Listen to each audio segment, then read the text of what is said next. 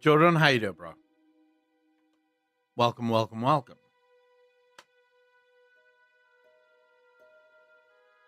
right, yeah, there we go. Yeah, perfect. Hope everyone's doing well. Zafarak, how you doing, bro? Welcome back. Hello, everyone. It is one of those days, one of those busy days. I hope you guys are doing well. I hope work isn't kicking your ass too much. Yes, sir. I hope same for you. Thank you very much. Really appreciate that. Kay, how you doing? It's been a while since I've been here. Well, welcome back. Very happy to have you here. Oh, shit. Courtney with the resub. 2 months part of the DJ Nation. Appreciate ya. Thank you. Far too kind. Epic Thulu, how you doing, brother? I hope you're all doing well. I just finished uploading last videos, got home from the gym, uploaded videos, and now we're live. So it's been, I would say, a productive morning so far for me. Well, morning. Yeah, morning is fine. I woke up at about 10 a.m. So it's still morning, technically, at least for me. Just waiting for everyone to filter in so we can start chatting and hanging out and doing all sorts of wild shit. We are gonna be playing games today. I think we're gonna continue the Mass Effect journey because I think it's a game worth playing, and I think it's a game that you guys need to see. Just enjoying some eggs and bacon with coffee. Oh shit, you're one of those breakfast people? What? Bugger Games, how you doing, bro? Welcome back to each and one of you. Very happy to have you all here, even though you're all very early. I did not expect anyone to be here yet. I mean, this is an hour before we normally start streaming. Hope you're doing good. Gonna grab some snacks real quick. Zafarak, take your time, fam. It's only the start of the stream. I usually spend a few minutes just on my own, quiet contemplation. Thinking about all the shit that I'm going to be getting myself into today. Just a bunch of stuff. Savin Raven, how you doing? Welcome. Nazir, how you doing, bro? Do you think Sylvanas will return in midnight? Yeah, I think so. I mean, I've made a video on this, right?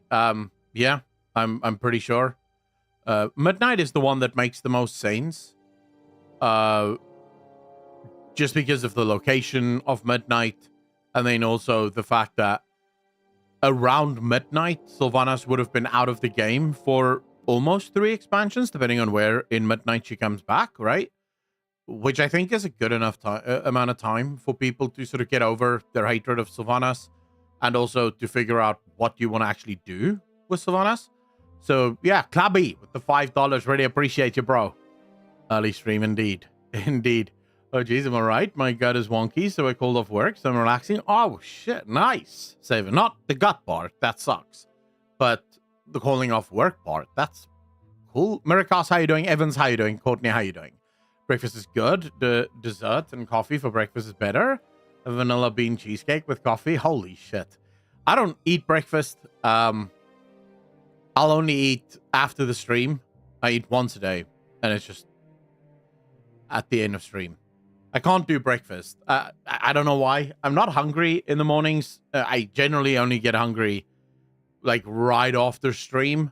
And even then, it's never like hunger. It's more just like, I could probably eat now. But yeah, breakfast. I've never been a breakfast person, actually. Never. Not even in high school before I was this fat, right? When I was just a little chubby still, I still never had breakfast. I don't know how people do it. I find breakfast to be just an annoying meal. I just hate the waking up process. Which process are you referring to, Simon? Like the physically getting out of bed process, or like the systems that you have to go through after you've gotten up out of bed? Well, it depends. What is breakfast food? I mean, the Americans, you guys have like a wild fucking idea of what breakfast food is. Oh, but yes, the getting up and feeling sleepy. What I have found that works like a charm is as soon as you wake up, like as soon as your eyes open and you're like awake now, get up immediately, go brush your teeth and jump in the shower. It sort of takes away the feeling tired bit. Like it cuts that bit out of the day. Whereas if you wake up and then you go downstairs and you go make coffee and you know, I don't know, have sex with yourself or whatever, right? Whatever processes you need to do in the morning, that will keep you tired right up until like an hour or so after. But if you jump into the shower instantly, as soon as you wake up, that shit's fire. Like that wakes you right up and you just feel right as rain. Larila, how you doing? Welcome back. Or hit the gym. That's another good way of waking up. I remember when I used to go to the gym at 5 o'clock in the morning, nothing wakes you up like hitting the rowing machine at 5 a.m. in the morning. Like that shit really gets you up. My breakfast is normally banana, apple while I make coffee. Dude, the last time I ate any fruit, like any kind of fruit, oh shit, maybe a year ago. Yeah, maybe like a year ago. The last time I had veggies, it's like maybe 6 months ago. Also, I read in a science journal that coffee an hour and a half after you wake up and not before prevents a later crash. Courtney, the problem that I have with all of these science-y wake-up period things, right? Like, Dr. Huberman loves to talk about this is how you should wake up. In what universe does any human being have that much time on their hands to wake up optimally? It's like you have to wake up and then you have to take a cold bath or plunge or whatever the shit, right? And then you have to spend 2 hours outside, I don't know, sniffing your own farts or some shit, because apparently everyone has like 2 hours before work to just chill out or whatever. And then you have to do this and you have to do that. Before you know it, your waking up process is like 6 hours. It's like, dude, when the fuck, where do I have 6 hours? I don't have 6 free hours. What are you talking about? I at most have like an hour after I wake up before I have to start work. And I mean, I'm not even working for a boss, right? So I don't know where the hell these people get the, like all of these things that we have to do in the morning just to be, you know, optimal. It's like, nah, fam, I'll drink my coffee right after I showered. Like literally right after. Because their rule is you have to wake up, drink a glass of water, right? 250 mils of water. Then for the next 2 hours, you don't drink anything. And then only do you drink your coffee. Dude, what the fuck am I going to be doing for 2 hours? Waiting for my coffee. I can't work without my coffee. Like, that's part of my process. I make my coffee. I come sit down at my PC. And then as I'm drinking my coffee, I go through Twitter. Less and less so these days, but I do still go through Twitter just very quickly, checking on news. I go through Reddit. I go through all of the cancerous media. And then I make videos, right? If I had to do 2 hours of no coffee, like, when am I working? Omi, 34 months part of the DJ Nation. Appreciate you. Thank you. Sefian, how you doing, bro? Pringles, I think there's more agencies than what we even know about. If there's one thing that you can get pretty much everywhere, always, it's consultancy firms. Evan, how you doing, bro? 6 hour wake up schedule, 8 hour work, 2 hours travel time, 8 hours sleep, and free time. Jurgen, and yeah, but that's not. I don't think that would work, right? I don't know, like what? You're gonna phone your boss and be like, "Hey, bro, I can't come to work at 8 o'clock in the mornings because I'm taking a cold plunge." Your boss will legit be like, "Well, you can take all the cold plunges you want after I fired you, or you can get your ass to work." It's just, I mean, it makes sense in principle, or in theory, it makes sense what they're saying, but fuck me. Do I not have time for that shit? I didn't drink my coffee after I'm heading to work, so it tends to work out. No, I need coffee in my veins, like literally as soon as I wake up. Grofile, how you doing, bro? No, Mass Effect today. Saven, depending on what your question was, someone else asked me, you know, what do I think of Kwanzaa? And the answer is I love Kwanzaa, but I think nothing of Kwanzaa because there's not much there. We know that he's the lower of change, at least he claims that he is. We have conflicting bits of evidence about what exactly he is. Some people say that he is very old and he is indeed a lower. Others say that he isn't a lower and that he came out of nowhere. There's evidence, or at least talk, that he escaped the dream, even though technically, according to the denizens of the dream, that's not possible. So, what Kwanzaa is or is not is anyone's guess. If I were to wager a guess, though, I would say I think Kwanzaa may be tied to Elune. Maybe like not Elune, and not maybe like the champion of Elune, but he may be tied to Elune in some way, shape, or form. No, I mean, all of the lower hate him. All of the dream denizens hate him. No one seems to like him because he likes chaos, and he just wants to enact chaos as much as possible. So I wouldn't be surprised if he's a plant. Like, Elune maybe placed him there so she could keep tabs of everything that's actually going on in the dream when she's not there.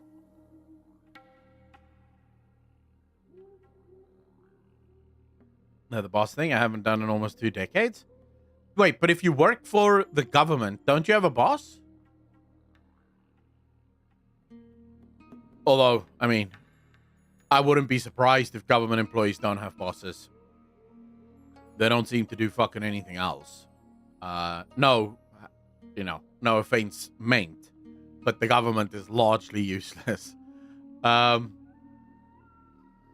that makes sense. Seems very cheap to make them. Pringles, you're talking about what? Oh, the dating sims. I mean, there's plenty of games that is very easy to make just because you can pretty much follow a template, right? And just design off of that template. Dating sims tend to be exactly that. It's just a template and they just keep, you know, sort of repeating the template over and over again. And that works. Z-Vengeance, how you doing, bro? And that works. The problem is that in almost all of those markets, it is a very restrictive market, and also it is a temporary one. Dating sims aren't always going to be major gaming, I don't think. Although, with how lonely people are these days, maybe dating sims are going to fucking blow up. Maybe in about 3 years from now, I'm just streaming dating sims because that's all you guys want to watch.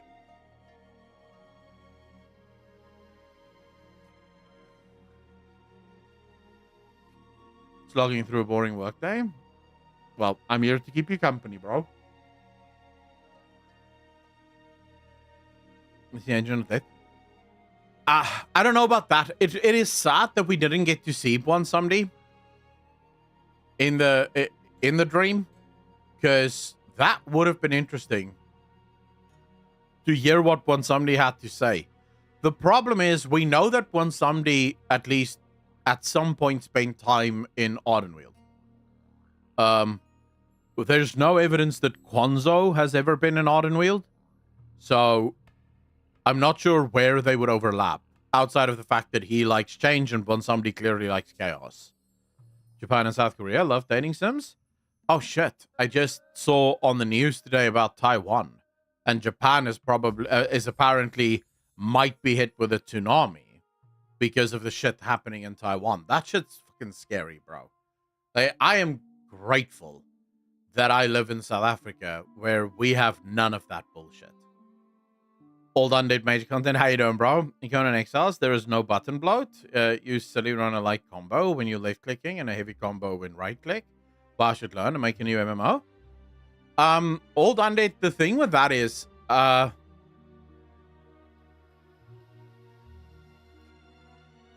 all the complaints that people levy against World of Warcraft. Combat is very rarely one of those complaints, and gameplay even less so. It's actually one of the few things that people consistently praise with WoW is gameplay and combat that feels really good. I personally am a huge fan of tap target combat. I don't like when games try to reinvent the wheel. Just stick to tap targeting.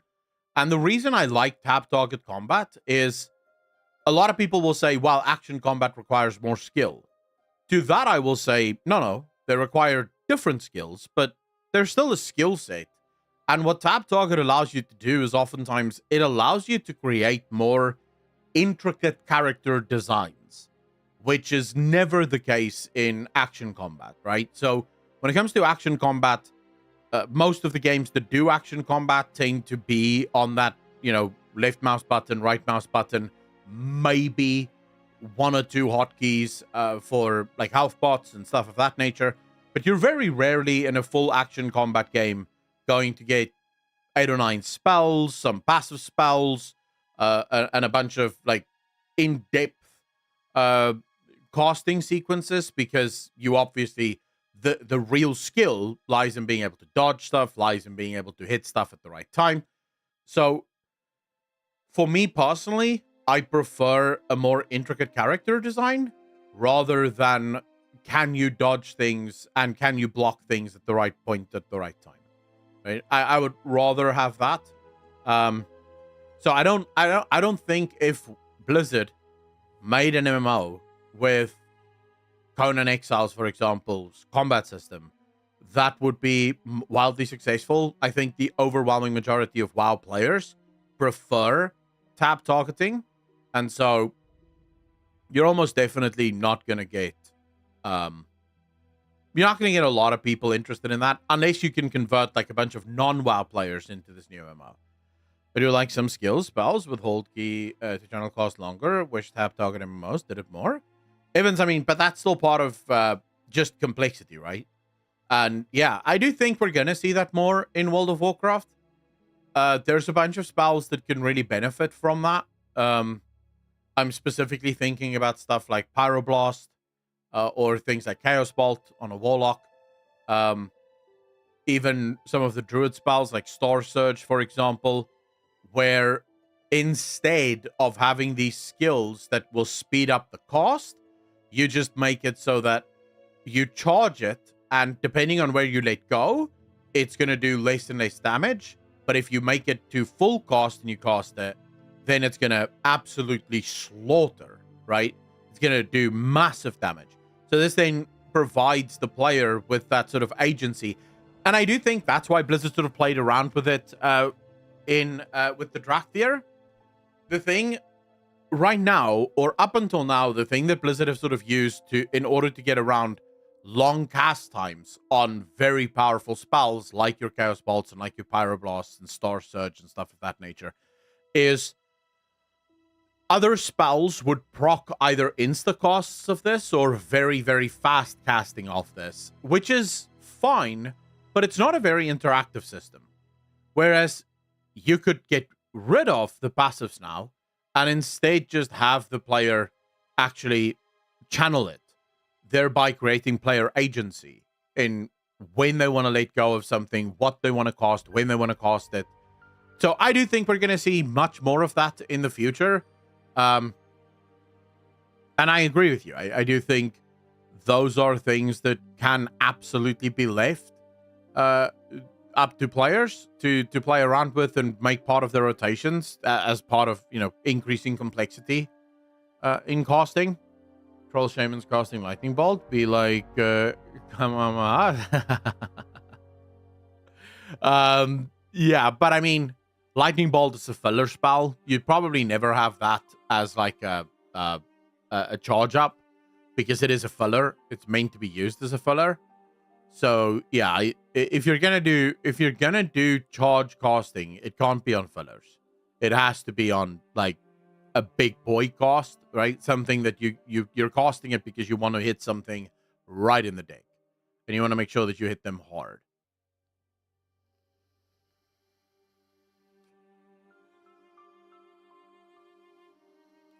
channel, the more powerful the demon that comes out, but you're just sitting there channeling, so you gotta pick where to release to avoid mechanics. Z Vengeance, the thing with that is the Warlock Demon isn't on a timer. So with your suggestion, the Warlock Demon will no longer be a permanent demon, but would instead be a timed demon. So the Warlock can bring out their demon in, whichever phase of the fight they want, but it is a timed idea, right? You mean, so being able to summon, like, for example, a Dreadlord, or a Dreadguard, something that's, like, super powerful, but is already just on, like, a timer and won't be permanent. Yeah, I could probably see that happen. That could probably work. Anti-Rock, how you doing, brother? Thanks for the £2. Really appreciate you, fam. Andy Rock. Good afternoon. Thank you, sir. Good afternoon to you. I'm sort of, like, the thing with WoW currently, and what we should also be careful of, because a lot of the complexity in WoW has moved from character design to boss design, we should also be careful not to overcomplicate character design too much in WoW, because part of the problem that I think WoW has currently is that some classes have tremendous complexities in how you want to play them, and other classes are super straightforward and easy to play, but bosses have become increasingly more and more complex. And so what ends up happening, when you have classes that are too complex, they tend to not work on the boss, right? Because some of the bosses are just too complex, and if you then throw in the complexity of your class is basically unplayable. So I do think if Blizzard wants to increase the complexity of class play, they're gonna have to decrease the complexity of boss play just to balance it out.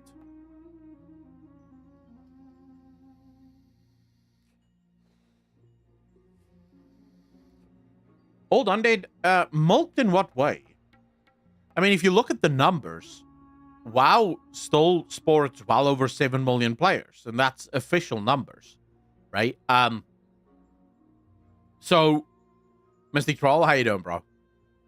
If you're looking at the success of World of Warcraft, I don't think there is such a thing as an MMO being mulked, because fundamentally, as long as you keep updating and keep innovating and keep bringing out new things that players want to play, the game is always going to have some allure for players, new and old.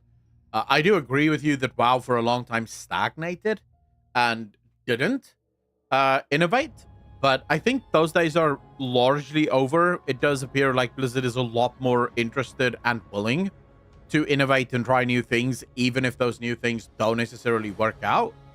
They're still going to try them. We already know that after Plunderstorm, Blizzard have another experiment just waiting to be released. So it's clear that Blizzard isn't done, right? Some big things are coming.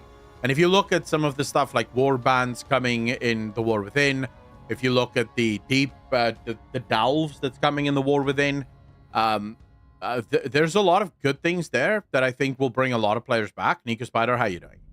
So yeah, I wouldn't be too surprised, or at least I wouldn't call WoW mulked. Like, not at all. I would say you would have been right had you said this last year. Or maybe the year before, right? If you said during Shadowlands that WoW is mulked, I would absolutely agree with you.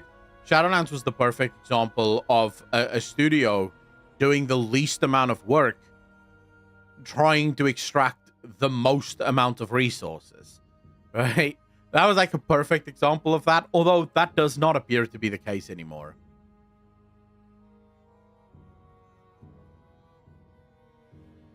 Oh yeah, I'm looking forward to The War Within as well. I believe Alpha dropped now. I won't be invited to it, but I believe Alpha dropped.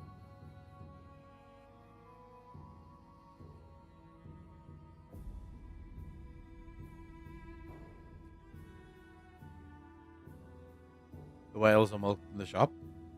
Dude, I've said this with Final Fantasy, and I'll say this with WoW as well. If your game is good, I don't give a shit what you put in the shop. Like, the reason the Final Fantasy shop never bothered me is because the game is really good, right? It's a really fun game, and that's fine. So as long as Blizzard keeps making really good games, and as long as WoW keeps surprising me and bringing out new stuff, I'm perfectly happy with them putting literally everything in the cash shop. If that's what they want to do, short of course, player power. That's where I will draw the line. Additional player housing, that's literally the only thing left I can't do in WoW, but I can in every other MMO I've played in the last 5 to 10 years. Let me build my swanky Night Elf house. Yeah, I don't know when player housing is coming, but the fact that Blizzard have slept on player housing for as long as they have is beyond surprising to me.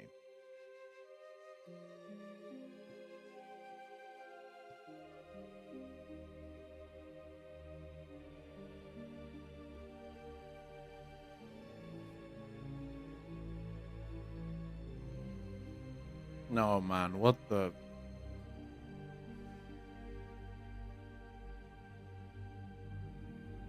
Okay, wait. What is this now? Man, why do I have to deal with this shit every single day? What did this guy say now? We've basically told a great generation of young women, don't get married, don't have kids, go get a corporate job, and it's created mass political hysteria. And then in their early 30s, they get really upset because they say, you know, the boys don't want to date me anymore because they're not at their prime. And people get mad when I say that. Well, it's just true. If you're in your early 30s, I'm sorry. It's like you're not as attractive in the dating pool as you were in the early 20s. But again, you have your corporate job and cats, so I... Man, I get triggered with this shit. I get so triggered with this shit. I mean... Is it true that there is a great lie that's being sold to women, right? Yeah, in some ways it is true. But not that they should get a job or that they should get a career. That's not the lie. The lie, in many ways, is the fact that we're telling young women that they don't need children, that they don't need a family. We're doing this to young men as well, although young men tend to have a much earlier reaction to it, it seems. Young men get lonely very, very early. And so, you know, once that because men tend to be more lonely in society in general. When you think about men, a lot of men don't have great friends or a lot of friends. And even those that do, for example, me and my best friend, we will talk maybe 3 or 4 times a year. Right? That's it. Right? That's it. That's literally how many times we talk. He's my best friend. I love the dude to death, but I don't need to talk to him every single fucking day. Right? And if I had to, I'd be annoyed with him. Right? I get very annoyed very quickly. So I like talking to him, but on occasion. And then we chat about life and shit, and it's fun. Women are far more social, so I think it takes them a lot longer to get to that point where they start to feel the loneliness.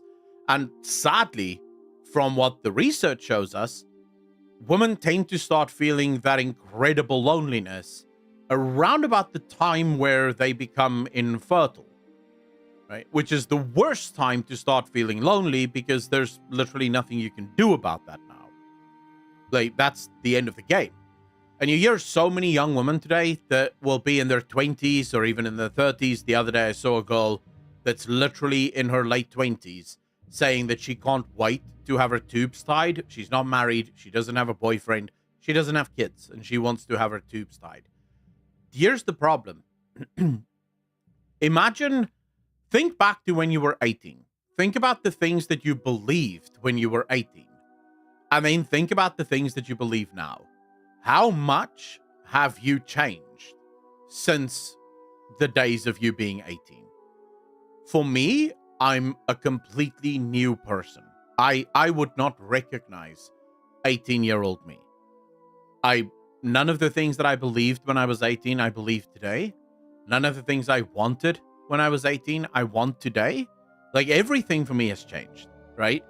And the problem is, if you go for that, like, extreme step, like, for example, tying your tubes, I mean, in a lot of cases, that shit isn't reversible. So once it's done, it's done. And even in the ones where they try to reverse it, from what I understand, it's Like, there's almost always complications, or there are complications to that shit. And you're making this decision long before you have to. Point number one, it's not a medical emergency. There's no medical reason for you to do any of that. And also long before you even know that this is your final form. Because I can tell you, as someone that has lived a decent chunk of my life thus far, you will change, right? From 25 to 35, your views are going to change significantly. You're never going to stop growing. The lie that I agree with here is that we've told young women they don't need men, they don't need families, they can do it all, and then they get to the age of 40, 50, 45, and they realize, well, now I do want a family, but I don't have a family, right? And I'm at the point now where having a family has a significant risk of killing me, because the older women get, the harder it becomes to get pregnant, and also the more dangerous it becomes to get pregnant. The thing that I don't agree with when it comes to these, conservatives love this, the Red Pill loves this as well. In what universe is a woman not in her prime in her 30s? Like, what the are you talking about? Like, women in their 30s are banging, bro. Like, there are 31-year-old, 32-year-old, 35-year-olds, even 40-year-olds that are beyond hot, right? That any guy would be fucking lucky to have. Like, what are you talking about? Like, there's a prime number, right? There's like this, she's perfect when she's 29, but then she turns 30 and she just falls off a cliff. Like, what are you even saying? That's just not true, right? That's just obviously not true. I feel like, Take, as you're a MILF hunter, Lobo, this has nothing to do with MILFs, right? This has to do with the fact that you cannot tell me that a 32-year-old woman isn't still in her prime. Like, you can't tell me that. It's just not, like, the overwhelming majority of women will start to look old and will start to lose what we would consider to be conventional beauty probably after the age of 45, right?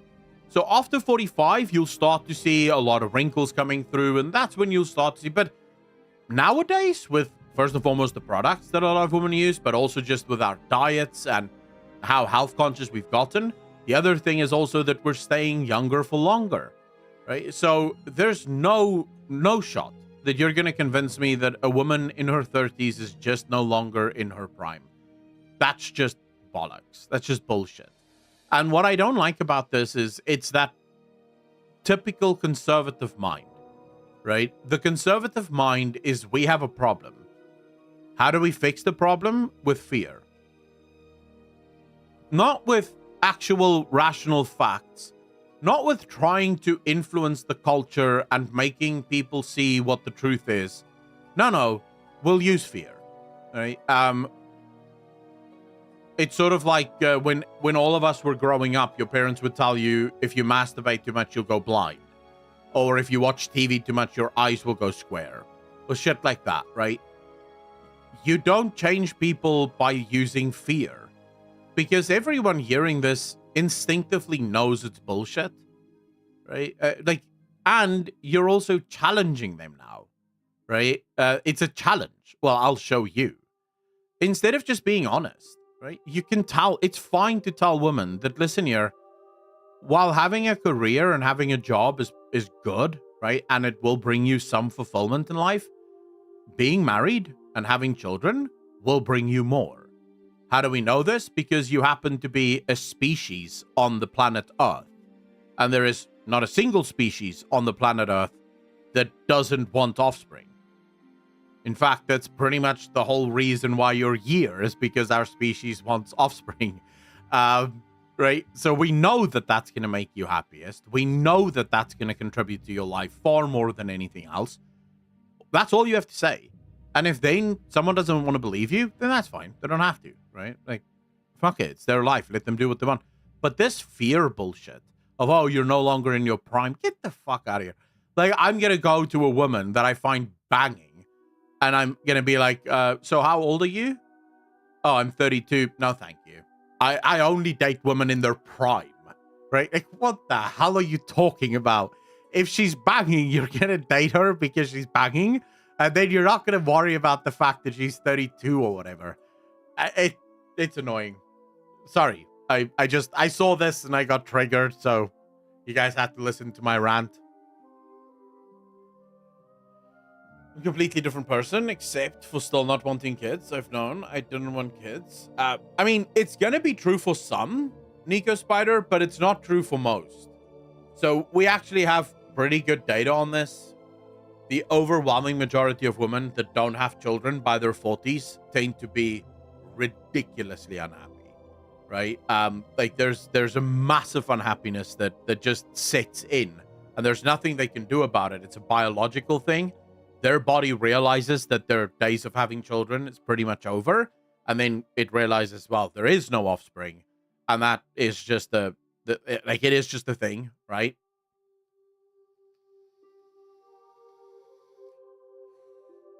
In his father, and the father sees his mortality in his son through reproduction. We are immortal. Well, yeah, Jurgen, that is also true. Gruff, I'll take care of yourself, man. So the fact that women with more experience are better at sex. Epic Thulu, I don't agree with that. Like, based on my own experiences, that's just bullshit. That is complete and utter nonsense. The best woman, when it comes to sex, is the one that trusts you enough to be completely and utterly open with you. It doesn't matter how much experience she has. Like, it doesn't. I have been with women that have only had one sexual partner. I've never been with a virgin. I tend to steer clear of that shit, right? But with one sexual partner, I've been with a girl. My last girlfriend actually had, I don't know, a lot, right? It has to be more than like 10. It has to be, because she's had a ton of boyfriends and she was never against having sex before marriage. So I'm assuming it had to be more than like 10, maybe 15, 20. I don't know. And the sex was better with the one that only had one sexual partner. Experience, like, sex isn't some fucking science project. Experience isn't going to do shit. Like, it's not, what's it going to add? Is her pussy going to have more grip? Like, what are you talking about? Like, no, it's just not. If she trusts you and there's an actual relationship there and there's an actual bond there, that's when the sex is best. The amount of sexual partners that she has is completely irrelevant. Not to mention the fact that from what the research shows us, a woman that had more than, I believe, 5 sexual partners find it incredibly difficult to pair bond. And the more partners you have after 5, it eventually becomes almost impossible to pair bond. And for men, it's just over 10. So as soon as a man has more than 10 sexual partners, pair bonding becomes almost impossible. And without pair bonding, the sex is just automatically going to be worse, because you're going to be in the sexual relationship, but you have no bond with your sexual partner. So, yeah, no.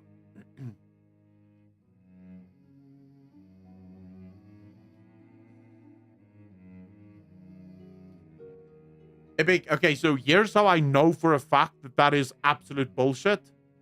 Every human being likes things differently. The way I like to kiss and the way you like to kiss could be completely antithetical to one another. The way I like my dick sucked and the way you like your dick sucked could be completely antithetical to one another. So, a girl that sucks your dick in this way would be pleasurable. You'd be in heaven. Like, she's making all the right noises as far as you're concerned. Her tongue is fucking swirling. She's working that thing like a fucking drill. Everything is good, right? You come in like 10 seconds flat. She does that to me, and I go, what the fuck are you doing? It's attached to me. Stop trying to rip it off, right? And then it doesn't matter whether she's had 100 or 400 sexual partners. Her technique, the thing that she does, doesn't work for me. right? So again, it's not like boxing. In order to knock someone out, you just need to knock them really, really hard on the chin so that their head snaps and the brain sort of just moves a little and then they knocked out, right? That's not how sex works.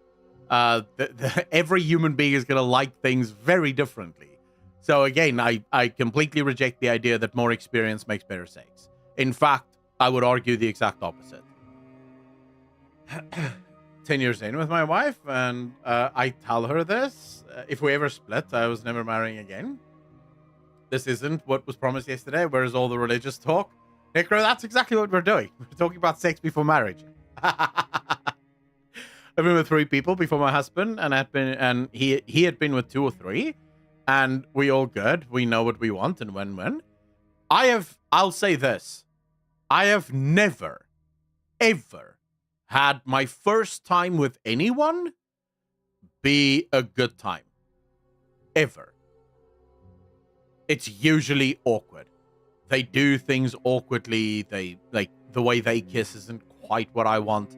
The way they do certain things isn't quite what I want. They say certain things that's a little bit fucking weird. So it's usually a sort of process of, well, could you just not do that, please? Like, don't do that. I don't like that. Right? And then, I always invite them to tell me as well, like, what I could do to increase their pleasure, because it is a give and take, right? But it's usually, it gets really good the more you do it with someone. So no, I reject the entire idea there. Don't date, I'm okay with it. Courtney, I mean, it's gonna happen when it happens, right? I don't have kids. No, I do not have kids. I'm lucky in that way, because I wasn't necessarily the most, shall we say, responsible young adult. But I have no kids. Then again, I've never been a one-night stand kind of guy, so that also helps, right?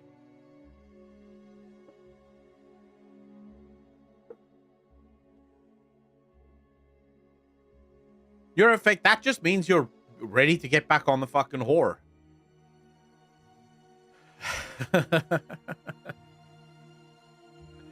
Good because base sexy time. True. I feel like, you see, this is the problem, man. Like, this is porn brain at its best. Like, yeah, I don't know. That's fair though. My experience of me believing that virgins are to be avoided, lack of experience, and the thing with virgins, there's a tremendous amount of responsibility on the person that isn't the virgin, to make sure that the other person, because remember, like, if she's still a virgin, she's gonna be scared, right? She's not gonna know what the fuck is going on. Like, half the things, and this is again where that porn brain bullshit comes in. I was watching this documentary last night while I was having my dinner, of she's like a, I want to say sexpert, but that's not her official title, but she's like a psychologist that specializes in sex. Porn has created this wild fantasy in specifically the hearts of men, right? So men expect things from women that is quite legitimately not what women do. And it's all because of porn, right? And that is probably why you don't like being with virgins, because the things that you want to do are things that really only happen in the porn movies. And therefore you need a girl that also watches a lot of porn, because she needs to want to do the same things.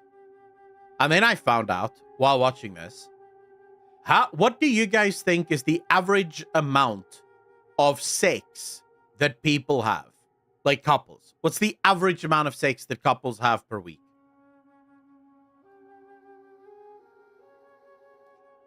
This number blew my fucking mind, bro. Zone, how does any conversation happen here? Someone said something and I went off.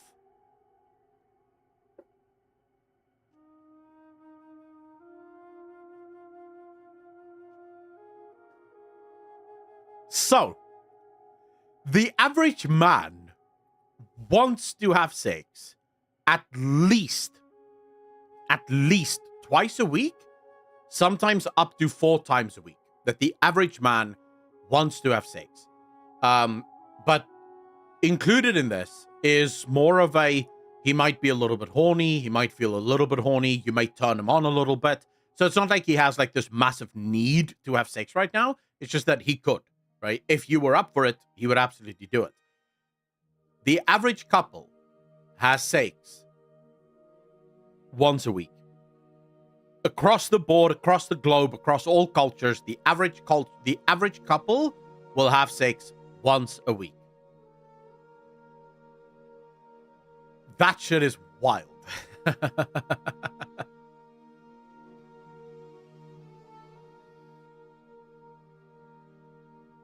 I diet once a week? Kone, I mean, again, this is average, right? So they're taking it across all couples. So you will have couples that have sex more. You'll have couples that have no sex, right? Or maybe they have sex like once a year. Everyone knows a couple like that, right? Where they actually hate each other. So they only have sex once a year to kind of remind themselves that they're still married. But yeah, like, I think this is the problem, by the way. The woman went on to say, this is the problem with porn. Porn creates in the minds of men this idea that women are just always up for it, right? So he just needs to arrive and then she's going to be ready for it. And then when men get married, they learn, wait, but she's hardly ever ready for it. Like all the times that I want to have sex, she's too busy, right? She's busy with the kids. She's busy with life. She's busy with whatever, right? It's like a bunch of shit that she's busy with. And all of that shit takes her out of her sexy space or whatever.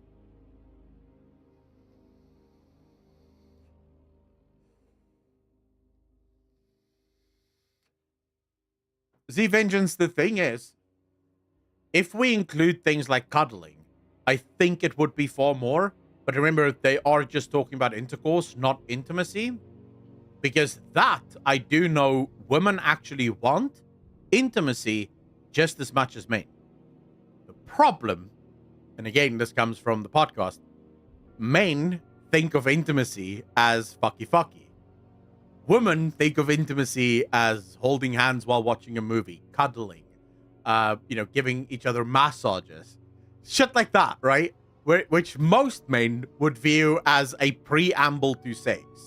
So if we are going to be cuddling, that has to lead to sex, no? Because what's the point of us cuddling if we're not going to have sex? This is the problem. Linda Jenner's always talking about sex. What do you mean always talking about sex? I do have to show you, though, just while we were talking, scrolling, this is what I landed on. Perfect. Like, I could not have... This feels like it's curated. Someone at Twitter knows what we're talking about, and they just curated this shit.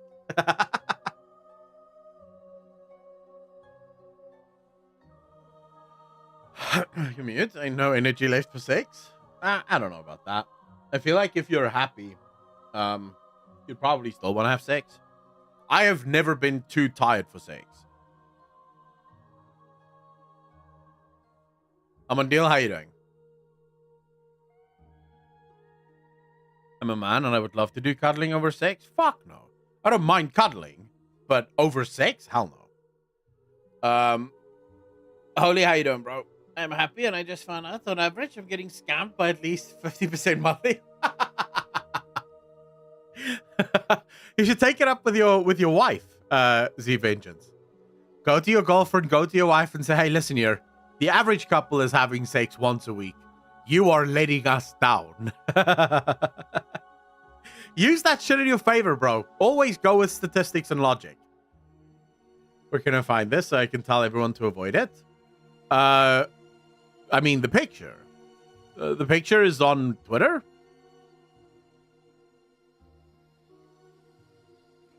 It's Learning Law. He posted it. But I'll send it to you in case you want it. It's from Stellar Blade.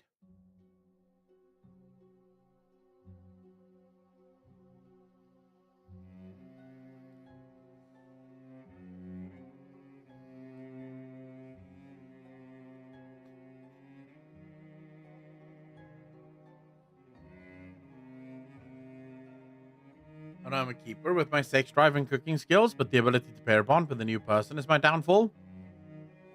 I feel like that kind of stuff,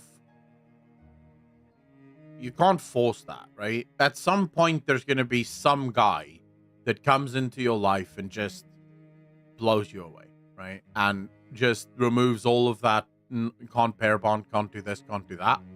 But until then, all you can really do is wait, right? There's no forcing shit like this.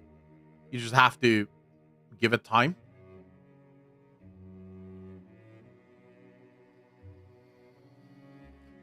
Holy, just poke him out. Just play poke. I should probably check out the demo for Stellar Blade, but I'm in too deep with Dragon's Dogma. Dude, I want to play Stellar Blade. I just want to play it because it makes everyone angry because it's jiggly butts and tits, which to me is the perfect game. Like, dude, I will play anything if it makes people angry. My problem is being socially weird and having negative res. When did res become a thing? Like, when did flirting become res? Can someone fucking explain the link or the connection to me? Because I don't understand. I understand that that's the word that's being used now. But why? To what does it refer?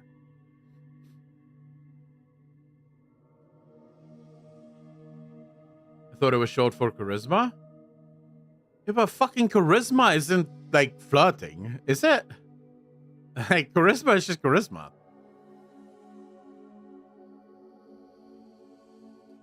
Holy, that is not true. I can tell you objectively, right? As a guy that most girls, or most people, wouldn't even look at me and think, oh shit, you know, he gets all the girls. And you'd be right, I don't get all the girls. But I can tell you that with the right words, the right conversation, the right amount of time, any guy can get just about any girl. The secret or the trick that guys need to realize is that most guys are pretty fucking ugly anyways, right? So you don't need a lot of looks. You just need the right approach. Like, flirting can absolutely get you there. Even basic conversation can be mistaken for flirting these days. Yeah, I guess so. Your personality makes you far more attractive. That's where you go, right? Yeah, I mean, the personality thing helps.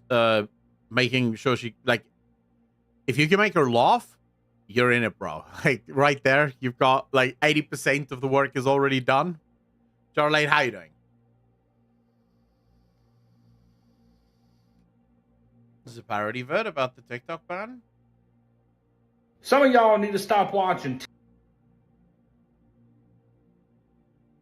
What is this? TikTok and put on a flip-flop. Go outside.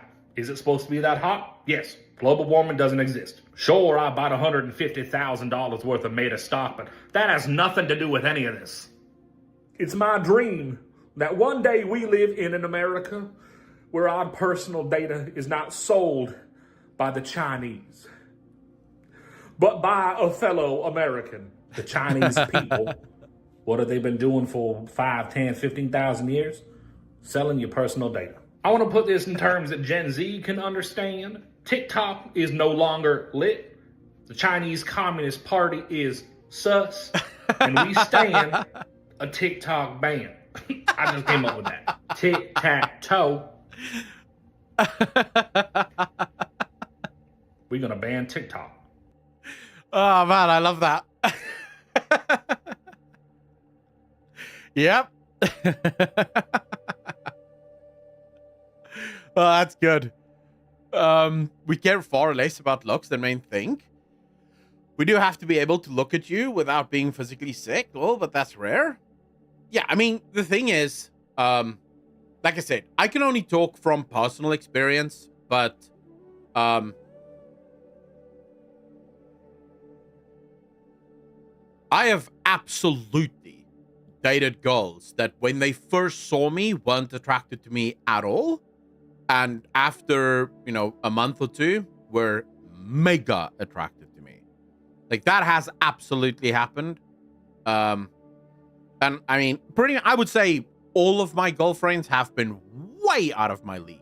If you were to put me and her objectively on a website and say, rate these people, right? I would get like a 4 out of 10, and she would be like an 8 out of 10, and I would still fucking be able to land her because fundamentally, if you're intelligent, if you're funny, or at least you know how to make her laugh, and if you're reliable, right? So, in other words, when you say something, you actually do it, and you don't just like say a bunch of bullshit. That is like fucking, I would say 90% of the battle won right there. The chicks went, what? Oh, yeah. Yeah, obviously. Part of being charismatic, every man needs to know this. The most charismatic thing that you can do as a man is send a dick pic. It's the deciding factor, really. Right? Like, that is the one thing that you have to do when you meet a girl that you're into. Like, instantly send that dick pic so she can see what her future is going to look like. Can you make a lefty fall for you? Dude, every girl that I've ever dated was left-wing. Apart from one, there was more centrist, but still somewhat left-leaning. But I've never actually dated a conservative girl. I studied fucking drama at university. Like, how many right-wing fucking conservatives do you think study drama? Like, that shit doesn't happen. And in my general life, the overwhelming majority of people that I meet daily, I would say, is more left-wing than necessarily right-wing, especially where I live now. But like, I don't really give a shit too much about like political shit, right? Because I don't mind arguing and I don't mind debating. So if she comes up with some bullshit, then I just like, it's easy. You just ask questions and then you see cognitive dissonance set in and then you win. So that's not hard. Get right on that. Echo Sloan, you can take that to the bank, bro. Dick pics work. It is the number one res. You have an excuse to send a dick pic is if someone else sends her a dick pic in the middle of your date and you go, give me your phone for a sec, I want to respond to that. Not true. Bros don't send bros dick pics. You scumbag. Just, it is a joke for all those that's currently fucking sitting there with their phones going, well, Akko said I should do this. Here goes nothing, right? Don't fucking do that. Don't be a moron. That's not gonna work. Well, it will work if you want to get banned. Like, if you really want to get over her fast, that is the way to do it. Saying bros, girls, dick pics. Has that ever happened to you, Z Vengeance? Where a dude, one of your bros, sent one of your girlfriends a dick pic? Because that would be a betrayal. Like, crazy betrayal. Fine, rolling up the Versky rug. I send dick pics back when I get one. Oof. Killing the mood right there.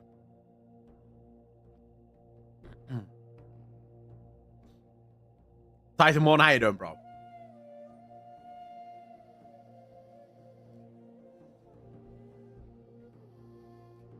I will never understand the obsession with asking for pics. Like, it makes no sense to me. I get when you're in the throes of some naughty chat, right? Then maybe sure. But if it's just like randomly you're sort of just starting out talking and you ask for a pic, like, to do what with? If you're really that horny, bro, just go on Pornhub, go check some shit out and come back when you're relaxed. If you look like Ronaldo, you probably could get away with dick pic. Funny, I don't think so, Hero. I'd be surprised. I would actually like to hear from the girls in this. Say a guy, like a super, super, super hot guy, right? Someone like Ronaldo or whoever, whichever guy you find to be stupidly attractive. If that guy sent you a dick pic just randomly, how would that make you feel? And how would you react to that? What would be your reaction?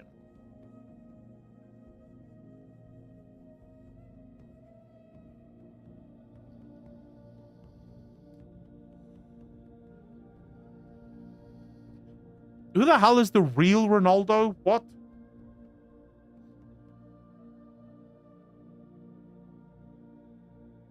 Jensen Ackles.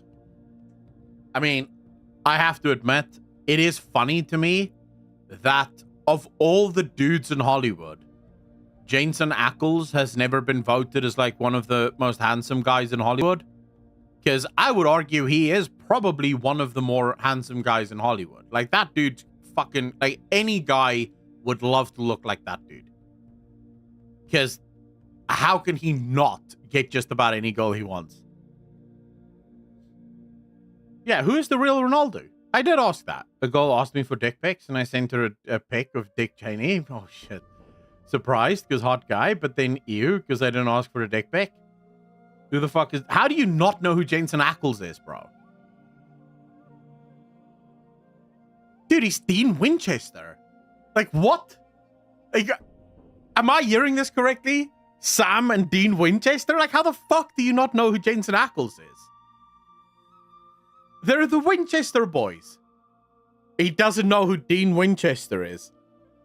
Have you never... Sloan, have you never watched Supernatural? Like, are you actually telling me you've never watched Supernatural? Because that is disgusting, bro. You need to fix that shit immediately. Supernatural is one of the best TV shows ever made. Like, 100% no kappa. That shit is fire. You have to watch that. It is funny. It is intriguing. The lore is super cool and super fun. It is absolutely it is my favorite TV show ever made. I pretty much rewatch Supernatural at least once a year. Yeah, what's surprising to me is that Supernatural never became like a massive hit. It was always just sort of like a kind of cult following show.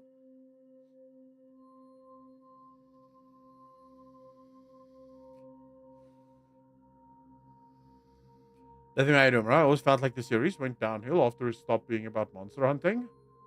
I'll say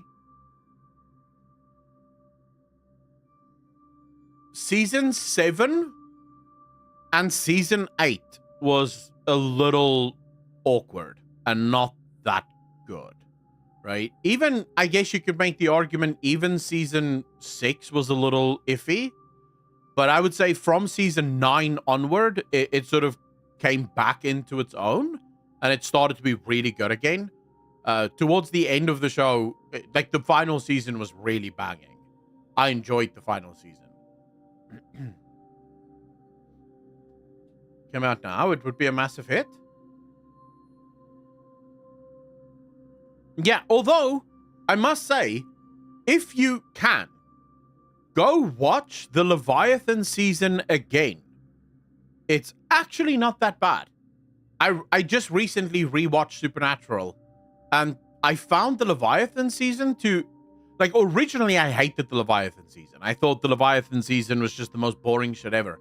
But then watching it again, especially obviously knowing how everything ends, like the whole show ends, the Leviathan season was actually not half bad. It was watchable.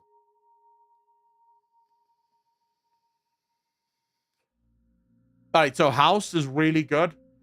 Also in my top 5 TV shows. And The Boys is really good as well. But Supernatural is best, bro. Like, 100%.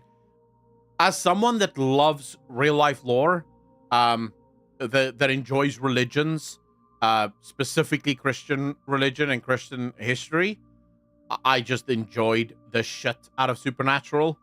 Sloan, it's basically what the name suggests, right? These two brothers are hunters. Their father was a hunter. There's a whole backstory as to how they became hunters. And they hunt monsters. Basically, everything is real. Everything is real. All of the stories about everything that you've ever heard, it's all real. And they go deep into things like the lore of the different monsters and so on and so forth. It's really fucking awesome. Thank you. Carver Crits, thanks for the sub. Really appreciate you. Welcome to the most degenerate chat on Twitch. Thank you. 7 people hunting things, the family business. Carry on my wayward son. Dude, that song, man. Fuck. If it wasn't copyrighted, I would absolutely listen to that song right now. Pax, Dexter is my fave TV show. I never got into Dexter. I watched it and it was alright, but I never really saw the crazy love that people had for it. The only show that I've watched more than Supernatural is One Tree Hill. That's actually the only show that I've watched more than Supernatural. Top 3 shows of all time. Up there was Stargate SG-1 and Star Trek DS9. I really enjoyed Mr. Robot, but Stargate SG-1 is hands down the best TV show. I'm going to the Supernatural Convention in October. Dude, I wish I could fucking go there. Probably my favorite show is Burn Notice. Burn Notice is pretty good as well, Cover. Not gonna lie. It's just a super fun show. I agree with you. I wouldn't call it my best show, but it is definitely one of those that you can just sort of watch. You know? It's just one of those sit back and just enjoy whatever the fuck is on right now. X-Men 90s animated, clearly the best. Make your own cover of the song and listen to it as many times as you want. No, bro. The way they do it is fire. Like, that's the thing. You have to listen to their version of it. Yeah, I mean, I wasn't a massive fan of Lucifer as a show. I found it to be boring most of the time. Plus, I have to be honest, I found the actor playing Lucifer to be not good. Like, a lot of the jokes and the comedy in Lucifer just did not hit for me. Like, I could tell that they're trying to make it funny, but then I would just sit there and be like, oh, okay, I guess that's fine. I didn't find, there wasn't a single thing in Lucifer that I found funny or like, I don't know. I didn't really get the point of the show, if I'm honest. Oh, Castle is another good show. I just recently started rewatching Castle. Ani Kid, how you doing? Castle is good. But I feel like that's Nathan Fillion, right? If they chose any other actor for that role, Castle wouldn't have worked. Only Nathan can be Castle. Like, he's control of comedy, and the way he approaches comedy, it just really works. Oh shit, Corver, really appreciate that, bro. Very happy to have you over on Twitch, man. Peaky Blinders I still have to watch. I kind of lost interest in it by end of season 2. But I always see these shorts of Peaky Blinders. I'm like, fuck, that looks good. I need to go back and watch it. I don't know why I lost interest in it. Playing some games while listening to you. How about you? Honey Kid, we were talking about sex and now we're talking about TV shows. Surprised there's no mention of Breaking Bad yet. Pax, here's the interesting thing about Breaking Bad. As a show, absolutely phenomenal. But, and this may be a hot take, I'm not entirely sure, but for me personally, it has no rewatch value. Once you've watched Breaking Bad, rewatching it has no value whatsoever. I don't know why. It's just like, I've tried to rewatch it again. It just does not have, like, once you know how everything plays out, because a lot of that show is how, like, you don't know how they're going to get themselves out of this shit. But then, now that you know, you sort of watch the show and you're like, I know how they're going to get themselves out of this. I don't want to watch this again. But for the first time, it was phenomenal. I never watched it. Vikings up to season 4 and Deadwood are my second and third. My husband loves the show with lots of lore, and now that we're in season 4 of SG-1, he's like speculating how the plot will go. I love it. Does anyone know Sandman? I watched Sandman. Also really good. The lore, the story, it's really fun. It's a really fun show. Yeah, I watched Sandman. Also lost a little bit of interest towards the end of it, not gonna lie. Although I will say, for anyone that isn't like a hardcore Halo fan, watch the show Halo. It's really good. If you're a hardcore Halo fan, you'll hate it because apparently all the hardcore Halo fans hate Halo, the TV show. But if you're not, watch it. It's fun. It's a really fun show. I enjoyed it.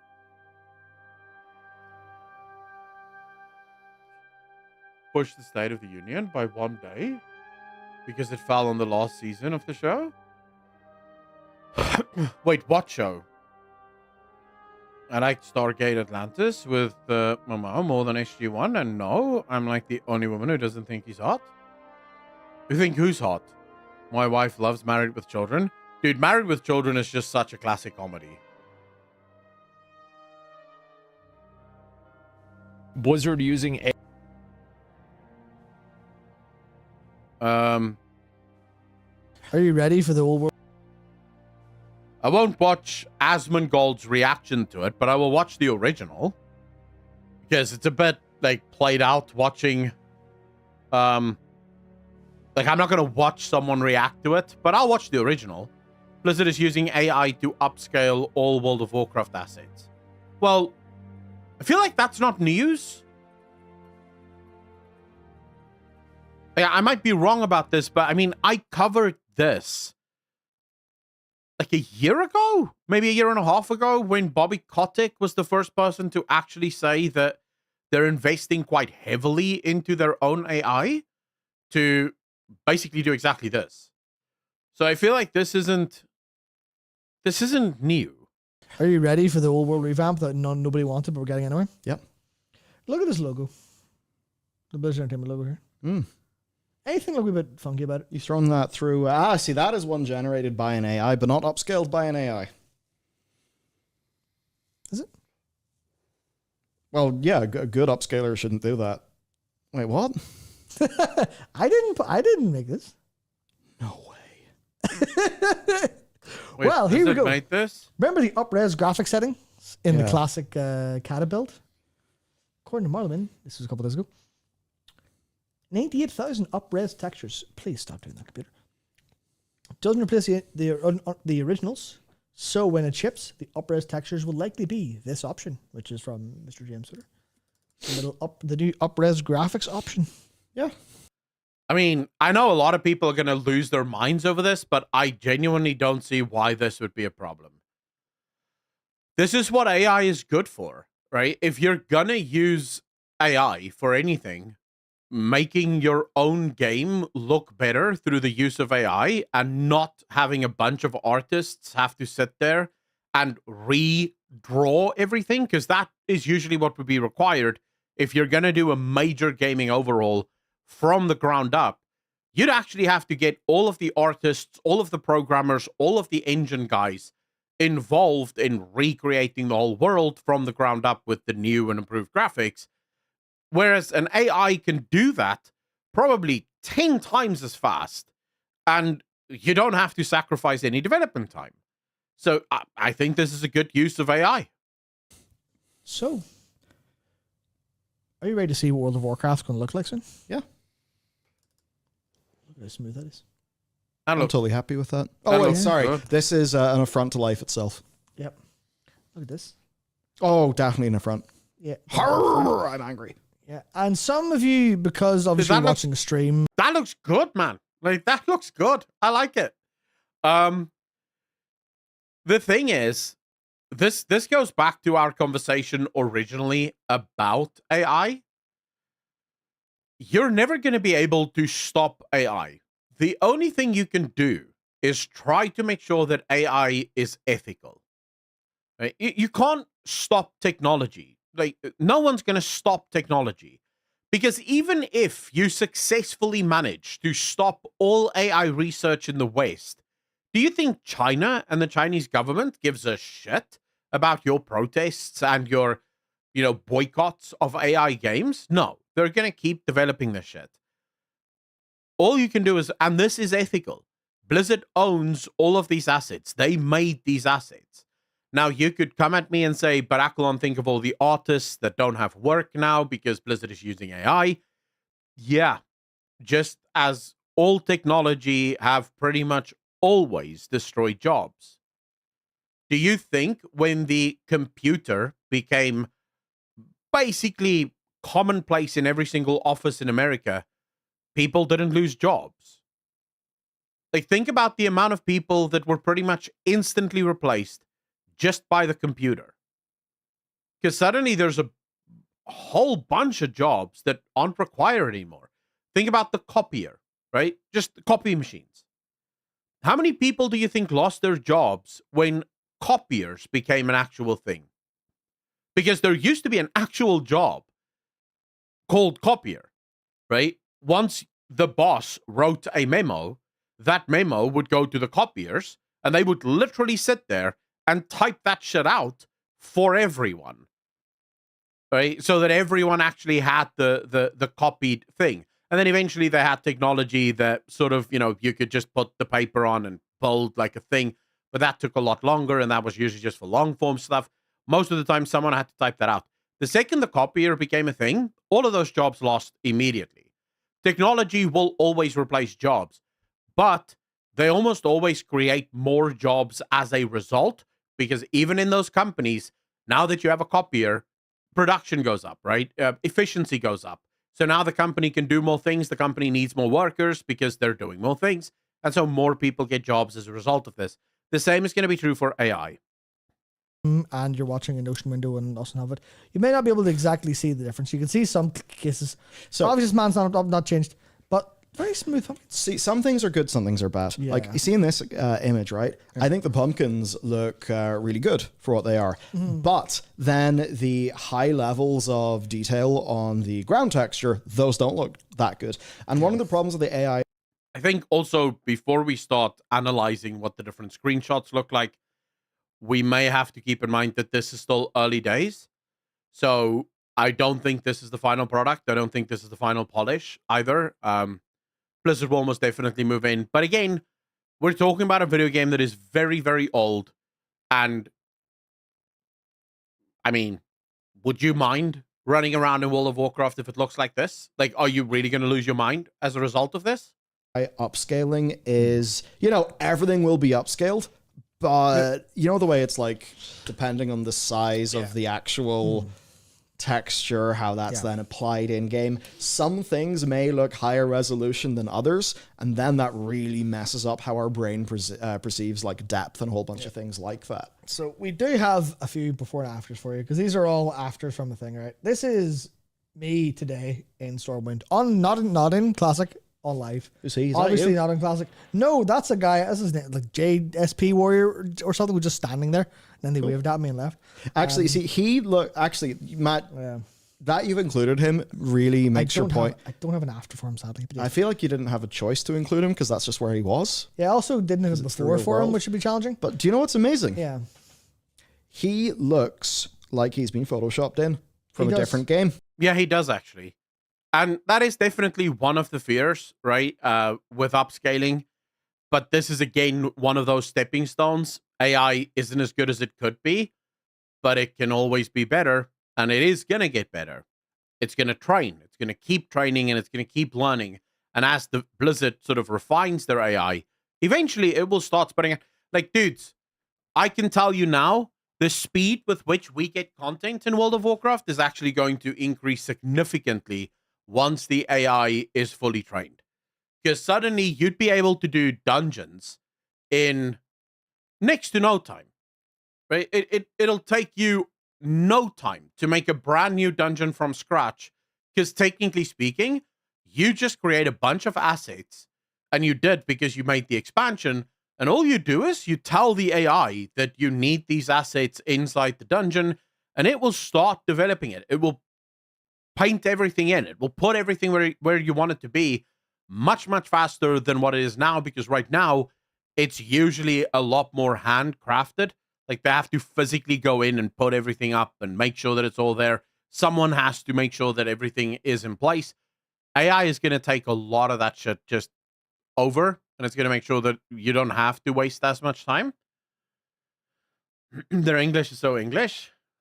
He does. Not to blow anyone's minds, but WoW looks a bit different now than back then.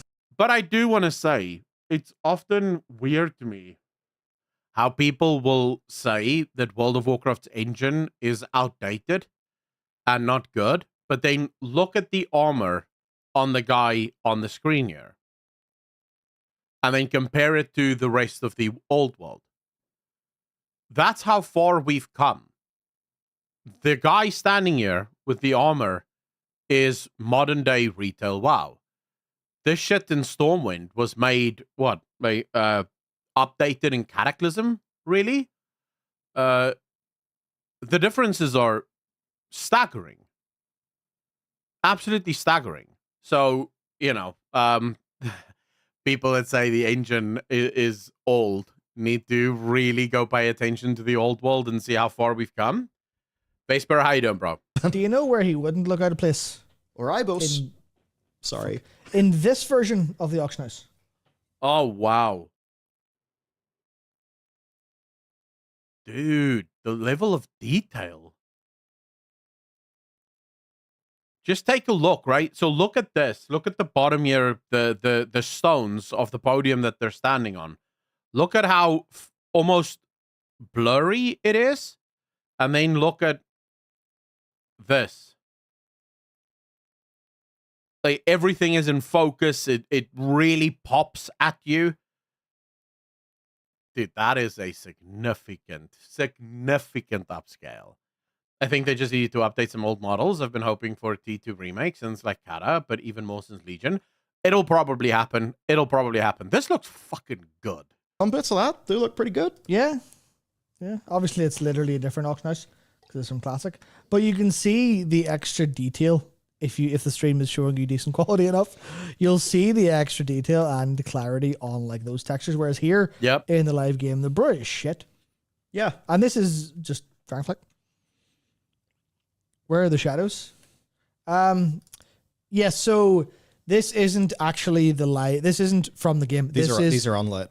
These are unlit scenes. Okay. That's actually the what I call is most- built that Steven made Yeah. because it's not live in game. I should Okay. have opened with that. This the textures are applied, is but not almost certainly the most important point before you see any Yeah. of this. So you take a look at a game like Halo Infinite, and of course, we remember it got absolutely ravaged at E3. The thing that did that was light. You know the face on Mars? Like, the face on Mars? Yeah. It's like a picture of a face on Mars. Well, very descriptive. Very descriptive. But it's a bunch of rocks, right? Well, depending on who you ask. But they've flown over the same area with a more modern, lander, different lighting conditions. Not lander, sorry, orbiter. And it doesn't look like a face at all. You can see how if you squinted your eyes and lowered the resolution, it would kind of begin to look like a face. But you look at it like, it's clearly not a face. Because of, yes, the resolution, but also the lighting. It is... Lighting, by the way, I've spoken to a developer before about this. Lighting is everything. We have no idea as gamers how much time developers go into detail, how much time they spend just making sure the lighting works. Because our eyes are very good at picking up lighting differences. Like if you see light, for example, the mountain ranges near my house, right? Where I live, just for reference, there's mountains literally all around me. From my backyard, I can see just this massive, massive mountain range. And it looks gorgeous. It looks absolutely breathtaking. When you take a picture of it on your mobile phone, it loses all of its beauty. Like, it just looks like a mountain. Like, there's nothing wow about it. And the reason for it is the mobile phone isn't capturing all of the different lighting arcs. It's not capturing all of the depth, all of the and the depth is really like when you look at the mountain when there's no clouds in the sky, and you look at the mountain when it's cloudy, it's two different vibes, right? Like completely different vibes that it creates. Queen Luna, how you doing? Same with Moons and Stars. Yeah, lighting is so important. So even without lighting, seeing these upscales is phenomenal.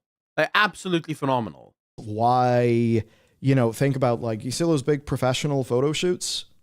sort of contribute to sort of people's body image being a bit funky, or at least, that was the discourse back in the day. Now I suppose it's Instagram. Like, the thing that's one of the most important things is lighting. What did you think of Hogwarts Legacy? And I've never played Red Dead 1, but Red Dead 2 is phenomenal. An example, no matter, we've just any pro camera, it does not matter how good your camera is if your lighting's bad. Right. Lighting just absolutely changes and means everything in something like this. Yeah, it's anyone who goes to gym regularly very much knows that. Yeah, because you're like, there is me in the mirror in my bedroom. Oh my god, I am a sludge man. Queenie, I'm the same. When I played Hogwarts Legacy, all I cared about was playing evil. Like, I couldn't give two fucks about being a good wizard. House Slytherin, let's get all the curses. Let's just kill everything on the map. I'm a little tilted, though, that you couldn't play evil. I wanted to be like a super evil wizard dude that just kills everyone, but the game won't let you. It was quite jarring when in Cata some units and terrain assets clashed when aside of old stuff.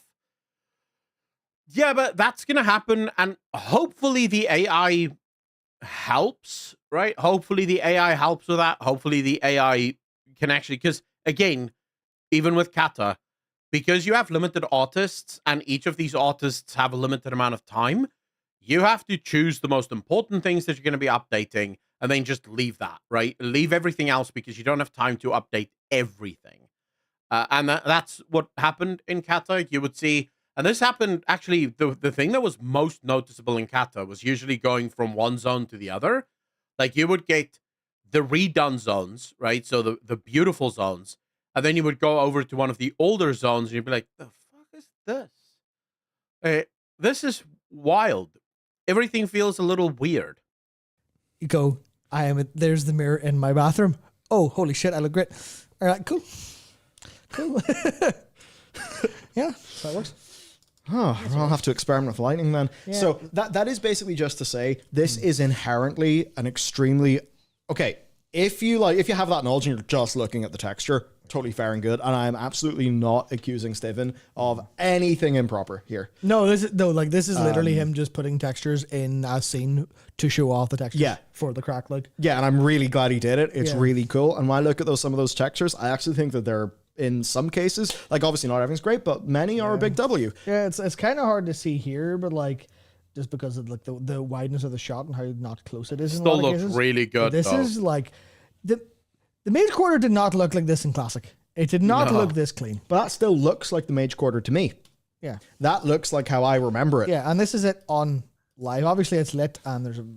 What is interesting to me, and it is truly one of the biggest phenomena that I have no explanation for. I should probably look into it at some point. Like, why psychologically does this happen? Or maybe one of you know.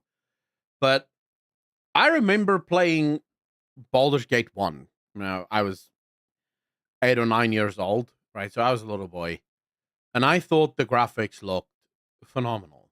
Like, I genuinely thought this was the most beautiful game I'd ever seen in my life. And then you go back to it now, and it is, dude, it looks so bad. Like, it looks so bad. It's still a great game, right? The dialogue is phenomenal. The gameplay is phenomenal. But it looks just bad. It really doesn't look as I remember it. Why is that? Why? So Crysis is a great example of this as well. When Crysis first came out, people were everywhere said this is the best graphics can ever be. Like, there will never be, and it looked real. At the time, you were like, dude, this is so close to reality, it's nuts. And then 10, 15 years on, you look at that same game, and it's like, dude, we thought this was close to reality? Like, what the fuck? This is, like, nowhere near it. Like, holy shit. Right? How is this the game that pushed graphics cards to their absolute max? That makes no sense. It's just, it really is wild to me. I want to be an evil bastard and kill muggles. Queen Luna, you and me both. If you figure out how to do that, let me know. I'll help. so should Sage. I don't know, but I've always preferred the older graphics to new. Vanilla WoW, EverQuest, Online Adventures, PS2, etc. There's a cutoff for me. I don't mind old graphics, right? I can play games that have bad graphics, and it's not really that big of a problem for me, but there is a cutoff. There is a point at which the graphics are so bad that it actually removes me from the game. There's just, I can't get myself to really care about the game the other way around for me when revisiting Diablo 2 in 2019. Yeah, but Diablo is again super stylized, which is immediately going to make a big difference. Stylized games just tend to hold their value a lot longer, whereas more realistic looking games, or games at least that try to go for realism, they're the ones that you generally notice the quickest. Oh shit, this is really aged. Fucker there. But you can see. But I'm not talking about I'm talking about why at the time were we convinced that this is the best graphics will ever be. Because I remember talking to one of my friends and I was like, dude, this is insane. And he still said to me, I don't think we can ever get closer to reality than this. This is the best graphics I've ever seen in a game. And now you look at it and you go, wait, what? Because you have games like Cyberpunk. And I mean, Cyberpunk shits on any game that was made anywhere. Like, actually, Cyberpunk just shits on every game. There is no game that looks anywhere near as good as Cyberpunk. Not even Red Dead Redemption 2. And Red Dead Redemption 2 looks phenomenal. It is a gorgeous game.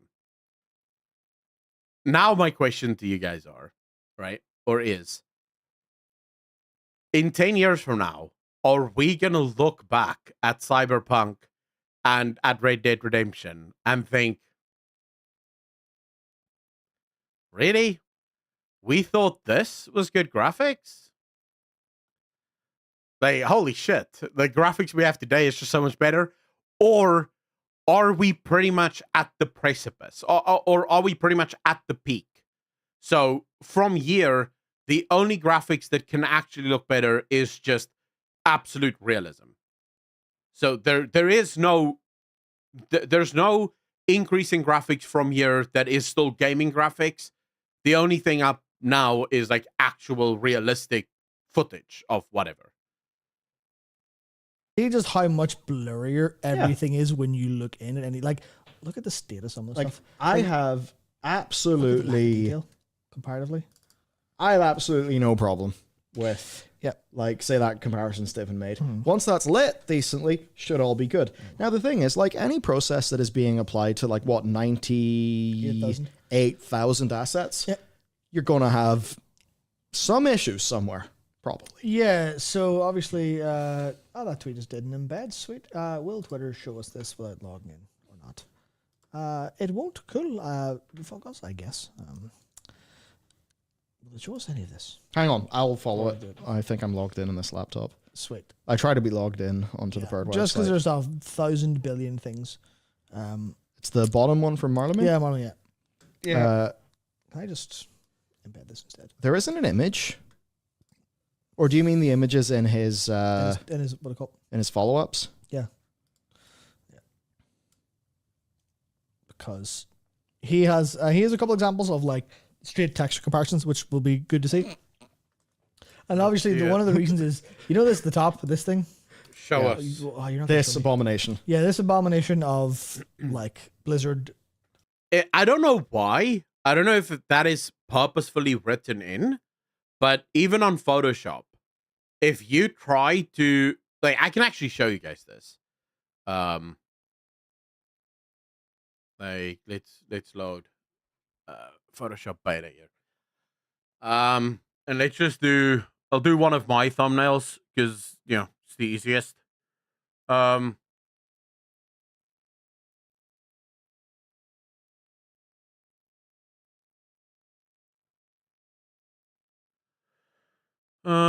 Let's go for, okay, let's go for this one, right?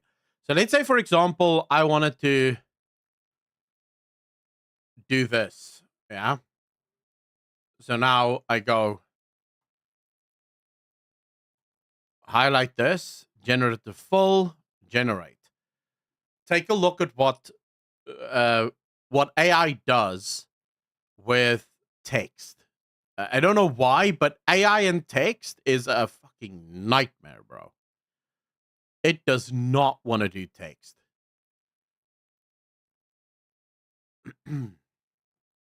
Look at that. Can you guys see? Look at what it does with text. It just jumbles it. It is. No matter what you do, you cannot get AI to do text. It will not include text. Now, I don't know if that's written that way, if that is how they make it, or... Yeah, look at the bottom there. Look at that shit at the bottom. It's like the AI knows that there are letters there, and so it tries to mimic the letters, but it doesn't know how to. The only thing I can think of is copyright stuff, right? So they don't want, because you can know that people will take, for example, the official Coca-Cola logo and slap that on something that they're not supposed to, or the official Pepsi logo. Maybe that's why. So they've purposefully designed it so that it can't do any of these things. I don't know. It's truly wild to me.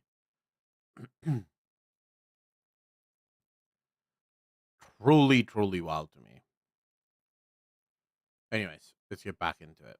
Someone called it something that was very funny, but you can see it. Those aren't letters, That ain't basically. it. And look at the state of like how messy the job is of that. It's not done perfect in some scenarios. That's for sure. That's for sure.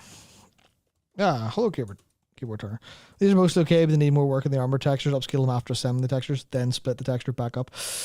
Yeah. So that's why this is in the beta builds and is not there yet and doesn't work. I'm assuming because there's plenty of It looks plenty of good. stuff to go just yet. It looks really good. But as like I'm trying to think of this from the principle of it, as opposed to like worrying about the details, which will happen later. I think if they if stuff like this just looks enough better under lighting, then what it will do is go a whole way to make the general like so much of the experience just a little better without Yeah. looking worse. And light can be done with AI as well. RTX lighting is already a thing. So AI can already do lighting. I would not be surprised if Blizzard literally just runs this through AI lighting as well. Different fonts used in ads could ruin a bit of the effectiveness of the training data in that regard, maybe. Like, yeah, that's also possible. I didn't even think of that, Charlotte, but that is definitely possible. Because one of the things World of Warcraft's always worked well with is that its art direction has historically been very good. Realistically, it looks great for its time. Even like Yeah. going around Classic now looks great. This Yeah. just looks like they applied a Super Eagle filter like a SNES emulator. The thing about Classic is even going through the old look of Classic WoW, it absolutely is convincing that this could have been a game that came out this year. It is so heavily stylized that it doesn't look like it was released 2 decades ago. You could absolutely see games that launch today that will look like that, and people will still play it and love it.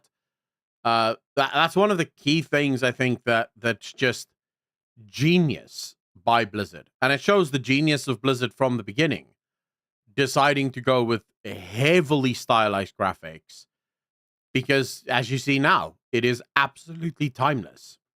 It's nowhere near as bad as that. They've done a surprisingly good job of preserving detail and stuff. Because there's a case. I googled Super Eagle and I've got the results for the Nigeria national football team. Bro, let me show you. They can't see this just yet, but let me show you. Something. I will show this to the class as well. What is Super? Apparently, Super Eagle is like. Super Eagle is one of the filters in one of the SNES emulators. It's also the name of the Nigeria national football team. Yeah. So. All right, Google. Really? So. Can they see this now? Not just yet. I'm trying to find the good version. Okay, here we go. Look at this is Grandia. 97 versus HD.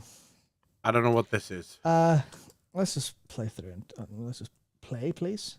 But I mean, See if I can find some close-up shots. graphically, it does look much better. Look at the absolute state of that. So I can see that, but they can't. Yeah, I think they can. Oh, they can. Look at Okay, the cool. absolute state of how blurry and shitty. And they're just applied through a filter. I mean, it still looks better than what it did. Filter, or like what's the implementation? I actually don't know the implementation specifically, but they just went, how do we make this HD? Let's apply a dog shit filter to upscale and smooth out our textures. In the future, It is actual soul versus soulless, yeah. I mean, actually, have you heard a lot of what Jensen's been talking about? No. Oh, I mean, yeah, NVIDIA obviously are going fairly hard. One of the ways to see this is that, like, a lot of the basically AI compute, imagine it as like digital oil. Yeah. I'm pretty sure the digital oil analogy has been used for many grifts and schemes. But Look at this lack of soul. Obviously, there's some like extra work done there. Looks And a lot of fine times as it's not far as I'm all, concerned. just filtered. But actually, funny, I mean, on the topic I wouldn't of be NVIDIA, angry playing they have that. a bunch of mod tools. I forget the name of it, and some of the things that people have done with those NVIDIA mod tools that have some built-in AI upscaling are really impressive. But that's basically like NVIDIA's magic, like, I don't know, going in and massaging things. I don't understand it. whoever like scored those things onto the ground really need to get their lines straight. Look at the state of the ones on the right. Yeah, They look like my fucking lines. Jesus Christ. same. So fair to say, well, okay, number Look one, at the cut of it, like. this being done to pixel art is Substantially worse yet. to copy words of a very smart man, an affront to life itself. Yeah. Because it is like so, Missing Water is HD remaster exclusive. but it's also like, But yeah. oh, it's wrong and I love how he's just having the time of his life laughing at this, and I'm looking at it going, looks alright. I don't have a problem with that. so many levels, and also it's pixel art. Typically back then was designed for display on a CRT. So that's a display of Like, like do the Twitter clap thing. that's a display of like the worst possibility. And there's a little bit here where like Stephen has an example where when it comes to like a very good detail on a small scale, it goes a little bit wrong. Mm-hmm. You can't replicate detail all that well. I think they have done But for repeated detail, you can do a good job. Bob Zara, how you doing, bro? good job. Yeah. And I hope the implementation goes well.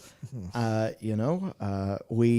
use is what we do as humans, and I think this is a good example of tool use. Yeah, it's a weird way to put it, but There's one I example- don't think that this feels tremendously like this. Does not look like some cold, cynical thing. Do you know what this looks like? It looks like an engineer got excited about something they could do, and they went and talked to their lead, and now it can be a feature.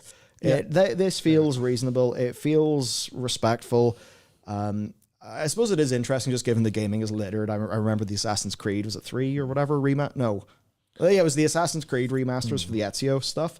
And it's like the lighting, just things don't look good. And that is an example of like whenever a thing is farmed out to a third-party studio and it's just not fair. You look at the Grand Theft Auto. Well, it's not just that. It's that for many gaming companies, remasters isn't so much about trying to preserve the history of their game, but rather just making more money, right? Whereas if you think about World of Warcraft, the World of Warcraft, technically what we have with Classic is just WoW remastered, right? That's all they're doing. They're just remastering it, making it beautiful and sort of bringing it up to date. But they don't charge money for that. Right? They don't sell those games again. So they don't have that initial financial incentive to just push it out so that people will buy it. And who gives a shit if it doesn't look absolutely picture perfect? It's at least better than what it used to look. Their whole shtick here is that this is actually a viable business model, right? It like we've seen the success of Classic WoW and how many people are playing it currently. So for Blizzard, this is an actual business thing.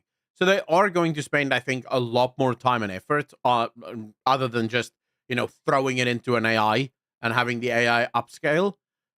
You'll almost definitely see Blizzard put a lot more effort into it because this is their business model. This is a viable new game, effectively. Remakes. And I mean, I have so much empathy for the developers who are behind the GTA remakes. Like they were pretty awful, but it wasn't their fault. Like they were, we looked at the size, we did a report on it and we looked at the size of their team. We looked at just everything they had to work with. And it's like, Is this a bad result? Yes. Is it kind of commendable given the conditions? Yeah. You know, so I don't, this doesn't look soulless to me. No, it doesn't at all. I was using that as a comparison for how bad it could be, basically. Yeah. There is an example here, which I think is quite nice, which is an NPC, just a camera. Just so like you get maybe a better vision of what it kind of looks like the minute if textures are on a model. So maybe 150 is about fine. You can see there's clearly a lot of blur on them all over the place. There's a lot of like what looks kind of like color banding under that lighting there. And then you see him fresh, and some of the lines don't exactly add up. But he just isn't a blurry boy. He himself is a blurry boy, but yeah, armor. I love how we're not seeing anything. Nice. So that's your old world revamp. Which isn't an old world revamp. It's literally just they're going to make the game look better, asterisk, in the vast majority of cases. That is a revamp. Eventually, if they deem to ship it and also deem to port it to, because at this point, I don't think that's what's gonna kill Cataclysm. I said it before and I'll say it again.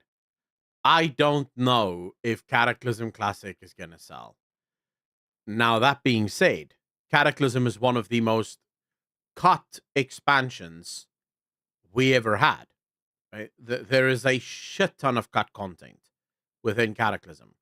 Now, if Blizzard really wants to make Cataclysm pop, they do Season of Discovery, but like a classic Cataclysm version of it, where a lot of that cut content is being brought back into the game.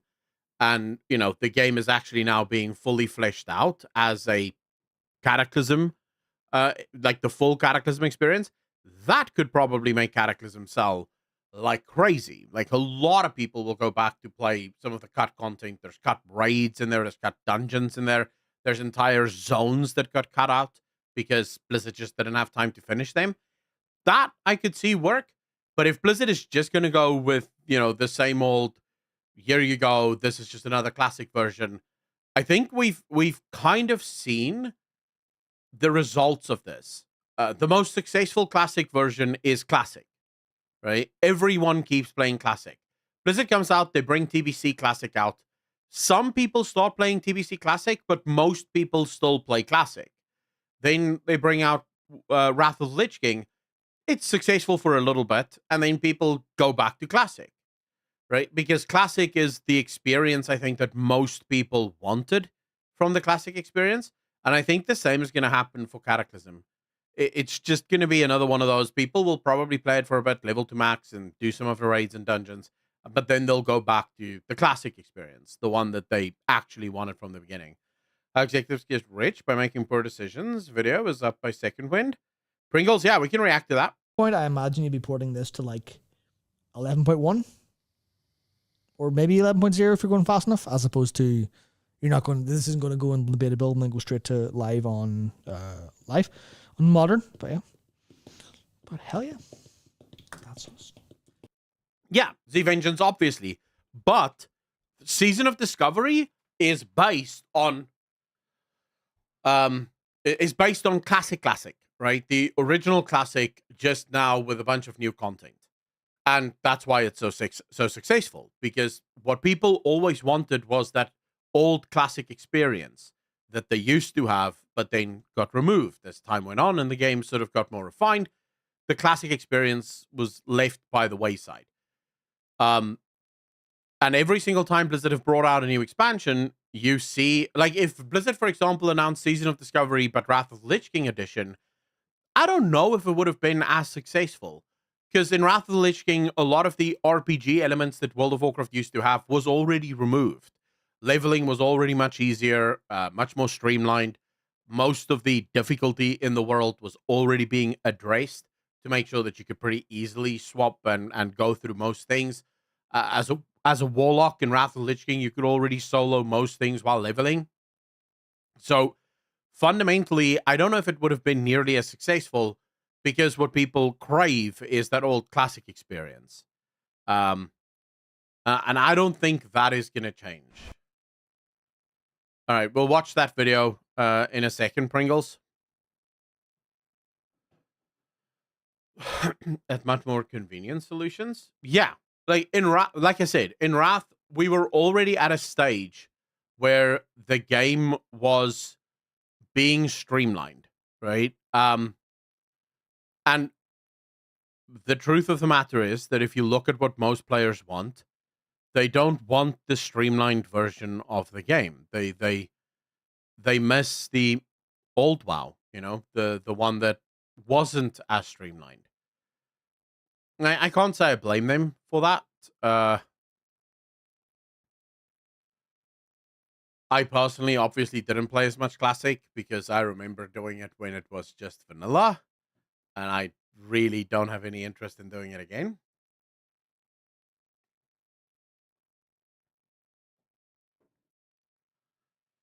Maybe to some extent, Charlotte. I can see that. To some extent, yes. All right, what's this? Here we go. So this is how executives get rich making poor decisions. Cold take. All right.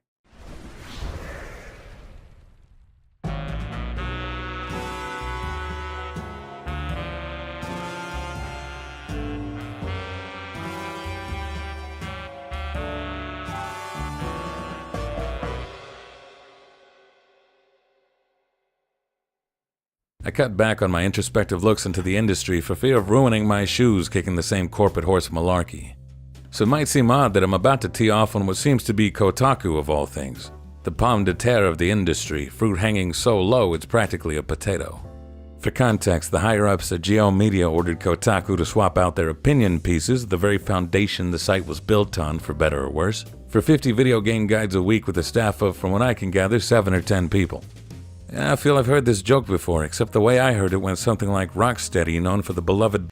Well, to be fair, if you're the people at Geo Media and the only things that really make you money is the guides, those are the only things that people are really reading, those are the only things that people are really coming to your site for, then it kind of does make sense. Because fundamentally, if you speak to most gamers, they all know that Kotaku and PC Gamer and all of these companies are basically just propaganda sites right now, right? So whatever the gaming industry wants them to print, they'll print. And it doesn't really matter if it's the truth or if it's a lie. Even their investigative journalists are absolutely dog shit. For example, that Alyssa girl, the one that sort of got very much entrenched at Kotaku with the Gamergate 2 stuff, she announced that she has this piece coming, right? This deep dive expose on the whole Gamergate group. I mean, her investigate, like she said, she actually told readers or potential readers that she had spoken to the people at Sweet Baby Inc. and then she infiltrated the secret Gamergate Discord and she got a lot of things on record. Her infiltrating the Discord was literally her joining the Discord and then saying, hey, I'm writing an article for Kotaku. Would anyone be interested in talking to me?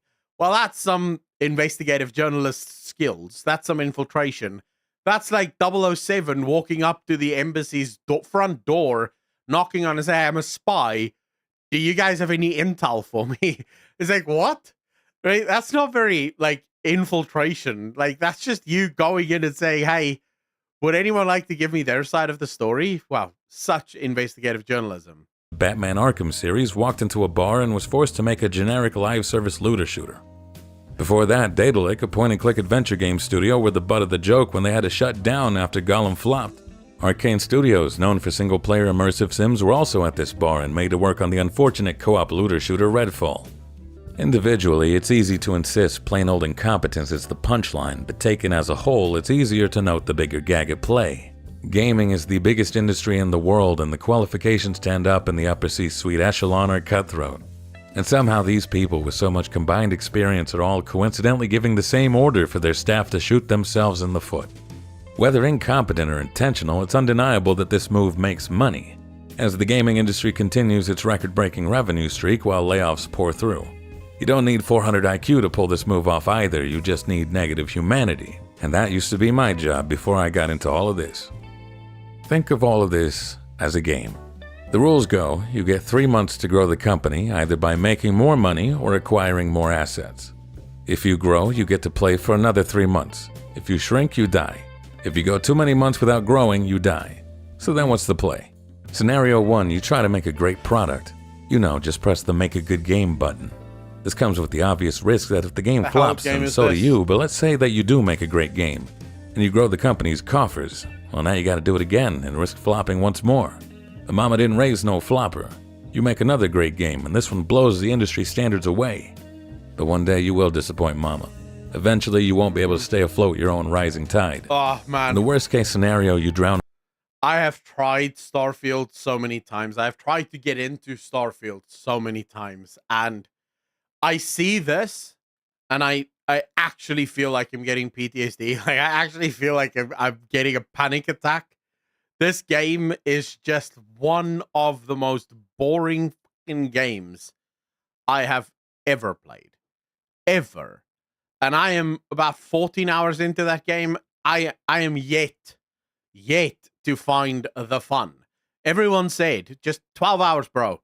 The game starts slow, but after 12 hours it gets really good. Well, I'm not finding the fun after 12 hours. Underneath it. Best case scenario, the wave recedes and people learn to expect a lower standard than before. Now you're at the mercy of the rock and the hard place, the executives and the public. Curious, did you think of any franchises while I was talking? I feel Todd Howard at the helm of Bethesda's the obvious one. Call of Duty's rise and plateau. Silver Coppin, I have no problem with a game being a bit more of a slow build, right? Or a slow burn. That's perfectly fine. There's plenty of games and even movies out there that starts really slow. But what you need to do, if you're gonna have a super slow burn, you need hooks, right? So basically, you need to provide me with something that is interesting enough that I instantly go, shit, I really want to know what this is, right?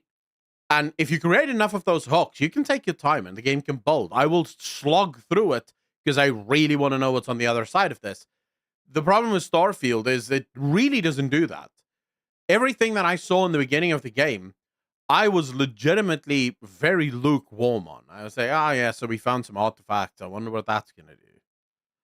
And even if you ask me now, I couldn't care less what those artifacts are going to do or not going to do.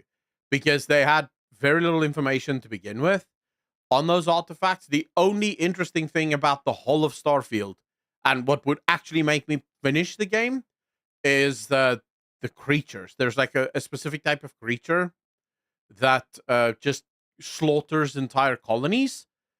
That's the only interesting thing about Starfield. And that is not even enough to me. The Terramorphs, that's the one, Shadowscatic. Thank you. Yes, the Terramorphs. That's sort of the only interesting thing in the whole early game that I looked at and thought, oh, shit, this should be really cool.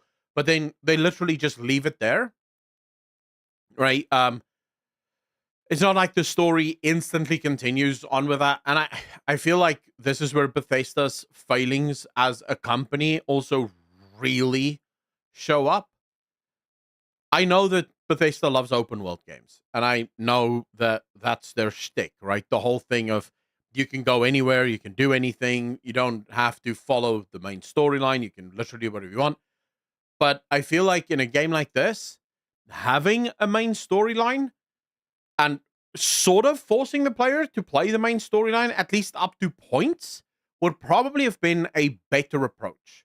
So make the main storyline take place for a bit, let the player discover some things for a bit, and then maybe take a break in the main storyline. Now let the player explore the galaxy or whatever the fuck that means, and then come back to the main storyline and have the main storyline lock the player into the main storyline again for a bit. But that's not what they do, obviously. You can just come and go as you please and figure out stuff as you go. Terramorphs can psychologically control humans. Was unhinged and cool to see. But that's an issue. The Terramorphs aren't the main part of the story. Yeah, but they're still a part of the story, right? And it's definitely not like a side part of the story. I would say it's not the main narrative, obviously, but it's definitely a huge portion of the narrative. Sticks out as well.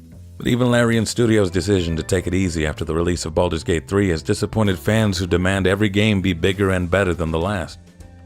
Scenario 2, try to make as many customers as possible. Notice how I didn't say make customers happy. Happiness is risky because what makes one crowd happy might alienate a different crowd. Let's play it safe, try to appeal to as many people as possible, and slowly increase quality over time. There were plenty of games before live service that felt like rehashed reboots with a new coat of paint. I feel like Baldur's Gate 3 is probably the perfect lesson here. If you listen to the interviews by Sven Vinke, the CEO of Larian Studios, they asked him straight up, did you ever think that Baldur's Gate was going to be this successful? And he said, no. We expected Baldur's Gate to be a little bigger than Divinity Original Sin 2 because it obviously has the Baldur's Gate name to it. And, so obviously it is going to carry a little bit more. But if you look at specifically those types of CRPG games, they tend to have a much smaller audience. So they were hoping to see maybe 1 million sales, maybe, but they were more prepared for like 300, maybe 400,000 copies of their game being sold. And that would have been fine as far as they're concerned because Divinity Original Sin had most of its customers not in the first year of the game, right? Over time, people will pick up the game as their friends tell them about it. So you'll eventually accrue millions of players, but it's not going to happen overnight. It's not going to happen immediately. It takes time. Then Baldur's Gate 3 explodes. Why does it explode? Because they made a game that they wanted to play. They didn't go to, and I'm convinced of this, and I apologize, I know we're reacting to a video here, but I want to say this because I believe the downfall of the gaming industry is because games these days are made by market researchers. Every single gaming company, especially the big studios, all have a market research department. And that market research department sends out surveys, right? Blizzard does this too. Surveys go out to all of the players. Now, who are the people that fill out surveys? Activists, unemployed people, and morons. Those are the only 3 people that fill out surveys. Everyone else is too busy doing other things to actually fill out a fucking survey. Sometimes streamers do it, but that's because streamers are unemployed and morons, right? And also, it's content. But outside of that, very few people. Like when you get an email saying, can you fill out this survey for Blizzard Entertainment? Most people go, dude, I have shit to do. I need to go kill Arthas. I need the Invincible Mount. I couldn't give 2 fucks about your survey. And that's the end of it, right? So the feedback that you are getting from market research is already flawed because the only people that are filling that shit out are the people that have all the time in the world because they're unemployed and morons. So you're not getting actual feedback from the player base. More importantly, that's not how you make good games. Good games historically has always been the games where the developers made the game that they wanted to play. They didn't care that, was this game going to sell millions? Was this game going to sell billions? Doesn't matter. This is what we want to play, and this is what we're making. And then they spend the time making that game. Nowadays, it works a little like this. The market research department comes to the executives and say, right, according to the market research that we've done, RPGs is really in high demand right now. A lot of people want RPGs. We need to make an RPG. So they get the developers together and they say, hey guys, you're going to make an RPG. At this point, it doesn't matter whether the developers actually know how to make an RPG. It doesn't matter whether the developers, and a great example of this is Anthem. EA, their market research department, tells them that live service games is the thing right now. Ubisoft is absolutely making a killing with The Division. It is all about the live service space. What does EA do in their infinite wisdom? They go to the least qualified company in their portfolio and ask that company to make a live service game. The company that is known for making what? Single-player RPGs. BioWare has historically and always been a single-player RPG studio. They're phenomenal at creating worlds, phenomenal at creating stories, phenomenal at creating relationship building video games, but they're not live service games. That's not what they make. That's not what they specialize in. And yet you go to this company and say, hey, we need live service. That's where it goes now. So you guys are going to make it for us. How long was Anthem on the market before it got completely and utterly canned? Less than a year. Because you were making a game based on what you thought players want, rather than making a game on what your developers want to do, right? And that's the problem with gaming right now. I should actually make an expose video on that. Madden, FIFA, WWE, sports games predominantly, or distinct franchises starting to blend into each other, be it shooters, open world games, or platformers. But without major graphic updates or innovation in tech, it gets harder to convince a player to pay for the next reheated reiteration. Live service somehow has made it easier to convince the same group of players to repeatedly pay for the same game. I'm amazed sports games of all things haven't shifted to live service, only having to introduce patches for roster updates and selling new kit cosmetics. And finally, we're at scenario 3, where we look for loopholes in the fine print. And those of you who are sticklers for semantics may have noticed that I never said you had to make a successful video game by measure of accolades or paying customers. The only rules were make money and acquire assets. If that stuck out to you, then congratulations, you show aptitude for corporate scumbaggery. So what happens when you can't win by playing within the spirit of the law like in the other... Dark Lord, I'm already busy. My world is about 90% crafted at this point. I will soon. I have a bunch of DMs from a bunch of viewers and people that want to work on the game. I have a bunch of people in real life as well that's already signed up. My game is coming. My first game is coming. Because yeah, I grew tired of waiting for people to make good games, so I'll just make it myself. There are two scenarios. You play within the letter of the law. Find investors and find loans. Never spend your own money when you can spend someone else's. Always pay yourself back first and as soon as possible, because those are seen as business expenses, which means you're technically losing money. That's one of many tax write-offs you can use. But before you do all this, though, set up a separate branch of operations so that if and when everything falls through, you can close up shop and no one can sue you. Buy smaller studios with money from loans and investors, of course. Remember the golden rule. Never spend your own gold when you can spend someone else's. The studios you buy need to make a lot of money, otherwise you'll only ever have enough to pay back investors and then there's nothing left for you. Recognizable IP goes a long way. If they're not going to be a Game of the Year nominee or Hogwarts Legacy, then it's better if they fail so hard you can't possibly pay anyone back in the studio. So here's the thing. Funny, we just spoke about Hogwarts Legacy. Queen just finished that. Here's the kicker. And I speak about this often because it is a concept within all markets, specifically free markets. But it is what we call rational greed, right? Nothing wrong with greed. No one does anything, outside. No one does anything without greed. We're all motivated by it. The reason you go to work every single day is because of greed. It's because you want to buy shit. And the only way to buy shit is to go to work and actually get paid for the work that you're doing. So greed is what motivates us.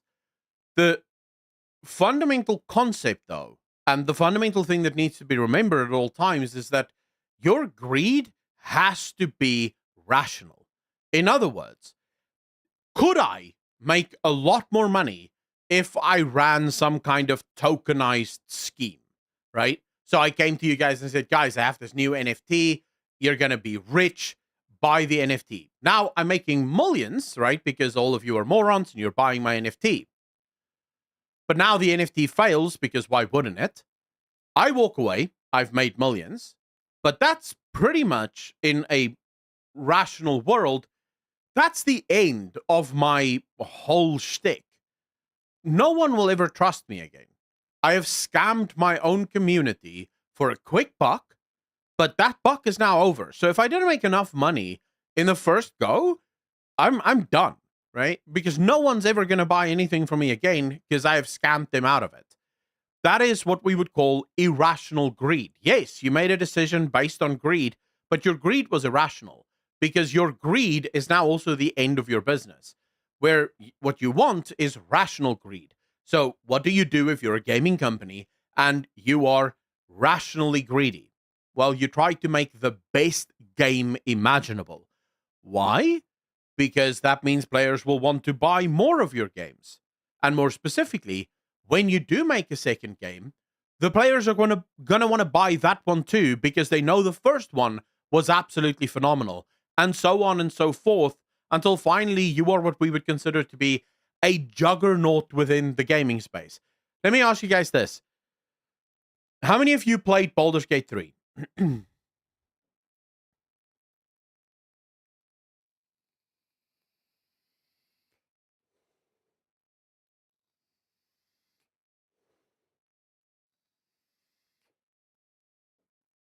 All right. Yeah, I played 1 and 2 as well. But Baldur's Gate 3 specifically because it worked here, right? How many of you are already looking forward to Larian Studios' next game? And you're almost certain you're probably going to buy it. If it's in the genre that you like, and it's like a shooter, but if it's in the genre that you like, you're probably going to buy it. All of you. Why? Why? I mean, Baldur's Gate 3 was really good, sure. Divinity Original Sin 2 was really good, sure. Divinity Original Sin 1 was really good, sure. But you have no guarantees that Larian Studios' next game is going to be good. You don't even know what it is. And yet, you already know that you're most likely going to buy it. Because you trust them. Because they have proven to you over and over again that they make good games. And when they make a game, you know it is going to be good. Or at least there's a reasonable expectation that it's going to be good. CD Projekt Red, okay? CD Projekt Red brings out Cyberpunk and it absolutely flops until it doesn't. Gamers come back and they keep buying it, they keep supporting it, and currently that game is making a shit ton of money for CD Projekt Red. Why? Because again, that one hiccup that was Cyberpunk the original was a hiccup. The company is known for making really, really solid and good games. So I trust them. And in my opinion, CD Projekt Red have basically just cemented themselves alongside Larian as one of the most trustworthy companies in the gaming space. Because after they failed with Cyberpunk the original, they kept fixing it. They didn't leave it. They didn't walk away from it. They took what they had done to players, they apologized to the player base, and then they fixed it, right, for free. There's so many updates that's come out, even new quests that's been added to the game, all free of charge, right? No microtransactions, no fucking criminal store, none of that bullshit. Just a good, clean, fun gaming experience for $60. Right now, actually $30, so go pick it up if you haven't already. It's 50% off on all platforms. So absolutely go pick it up if you haven't played it yet. You will not be disappointed. But fundamentally, that is what we call rational greed, right? Because you are greedy. You made your game because you wanted to make money, but you did it in such a way that I will now guaranteed support you again on your next endeavor because I trust you. Most of these companies like EA do not care because they are not rationally greedy. And that will kill them. Very slowly, it takes a long time for a gaming juggernaut like EA to be killed, but it will happen. Studio has to be shut down. Then you get to keep the IPs and the money you make from selling it for scrap. We don't make games anymore, we flip them. Write all this down, and now eat it so there's no evidence. Sources, what, you don't trust me? That's good. It's a hot one currently. Since 2017, Embracer Group has made the news for using investor money and loans to go on a AA studio shopping spree in the hopes of attracting more investors. I'm really bad at remembering studio names, so it wasn't until I looked through the Wikipedia pages that I understood the amount of clout and history that was bought out. Destroy All Humans, Ghost Simulator, Dead Island, Valheim, Saints Row.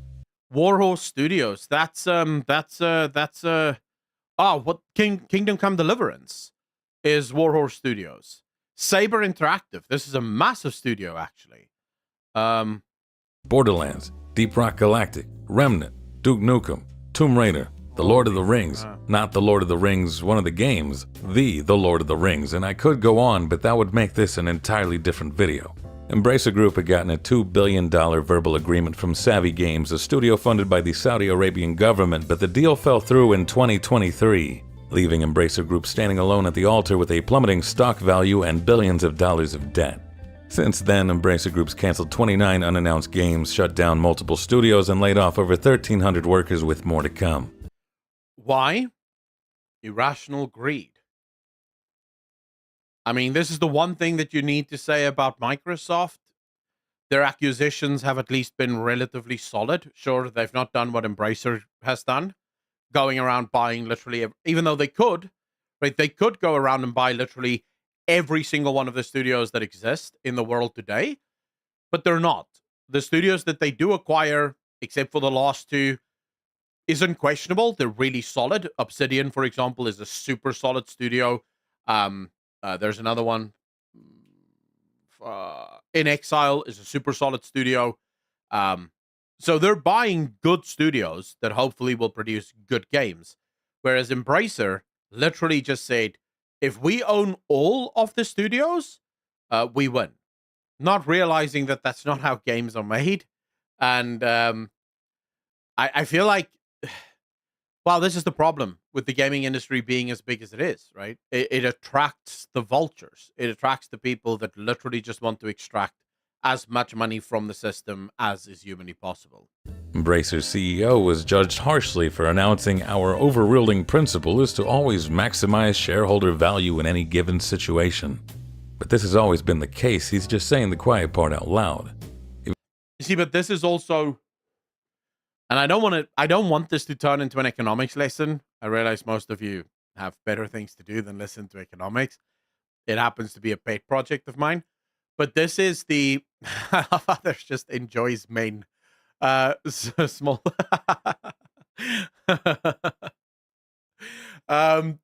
There's always in what I see, right? There's always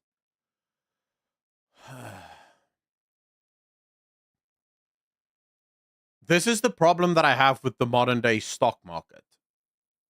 The way businesses are supposed to operate in a free market system is the business creates a product or a value that the consumer wants to buy. The consumer buys the product or the value because it has value to them. And then the consumer pays the company for the product or the value that the company has produced, and so on and so forth. The company then uses the money from the consumer in order to make more products and add more value. The problem with the stock market as it exists today, and actually Warren Buffett spoke about this. Warren Buffett actively said the stock market today is completely sick, and unless the world does something about the stock market, the world is going to face a giant economic collapse as a result of it. See, because the problem today is that companies like Embracer Group have completely forgotten where the value for all of the studios that they keep buying actually come from. Bobby Kotick did this as well. So let's say you have a gaming company, all right? What is it that gives a gaming company value? Where does its value come from? What determines what a gaming studio is actually worth?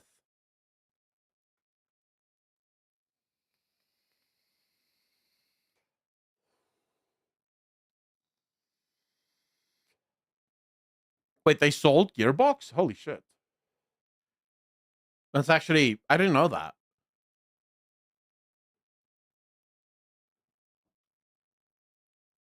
Like literally anyone in chat that isn't asleep at the keyboard. What determines the value of a gaming company? For their products, evidently, past performance and perceived future earnings. Balthazar, you're thinking from the shareholder's perspective. I'm thinking much more realistically. Let's make this easier to understand. If I have a chicken farm, all right, how does my chicken farm make money? By selling chickens, right? Like nothing else matters. Like nothing else matters. The only way I make money is by selling chickens. It doesn't matter how many staff I have, what the technology is that I employ.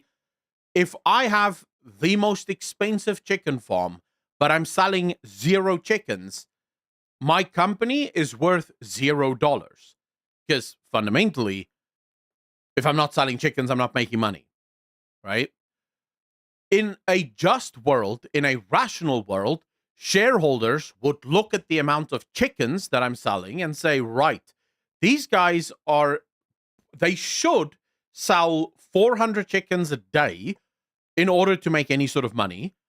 They're only selling 200 chickens a day, so I'm not going to be investing in them because it would be a bad investment, right? Or they should sell 800 chickens and they're only selling 900, so they're not a great investment because they're only selling a little bit more than what they actually should, right? So I'm going to invest in them because they do seem to make profits and then some, but they're not making as much profit as they could, and therefore I'm only going to invest a little bit of money, and I won't buy over a certain price. So when you apply that to video games, video game companies make game, sell game, that's how they make their money. Investor money is fake money. Because remember, when an investor buys your share at $60 per share, that money, while the company is absolutely allowed to use that money in order to grow their profit base, that money belongs to the investor. It's not actually the company's money. Unlike the money that the company makes from selling video games. That is their money. Now, they have to share some of that with the investors in the form of dividend payouts and all the rest of it. But that's the real money. The problem in today's economy is that most companies no longer look at the money that they get from the customer as the real money, and instead they only focus on the money that they get from the shareholders. So you have Embracer Group. What do? They acquire studios, studio after studio after studio after studio. Why do they do that? Because investors see that and they think, shit, this company is going to be worth billions of dollars within the next 10 years with all of these studios that they've acquired. At no point does Embracer Group stop and think, wait a second, someone has to manage all of these fucking studios and make sure that they're actually making video games so that we can actually make money so that the investors can actually be paid. Instead, Embracer Group almost strikes me as a bit of a pyramid scheme. And I don't mean this as an accusation. I haven't looked into Embracer Group deep enough to know whether or not this is true, but it feels a little bit like a pyramid scheme. They buy a new studio, right? Regardless of if that studio is actually making money, then the investors invest more. Then they use the money that the investors have invested more of to buy another studio. This increases their portfolio, so investors buy more stock. They use that money to buy more studios, and so on and so forth. The problem with what happens with all pyramid schemes, they eventually come crashing down when you run out of other people's money. So once there aren't any more investors left to actually invest in your company so that you can buy new studios, then suddenly you're faced with the fact that this entire thing is empty. There's nothing inside this. And that's where Embracer Group is now. The studios that they've acquired, no one ever focused on actually making those studios work. Right, at actually making video games, because that's not the goal. The goal is to make as much money as is humanly possible, as fast as possible. If you don't speak Vulture, I'll translate. Everything that isn't bolted down is for sale, and our stock price will bounce back up because we're going to fluff the numbers with more cuts and layoffs. If I was still day trading, this would be a decent carcass to pick away at. My mouth is watering just thinking about it. Let's do another one. Holy crap.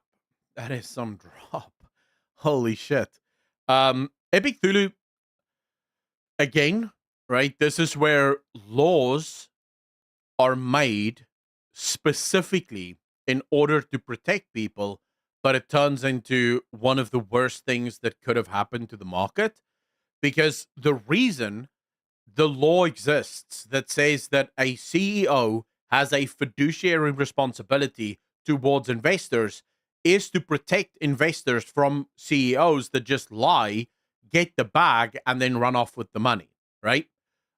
It's to protect investors from bad decisions, basically. Because remember, once you've given your money to a company, so once you've bought the stocks, you have no power over that company unless you've bought a controlling stake, or at least a large enough stake that gives you a seat at the table. But most people have no say over what the CEO does with that money. So the law was passed to make sure that there is a fiduciary responsibility to make the right decisions for the company in order to protect those people that don't have a say in what happens to their money, but it is still their money. The problem is that has now become one of the biggest problems because most CEOs don't remember that the best way to ensure that your investors are actually making money is to ensure that you have more customers buying things from you. Like that's the most sure and the most safe way to make sure that your investors keep making money, because they bought into your company originally because it was making so much money by selling products to the consumer. And that's it is a nightmare. Decent carcass to pick away at. My mouth is watering just thinking about it. Let's do another one, Ubisoft Skull and Bones. Isn't it strange how this game was essentially already made 10 years ago and took that many more years to make while costing around $200 million? And yet it looks like Ubisoft procrastinated for a decade on a tropical vacation in Singapore on the government's credit card until they eventually had no choice but to put something out or suffer legal consequences. Because that's essentially what happened. Ubisoft took a grant from Singapore in 2016 to fund the game so long as they created jobs and released a game at some point. This is not a $200 million game, this is a $5 million game at best. The rest was spent on sipping Singapore slings on the sandy beaches. I didn't even know about the Singapore government angle on this, but now it all makes so much sense. No consequences will fall from on high, because if the live service game makes its money back in the long term, that's a win. If the game flops, then it was Singapore's money that was spent, that's a win. Ubisoft Singapore could get sold for scraps, that's also a win. Worst case scenario, if an executive gets fired, they get to deploy the golden parachute, which is a nice cushy going away present of hundreds of thousands, if not millions of dollars, stock options, retirement packages, and a box of Ferrari rockers. Or whatever it is they negotiated in the contract. What do you get when you get fired? A polite escort out the building? These and more are great examples of the Cobra effect, where the opposite desired outcome is unintentionally incentivized. If losing is winning, then what's to stop an executive from aggressively monetizing a franchise until its reputation sunk into the ground before burning it and making off with the insurance money and severance package? And you understand why the companies have to do this? Why does a company have to give a CEO a golden parachute in order to get another CEO? No one is going to want to be the CEO of any company ever if you leave the company dirt fucking poor, right? Being fined up the wazoo. So they give these incentives to make sure that they can get another CEO. The problem is it's creating the opposite effect. CEOs don't give a shit about, because most of the time the CEO isn't the guy that built the company. It's not the guy that made the company what it is today. It's someone that's coming in and they're just there to get the bag. Right? No one is going to sit here and tell me that Bobby Kotick knew anything about video games or even gave a shit. I am willing to bet that Bobby Kotick has never played a video game in his life. And I mean, not even Candy Crush. I'm willing to go out on a limb and fucking claim that right now. The dude is not a gamer. He doesn't give two shits about gaming. From his perspective, the only job he has is to make money. And he will do that anywhere. Just look at what Bobby Kotick is interested in now. He wants to buy TikTok. Like, dude, I'm a gamer. The only companies I have ever had any interest in finding or founding or creating are gaming companies. I don't want to create a TikTok or a social media or bullshit like that. I want to make a gaming company. I want to make games because I like games. I love games. If you like games, you wouldn't leave to go find another place to destroy. Answer is once again The Rock and a different hard place, the people and the government. As we speak, American legislators are pressing the FTC to investigate Warner Bros. For employing these very tactics in the film industry. They're terminating projects for tax write-offs, a move described by Texas Representative Joaquin Castro as being predatory and anti-competitive, due to the widespread damage it causes to the workforce while still creating a profit for a select few. I anticipate eventually the same will happen in the video game industry, and this may lead to even more opportunists in cheap suits engaging in blatant corporate malarkey before the door slams shut. Big fish eats little fish and move on to the next pond before it gets regulated.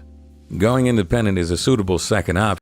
Man, if the gaming industry could just get rid of this shit, we would be so good. Imagine all the technology we have now, but imagine it was the gaming companies of 20 years ago. Like, bro, imagine if it was still the old BioWare, you know, the old Blizzard, with all of the technology we have now, with Unreal Engine 5 being what it is. Oh man, that would have been a good time to be a gamer. But it's not one that's viable for everyone. Any changes that come through in the meantime will have to be through the people, which loops us all the way back to the Kotaku incident I started with. In response to the demands from executives, some employees resigned and others protested against turning the site into another ad revenue content mill in an already oversaturated field. This was an obvious setup, an impossible ask that would be used to justify layoffs. But by shutting down production in a public manner, the negative perception taints speculative purchases. I mean, I said the same thing with Blizzard. Remember when last year, Blizzard announced that all employees were to return to the office? Do you guys remember that? It was a big thing. Everyone was losing their minds because Blizzard told developers that they'd be able to work from home. A lot of developers left California because California is absolutely stupid to live in. And now suddenly Blizzard was saying, right, if you don't come back, you're fired, right? I still said back then, the reason Blizzard is doing this is it's a cheap way of laying people off.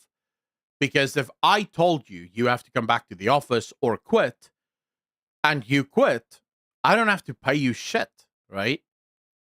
I don't have to do a layoff package. I don't have to, all I have to do is effectively just, stop paying you at that point. Like maybe some severance package for the most trusted employees or the ones that's smart enough to ask for it. But yeah, I still believe that it was absolutely planned. If it was my job to make wins out of losses, I would put my money on Embracer Group. I would take bets on Ubisoft. I wouldn't put a single nickel of my own or even someone else's money on Kotaku under the ownership of Geo Media. The original draw and identity is gone. It's been gone. There's seemingly no plan to go back or push forward. The staff size is too tiny to even bother. Yeah, Silver Coppin, that's one of the reasons. Denuser didn't want to return to the office, and so he decided to leave. But again, it's always important to read between the lines and to read corporate speak correctly. If Denuser was a valued member of the Blizzard team, right, and they really needed him in order to tell a good story, they would have fought for him. They would have offered him a raise. They would have offered him stay-at-home employment, right? So he would have become sort of like one of the few people that is allowed to work from home because they really need him. The fact that Blizzard, after, he didn't want to return to the office, were more than happy to go, well, peace, bro, suggests to you that there was definitely more behind that than just, him not wanting to return to the office. They're churning low-effort content and swapping out humans for AI. Well, that makes the outcome even more nebulous because Google can change their payouts on a whim, and different governments around the world are drawing up legislative boundaries for AI-generated content. There's just no way to make money or acquire assets here in a manner that's worth my time. And now the other career vultures are aware due to the public outcry. Anyone doing a... What is this thing that I'm watching? Like, is this a game? What is this? Lansing Google inspection will see Kotaku's glaring issues. And this makes it so Scenario 3, making money from lost loopholes, is unusable. Geo Media had to walk back their decision.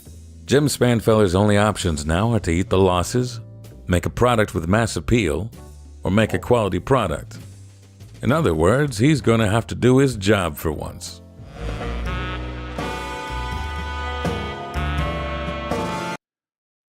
Yeah, I mean, let's just let this play out.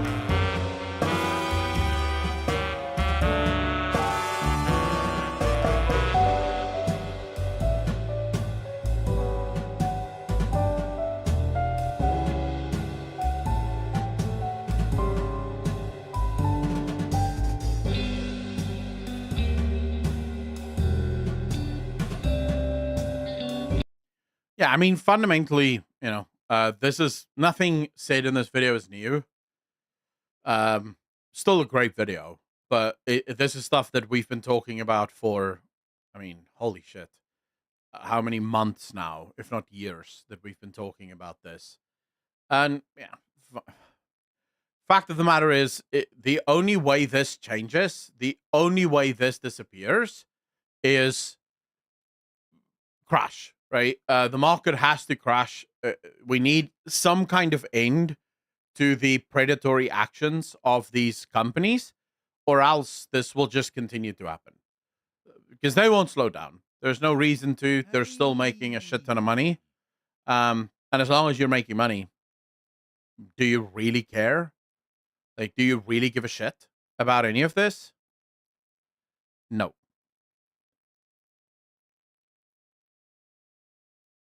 You use small dots to grow bigger. Oh, right. Well, it looks kind of fun. In a weird way, it looks kind of fun.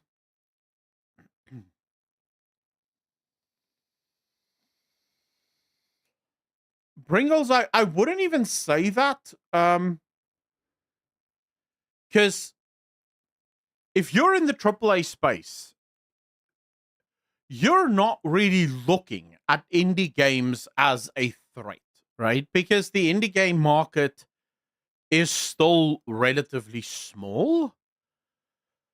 And so, because you're not a gamer, because you probably don't know what the hell is going on anyways, as far as you're concerned, the indie game space is whatever, right? I don't think if you were to ask Andrew Wilson or Bobby Kotick or, Phil Spencer or any of these guys, do you see the indie market ever becoming a true threat to the AAA studios? Most of them will tell you absolutely not, because no indie company has the money or the budget to make the games that we make, right? We can go out and we can make a $200, $300 million game and get superstars to act in it, get super voiceovers for every single role. Like, we can just spend more money. So we can outspend these guys. And therefore, players will always choose our games over any other indie game. But increasingly, we are seeing that changing, right? Increasingly, we are seeing a change to how gamers are approaching games. We're seeing the indie market grow, literally almost at this point, yearly, right? The indie market is growing insanely well. Like, you heard Phil Spencer say that the problem with the video game industry is that there's just not enough growth right now. But then you look at the indie market and you go, well, that's clearly not true, because indie companies are breaking record after record after record. Right? There's so many indie games that's launching that's selling through the roof, selling more millions than previously. The only games that could sell, like Palworld, for example, were AAA studios. Like, studios that could actually throw millions of dollars behind marketing. They were the only ones that could sell that many millions of games in that short period of time. We're now starting to see that happen with indie games more and more often. Now, it's still a case of right time, right place, right? But I predict that within the next 3 to 5 years, it is not going to be unheard of for an indie game to sell anywhere from 3 to 10 million copies of their game within the first 3 or 4 days. Because Steam is picking up speed. More people have Steam now than ever before. Indie games are becoming a viable opportunity or a viable alternative to AAA games. And social media is becoming more and more mature. These indie companies have figured out what most of the AAA studios are only now starting to learn, which is getting a streamer to play your video game is almost always going to be much better advertisement for your game than running a TV ad, right? Blood Vixen, how you doing? An indie game renaissance is on the horizon. Is it even a renaissance? Because this is really its first emergence, right? Prior to Steam, it wasn't really possible to run an indie game, and it wasn't just Steam. Before Unity, and specifically Unity now, not really Unity in the past, before Unreal Engine 5, and before Steam, it was very difficult to make a game. You know, you look at Unreal Engine 5, for example. I was watching this video of a guy making League of Legends in Unreal, and the thing that took him the longest was the graphics. Like, he actually had to make the graphics himself. He made it also stylized, but he basically just copied League of Legends, not to be a replica of League of Legends, but to be a MOBA. And it took him, he's one guy, it took him like 6 months to make the game. Now, if he had 4 or 5 people working on it, it'd probably take even less, because most of the heavy lifting is now done by the engine itself. You no longer need like an actual programmer to sit there and program everything into it. Most of the things, the engine will just intuitively understand what you're trying to do with it. And so, you know, it becomes much, much easier to actually create. 2 hours growing, and you see the other guy with 5x your size. But how long does one of those games last, Steve Engines? Because you're saying hours. Like, what?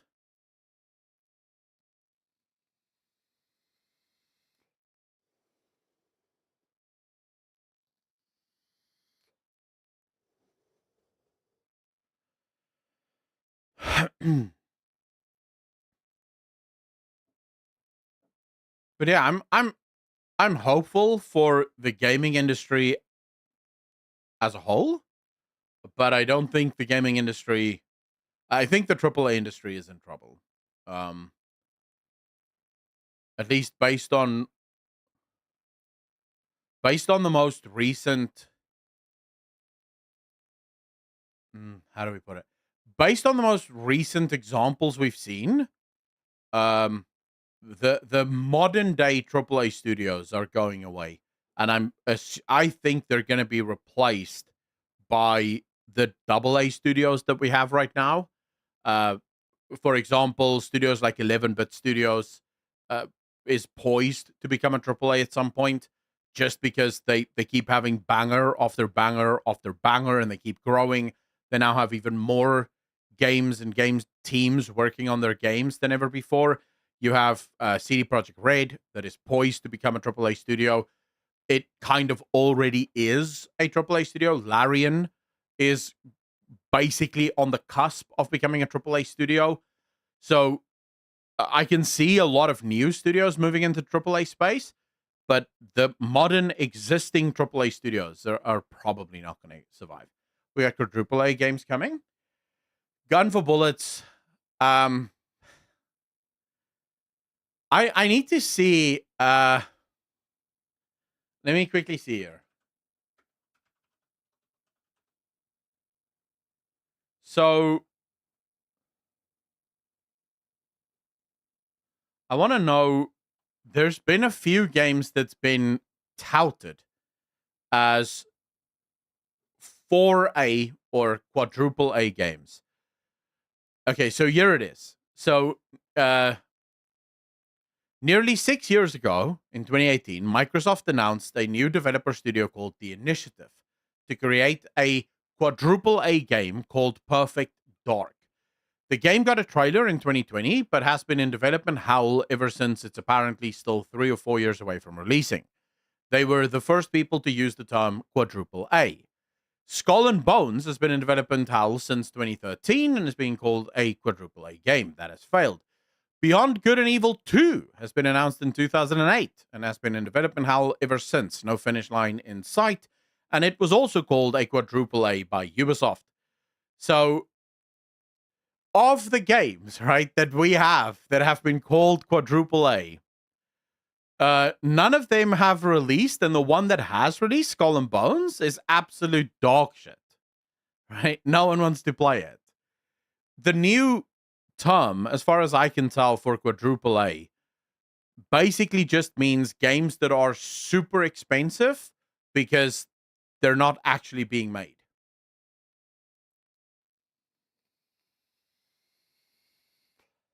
Because they can't figure out how to make them. Because they're trying to be too many things to too many people all at the same time. And again, it's because of market research, right? It's because the games aren't made because the developers actually want to play the games. It's because a market researcher told the studio, this is the game that will sell because this is what players want to play right now. Never mind the fact that none of your developers actually care about that game, or none of your developers actually want to see that game. None of that matters. What matters fundamentally is what the market says. Man, I get triggered by this shit. All the right things lining up together at the right time. Yeah. I think it's a good time to be a gamer. Art has been forsaken for the sake of profit. It's the problem with AAA on a fundamental level.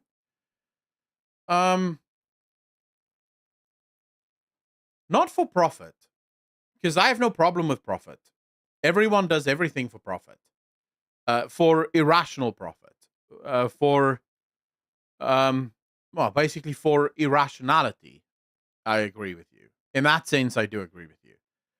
Art has been replaced. The love of video games, I would say, has been replaced by like just an unfathomable amount of greed.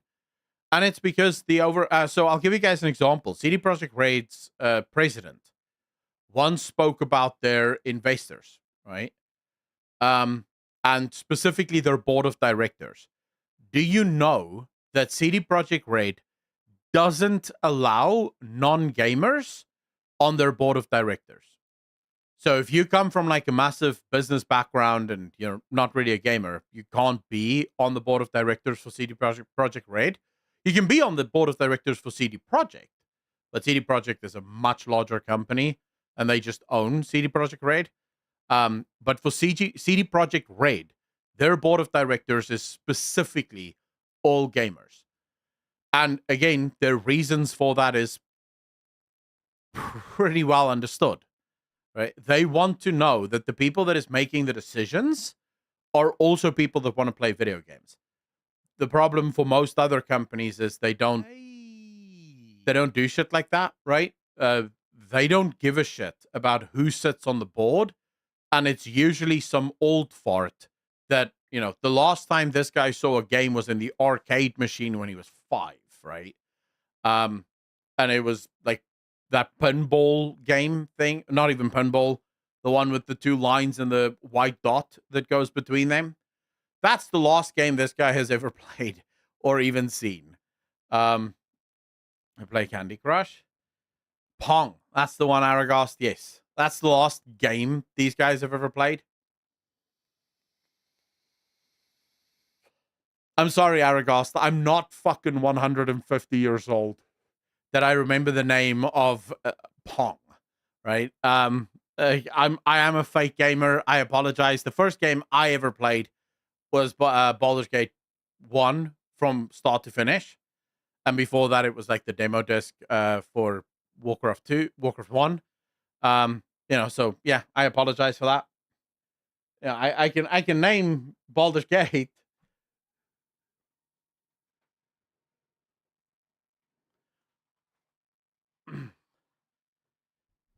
It's not even, I don't think you need a board of directors comprising of people that play your games. But you need gamers, right? You need people that understand how games are made and that understand that games is art. And I hate when people say that it isn't, because it absolutely is. Making a game is art. It's not the kind of thing that you can just do And I think we are learning that specifically now. You can't, like, you can make products based on consensus, right? You can make products based by community. So when you're making mobile phones, for example, you can absolutely go around doing surveys and market research to see what kind of phones do people actually want. Like, what do people use their phones for? Why do they want phones? What do you need to put in the phones? Why is it that every mobile phone has a better camera than the last one? Because most people use their mobile phones to take pictures. And therefore, that's from market research, right? That's perfectly fine. But you can't paint the 16th chapel based on market research. You just can't. What are you even going to ask people, right? When you walk into this building, what do you want to see on the roof? The overwhelming majority of people would probably just go, a roof, right? Like, no one is going to be like, we want one of the greatest pieces of art ever made. Thank you. That shit can only be made by passion, right? You need passion in order to do it. And I feel like that's the same for games. If the people making the game doesn't have a passion for making that specific game, you're in trouble. Too much corporate intervention in making games nowadays? Yeah, I agree.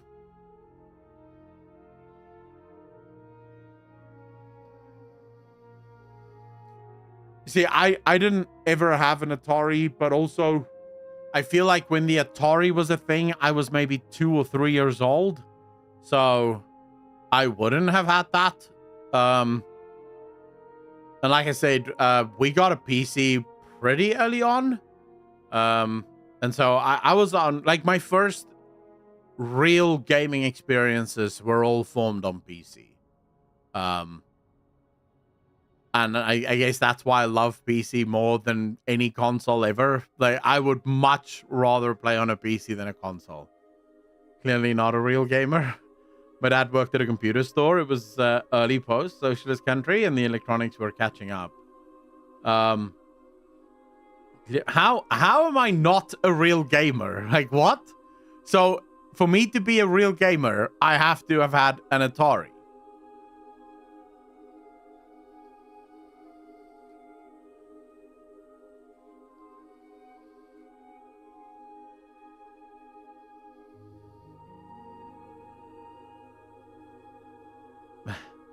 How many of you in chat had an Atari growing up? And don't fucking lie to me. Just be honest. How many of you actually had an Atari? I feel like there's more people that probably would have had a Nintendo than people that would have had an Atari. Or I should ask, how many of you that aren't fucking ancient had an Atari playing their first games on? Atari 2016, 2600 or 5200. I went through 2 Atari 2600s. I had a Super, but not a Nintendo. I had a Chinese knockoff of the NES. My dad had an Amiga. Magnavox Odyssey. What the hell is Atari? I had Nintendo. 64 all day. Also had an Atari ST computer. Holy shit, I didn't even know they made computers. What? If my dad was a gamer. Dude, my dad was a gamer as well, but he bought a PC when PCs finally became a thing, and that's how he played games. Before that, he liked arcades, right? So we would always go to the arcade and just go play arcade games. Like, I played as a child. I played the shit out of arcade games. I loved going to the arcade. One of my favorite games I remember was Duck Hunt, right? At the arcade. You had that little gun and you had to shoot the ducks. I fucking loved that game. And then the other one, but this was more just like family sport, was the punching one, the boxing one, and then the kicking one. There was the kicking one as well. I love that shit.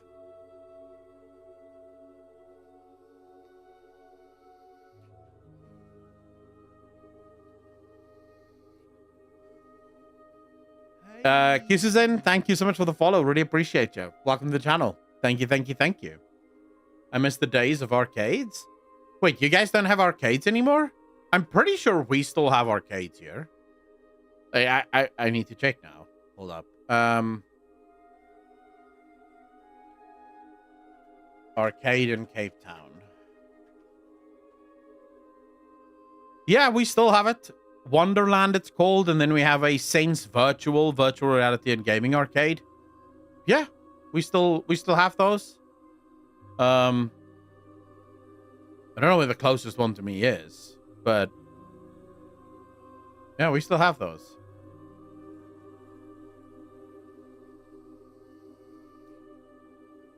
Our ancient history. Like, fuck me, all the ancient history. I don't believe that for a second. Usually, bowling. So, bowling alleys here are connected to arcades. So, if you go to a bowling alley, there will be an arcade, usually at the front, and then the bowling alley at the back. This will be big along the beach. No, like, we have loads here. Holy shit, they say... What? They say this is a children's amusement center. Children my ass, bro. Like, what? It's not just for kids. Arcade is fucking rocking.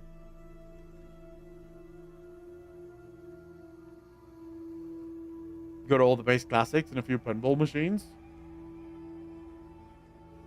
I haven't been to the arcade in a really long time, though. Mainly because it's super far from my house. Although, actually, no. It looks like there's... Oh, it counts a laser... Wait, it counts laser tag as part of it? I don't know if that counts. Like, would you guys say laser tag counts as a... I don't think that counts.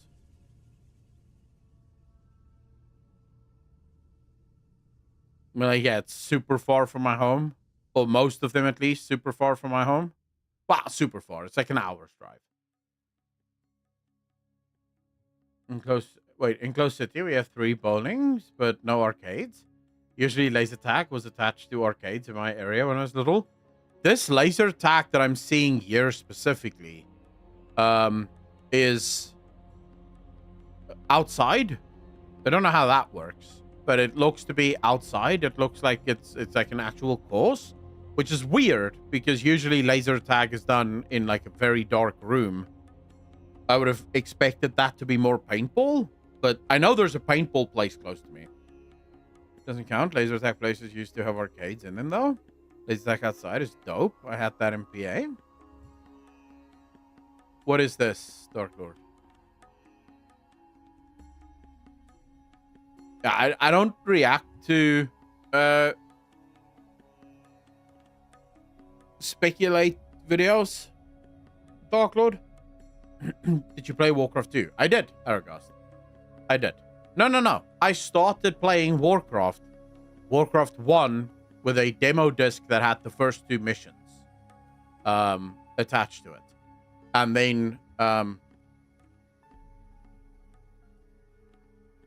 then we got Warcraft 2 because Warcraft 1 was never in South Africa, at least not that I know of. So by the time by the time I started playing Warcraft, it was Warcraft 2. And I love that. And then Warcraft 3 came out and I could not stop playing it. Like, I played the shit out of Warcraft 3. We pretty much played that for probably like a year. Every night we would play against each other. Like, my dad, me, and my brother would just like 3v3.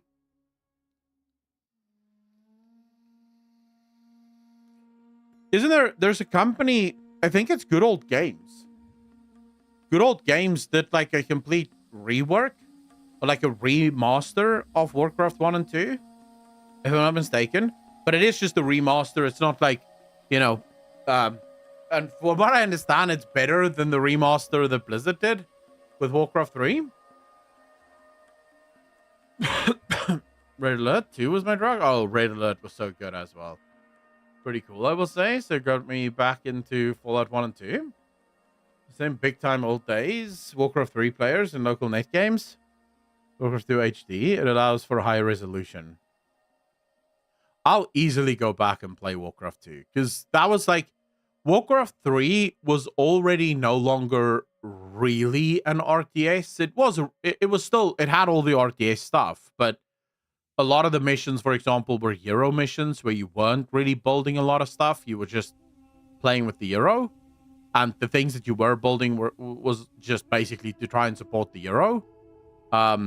Warcraft 2 was still like proper RTS. You know, that proper RTS experience where everything is about building. And I loved playing whenever you got a new map. Like, as soon as you finished one part of the campaign, you would unlock more things to build. So by the end of the game, you were, like, rocking it with some of the most powerful stuff. No problem with Warcraft 3. I preferred Warcraft 2. That was my drug of choice. What? See, Vengeance, where are you coming from with boning Ali? What? Digit, how you doing, brother?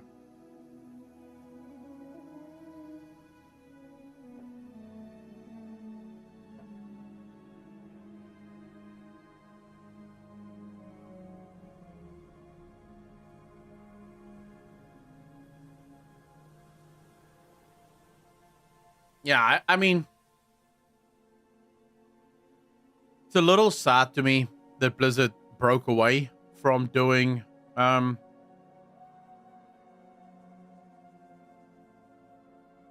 RTS, because I know RTS games will never make billions of dollars, right? I know that, but it would still make money, right? It will still make money. So for everybody, okay, chat, since I saw it, we need to watch it.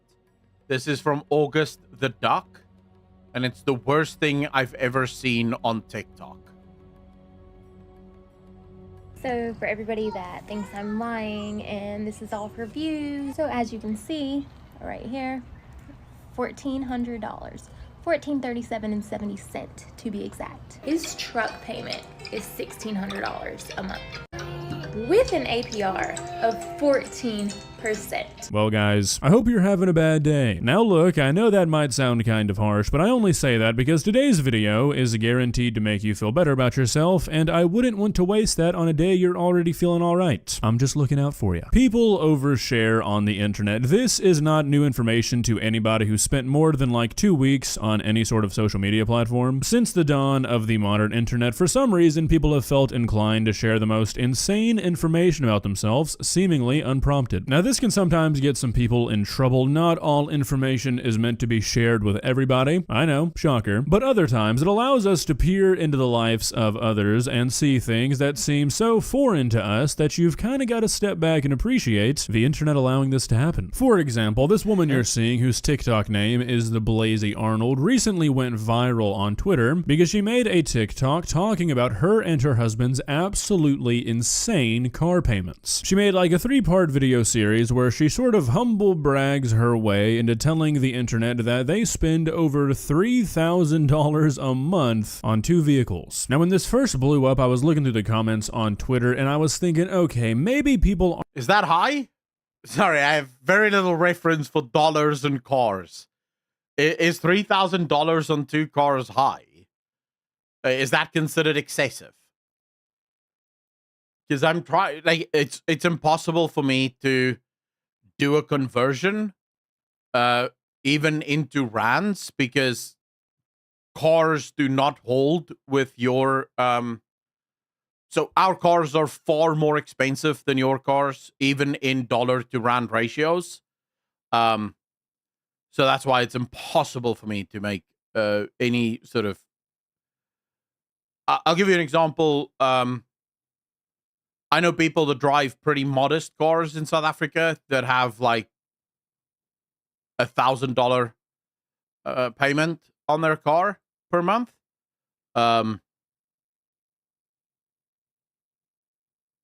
So yeah, it's like, I don't know. I've got $3K left after taxes each month. I pay $400 a month. 2023. That's high as fuck. 3K for 2 is insane. See, if it's 1,800 and they have like an SUV truck, it may be more than 600 for that vehicle. If your car is specifically ahead of the curve, as it were, then this would be typical. Right.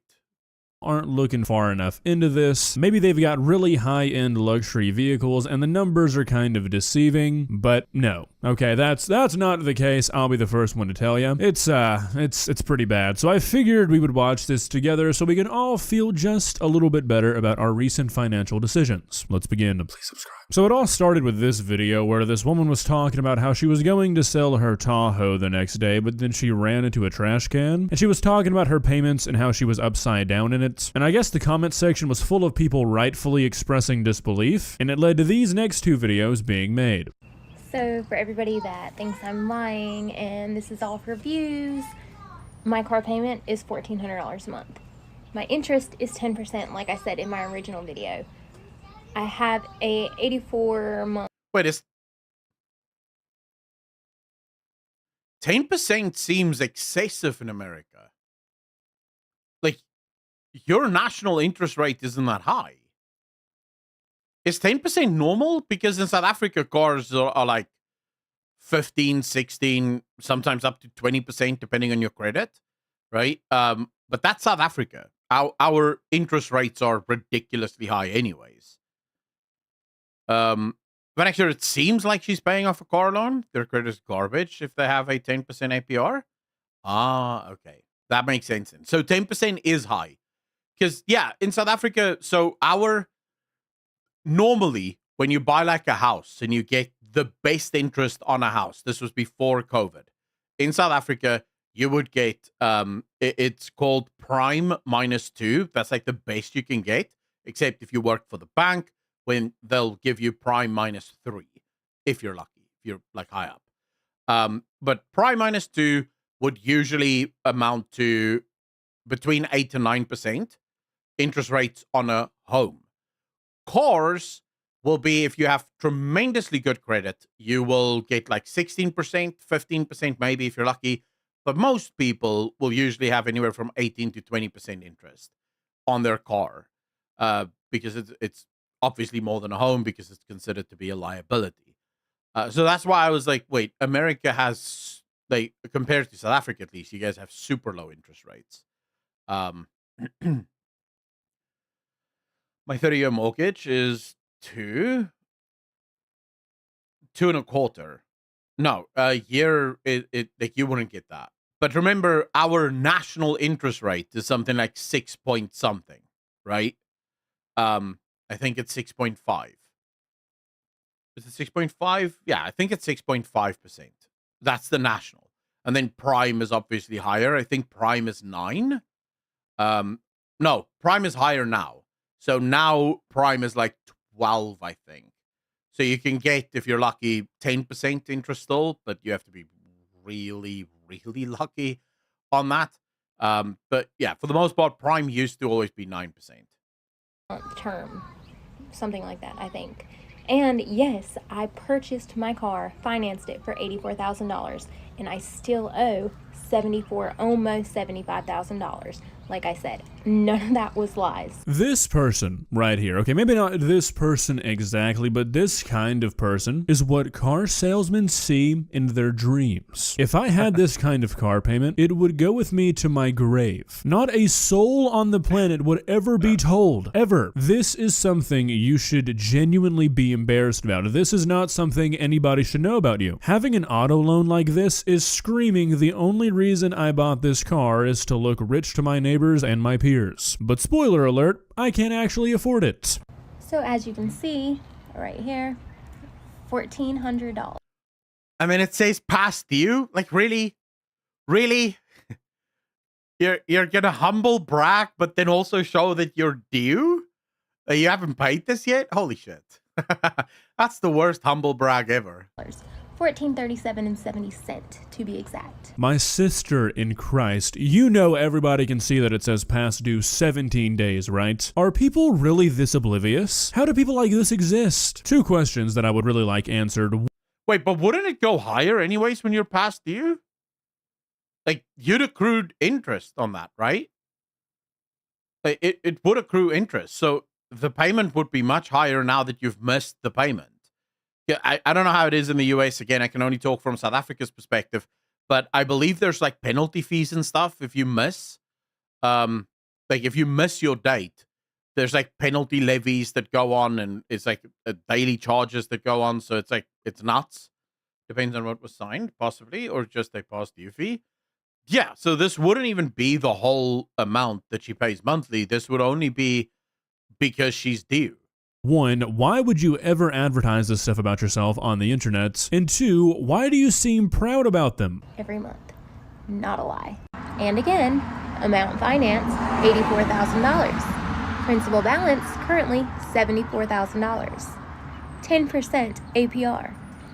I don't know why you guys think I would lie about all this. This is all.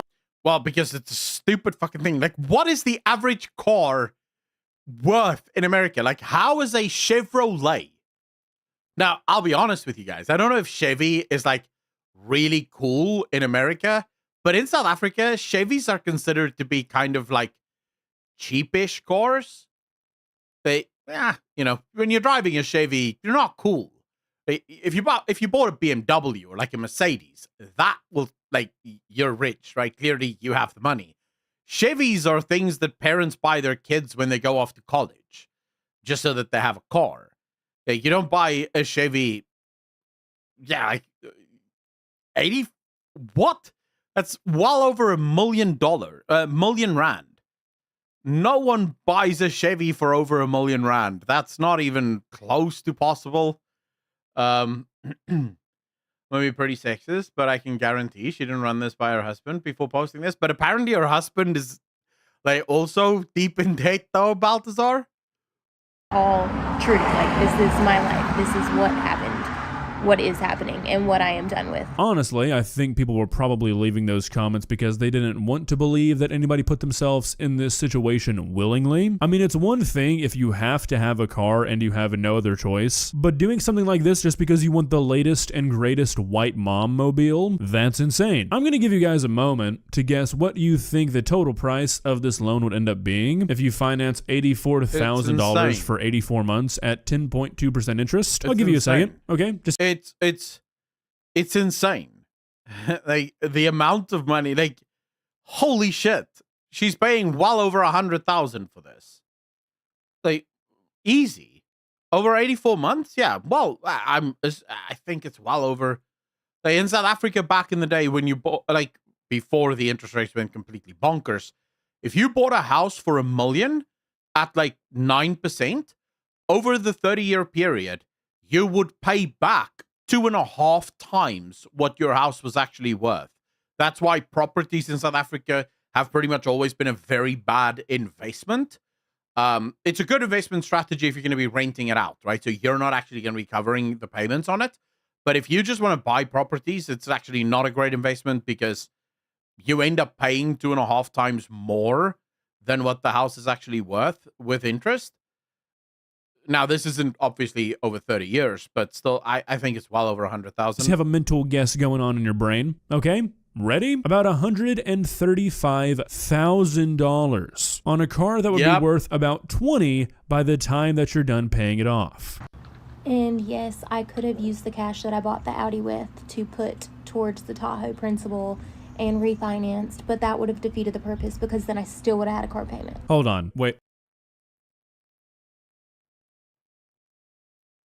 What? You have a car payment now? Like, what is she saying? Hold up. What is she saying? Worth about 20 by the time that you're done paying it off.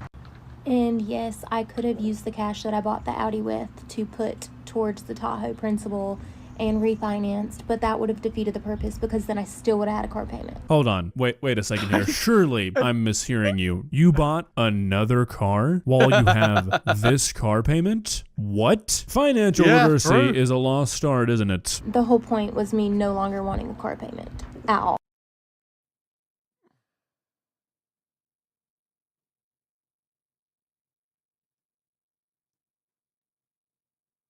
But you, all right. I mean, fucking hell.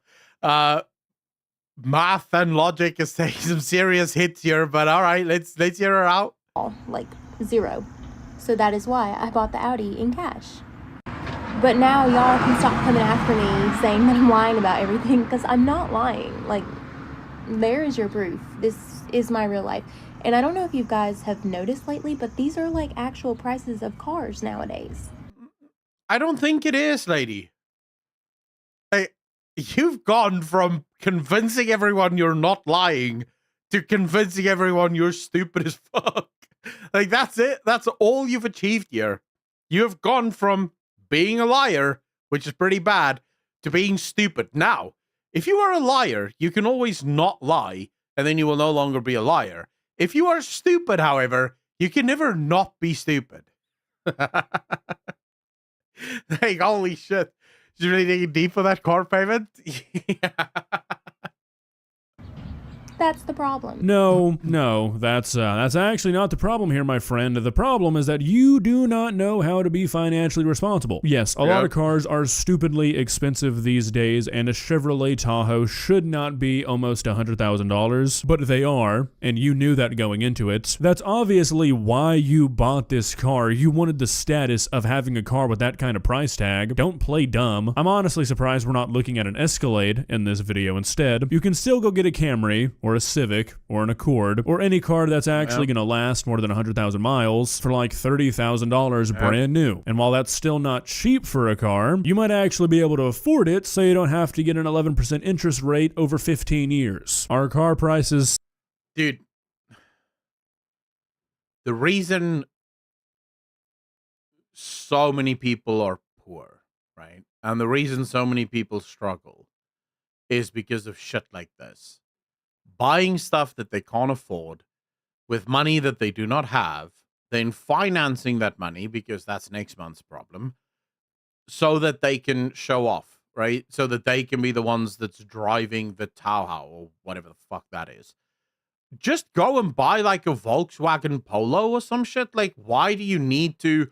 Like, I don't mind, right? If you are rich, buy whatever the hell you want. Like, I couldn't care less, right? It's your money. You want to waste it on a car that literally has one job, and that is to take you from point A to point B. I'm not going to stand in your way. I would probably employ my dad's philosophy on this shit, which has always been he drives like old cars, and then he buys his wife the new shit because she always had like kids that she had to drive around and stuff like that, right? So they have to be safe. But I would never, ever buy a car that is over $1 million. Ever. There are so many better things that I could spend that money. Like, think of all the computers I could build with that. Like, all the games I can buy with that money. I would not be spending that on a car. Silly, yes, but that's not why you're in this situation. You're in this situation because you have zero financial literacy. You bought a car in cash while you're $30,000 upside down in a car you're trying to sell. Where do you think that $30,000 is going to have to come from? Do y'all want to know what is worse than my Tahoe payment? You guys thought that was bad. Wait till you hear this one. It's my husband's truck. Well, no surprise there. As a person who's recently joined the truck owner community, I have learned that there are two kinds of truck owners. There are people who can fully afford the kind of truck they want, so they get it. And there are people who will accept any kind of loan term whatsoever. They will do whatever it takes to get a truck they cannot afford. There's no in between. Someone, who I will not name, but they're gonna know who I'm talking about if they ever see this video, in my extended family, has a 96-month-long loan at 24% interest on a 2017 Ford F-150. The difference What? is that unlike these people who seem to be proud of these financial decisions, that man regrets every single thing he did in his life that led to him buying that truck. That is Well, how yeah, you're of supposed to course. feel. You're not supposed to brag about it on TikTok. My husband drives a 2020 GMC AT4 Sierra 1500. We bought it in August of 2022. Financed it for $78,000. He still has a remaining balance of, I think it's $72,000 or $74,000. I haven't really checked recently. His payments are $1,600 a month. Why are you so happy? I feel like I would not even be able to Yeah, make I mean- myself force a smile if I was talking about myself or my I'd be in tears. Like, if I was the one shooting this video, I'd be doing it through snot and tears rolling down my face, crying my little eyes out, begging my community for a bailout. Like, I'd literally be begging you guys to just buy the car off me. Hey, anyone take the car, take the payments. I can't do this anymore. my significant other being in this kind of situation. That's over $3,000 a month that you But look at her eyes. She's got that crazy eyes. Like, she's got them crazy eyes. Like, you look at her and you go, yep. I bet you, before TikTok was a thing, this bitch did a bunch of stupid shit in her life. I'm willing to take that bet. you are basically throwing away. If you guys have been paying $3,000 a month collectively for the last 2 years, that's $72,000 you've been tossing into these vehicles, and barely any of it whatsoever has gone towards you actually owning them. I kind of want to feel bad for these people, but I don't. So y'all thought my $1,400 Tahoe payment was bad. It is. His truck payment is $1,600 a month with an APR of 14%. If my wife outed me as a complete idiot in front of the entire internet, I think I would divorce her. Let's play one more round of the loan game. What do you guys think this loan is going to come out to be after those 84 months? Any guesses? Nuts. $78,000 financed over 84 months at 14% interest is another $145,000. So yeah, y'all stop coming after me for my bad finance decisions and go after him because You two deserve each other. You two are Twitter in real life. The village idiots have somehow wound up together. The best you can hope for in a relationship is that one of the two is smart, right? Somehow these two have managed to find each other through thick and thin, right? And they are single-handedly responsible for the fucking debt crisis in the US. Like, it is nuts, bro. Like, the US is $30+ trillion in debt, and they're responsible for like half of it. It is nuts. Like, how are you making these decisions? you fucked up too. Too bad he didn't buy his truck for him. I did. So yeah, What the, like, bro? Oh, wow. Do you think her husband knows that she's making all these bad decisions with his money? Oh, man. She humbly brags about how her husband is as stupid as she is. And then she goes and says, well, actually, I made the stupid decision.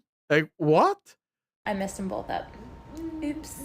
So maybe we should just let his truck get repossessed and keep the Tahoe, because a $1,400 Tahoe payment is a whole lot better than a $1,600 truck payment. Maybe you shouldn't be allowed to buy vehicles anymore because clearly you don't know what you're doing, okay? The words coming out of your mouth are genuinely insane. That's $280,000 on vehicles that will be worth maybe $40,000 put together by the time you've paid them off. And yes, I know, cars depreciate. You're never going to come out on top when you buy a car, but you can mitigate the damage by knowing how to finance something not like this. Okay, quick. No, you can actually come out on top after buying a car.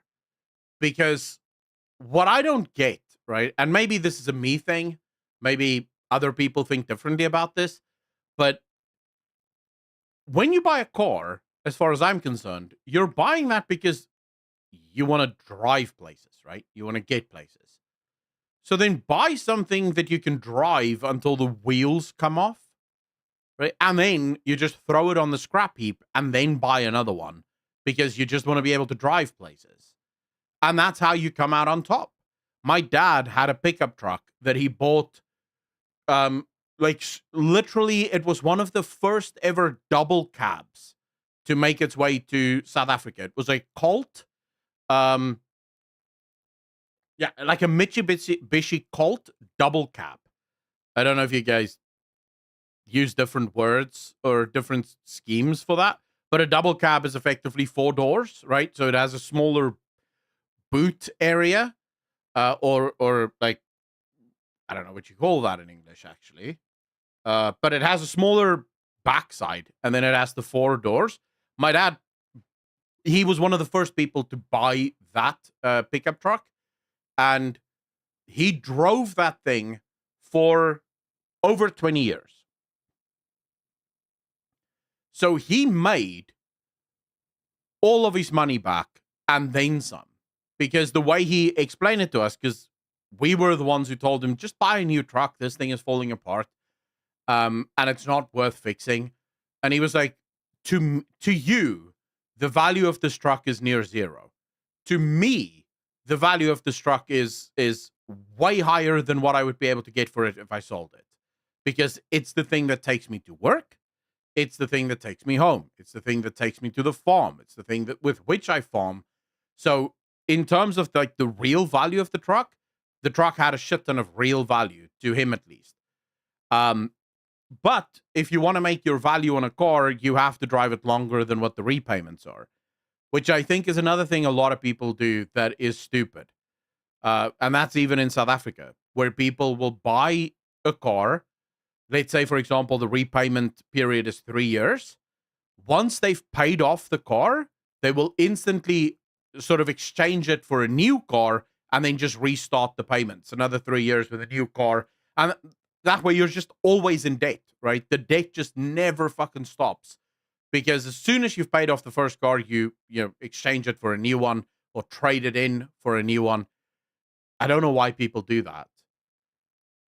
Quick finance lesson with August. If nobody's teaching you this stuff, let me give you a quick rundown. You might watch this video and think, oh, financing is bad, financing is scary. No, you're wrong. Financing is good. Financing is great. Financing something gets a lot of bad press on the internet for some reason, but financing is an extremely important tool, and if you know how to use it, you're gonna come out on top. No matter what you buy, if you're financing something, you can probably assume that whatever you're buying is gonna be worth less than what you bought it for once you're done paying it off. The one exception. Avrecnius, thanks for the follow, man. Really appreciate it. Welcome to the channel. Thank you. Unless the exploitation cost repairs are higher than the cost of the new truck, then you buy a new one. Aragos, that's literally what my dad did. So at some point, the Colts, I think it's called the Diff, right? I don't know shit about cars, but I think that's what he said. The Diff broke. And so that would have been, I think, something like 45 or 50,000 rand to fix. And then you may get it roadworthy again, although most of the time they do not allow for those cars to be roadworthy. So you're sort of stuck. That's when he finally said, all right, fine, I'll buy a new pickup truck. And I think he bought a Toyota Hilux. Yeah, he bought a Toyota Hilux Bucky, or pickup truck, as you guys call it. Danny, how you doing? Exception is houses, obviously. Houses tend to appreciate slowly over time. Last few years have been a bit crazy in that front, but eventually things will probably even out, right? But yes, you might think that it's best to buy a car in cash because you're getting the closest to what you're going to be able to sell it for if you don't finance it. Because financing is going to add a whole lot of money on top that you won't get back, and sure, I can understand why you might think that way, but that's not the case. Making large purchases in cash is almost never a good idea if you have a good credit history and good finances. For these people, if they really wanted this Tahoe, which clearly they did, for them, if they had to buy this Tahoe for some reason, then yes, it would be best for them to buy it in cash, because their alternative is an 11% interest rate over 84 months. But the trick is, to not be an idiot and not buy a car you can't afford because you Yep. want to look the best at the local neighborhood soccer meeting. So when you buy a car you can afford that actually reflects how you live and what kind of money. Dude, I don't want to be mean, but when I look at this lady, she kind of looks like the kind of person that would take out stupid loans and do stupid shit. I know that sounds mean, but when I look at her, she doesn't give off vibes of I am a woman that makes really intelligent choices. And everyone knows someone like that. I have a family member that's like that. When you see them, no, it's not the tattoos, Stizzlebear, because my family member doesn't have tattoos. But when I look at this family member, I just go, I don't think you've ever made a financially responsible choice in your life. You just have that look about you that every single piece of bullshit the world can throw at you, you will buy, right? These are those people that watch late night infomercials with their fucking credit card right next to them because they're buying everything and it doesn't matter what they're buying. This particular family member also once took out a consolidation loan, right? And to consolidate all of their debt, and then ended up spending all of the loan that they had just gotten on random shit. So instead of consolidating all of the debt into a single pot that you pay back, they now had all of their debt plus then a brand new bag of debt. Surely at a better interest rate, but you know you're now owing double of everything that you used to own. And you just look at them and you go, yeah, I'm not financially the most responsible person in the world. The only thing that saves me is the fact that I don't have many things that I buy. But like, I'm not responsible financially. Not really. I'll buy whatever the fuck I want if I want it. The funny or the nice thing is I never want anything, so I don't buy much. But like, you just get these people, like you look at them and you just go, yeah, you've never made a good financial decision in your life. I drive a 2013 Dodge Dakota, got it gifted to me with only the transmission needing work, 2.5K later, and it's still rolling. Nice. What is the cure for such disorders? Beatings? No, I think a lot of this is down to impulse control, right?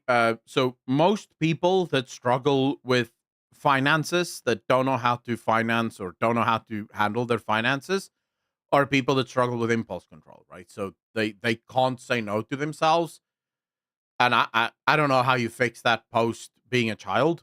You're bringing in, you can finance it and make money with the money you would have bought it with in cash. Let's take the example I brought up earlier. You're going to go buy a $30,000 Toyota Camry. You've got a pretty good credit score. You've saved some money for a down payment. Let's say you're going to get that car for a 4-year loan at 4% interest. Are you going to be able to go out and do that today? No, absolutely not. Interest rates are pretty depressing right now, but hopefully one day we will be back where we were about 10 years. Well, Stizzlebear, the way you need to look at that, right? So the confidence thing that you're talking about.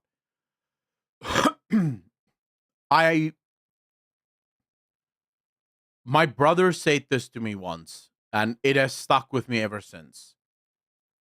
There is a certain type of people in the world that are blissfully unaware of the impression that they make on other people.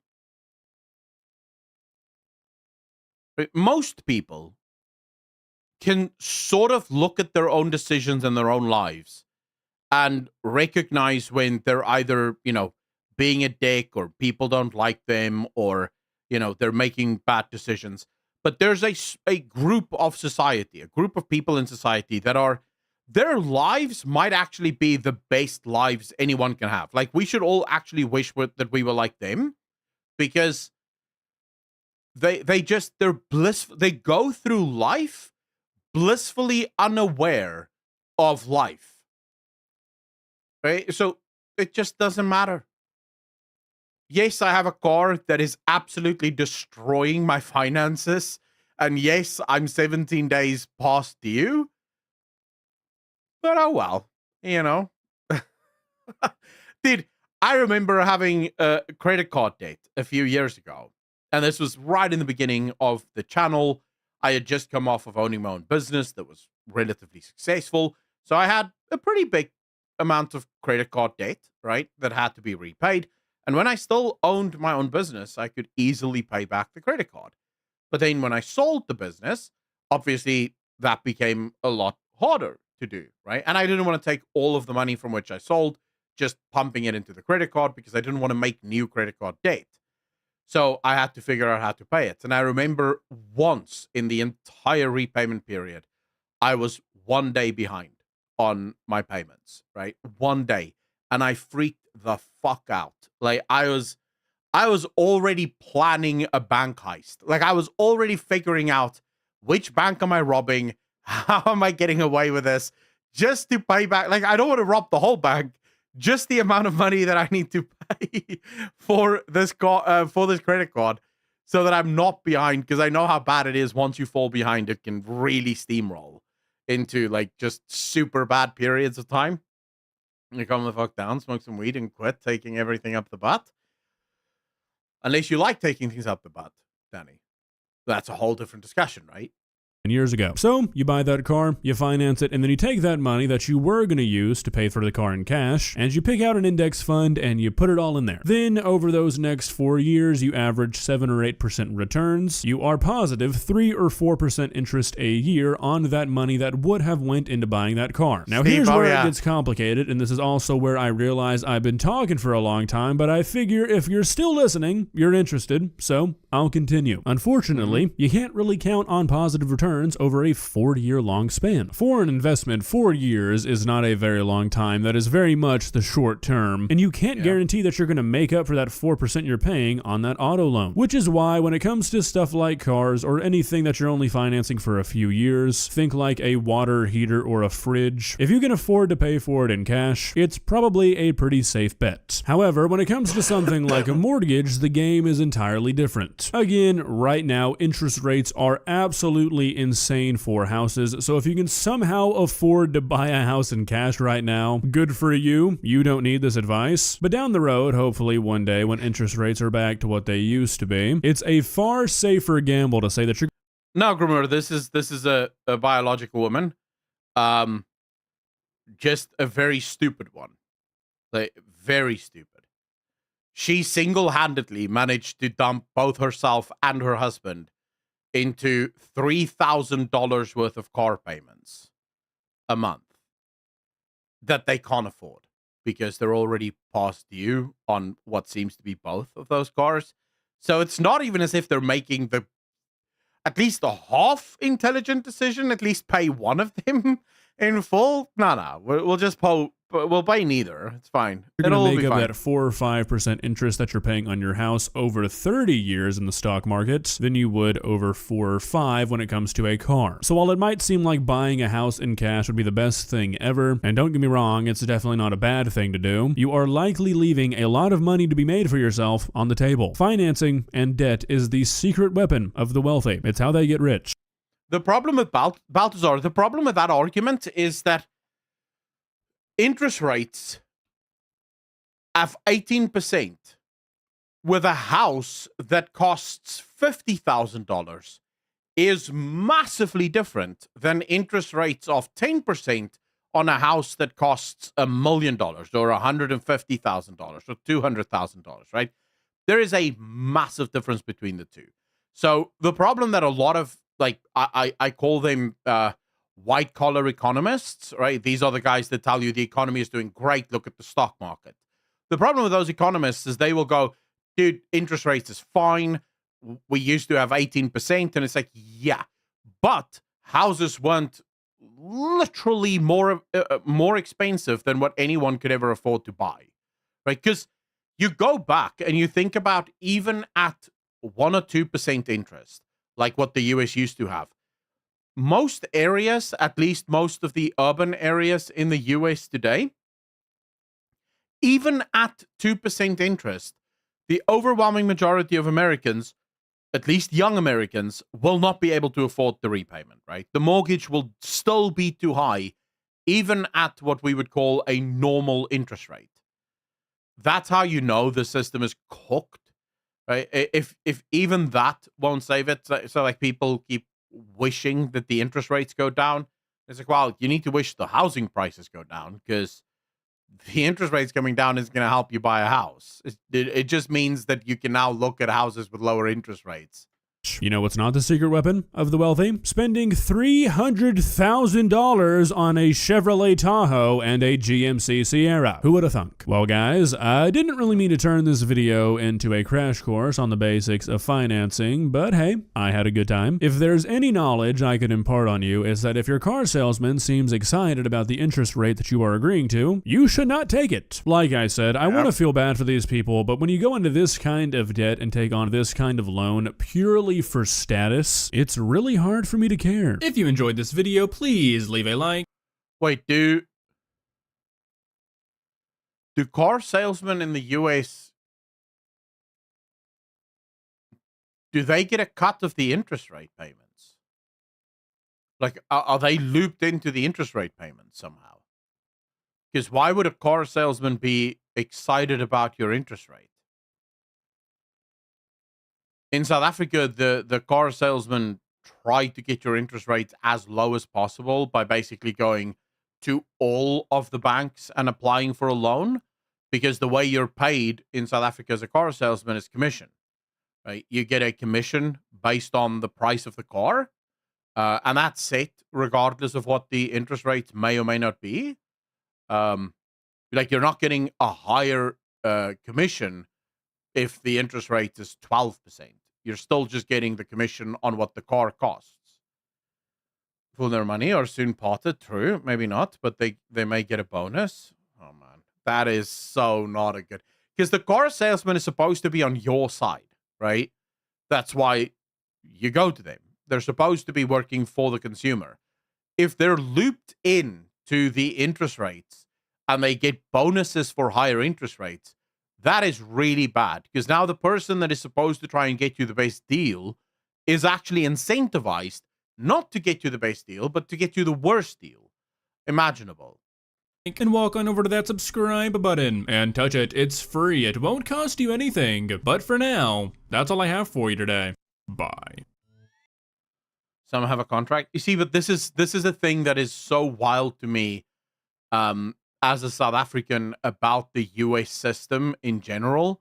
And this is why I always say the corporatist system of the US is nuts. So I'm pretty sure that would be illegal in South Africa. I'm pretty sure the car salesman can't be working for, can't be connected to the bank. It's the same for doctors. So in America, doctors can get rebates from pharmaceutical companies for, prescribing their drugs. That is highly illegal in South Africa. Like, a doctor cannot, under any circumstances, have any connection to a pharmaceutical company.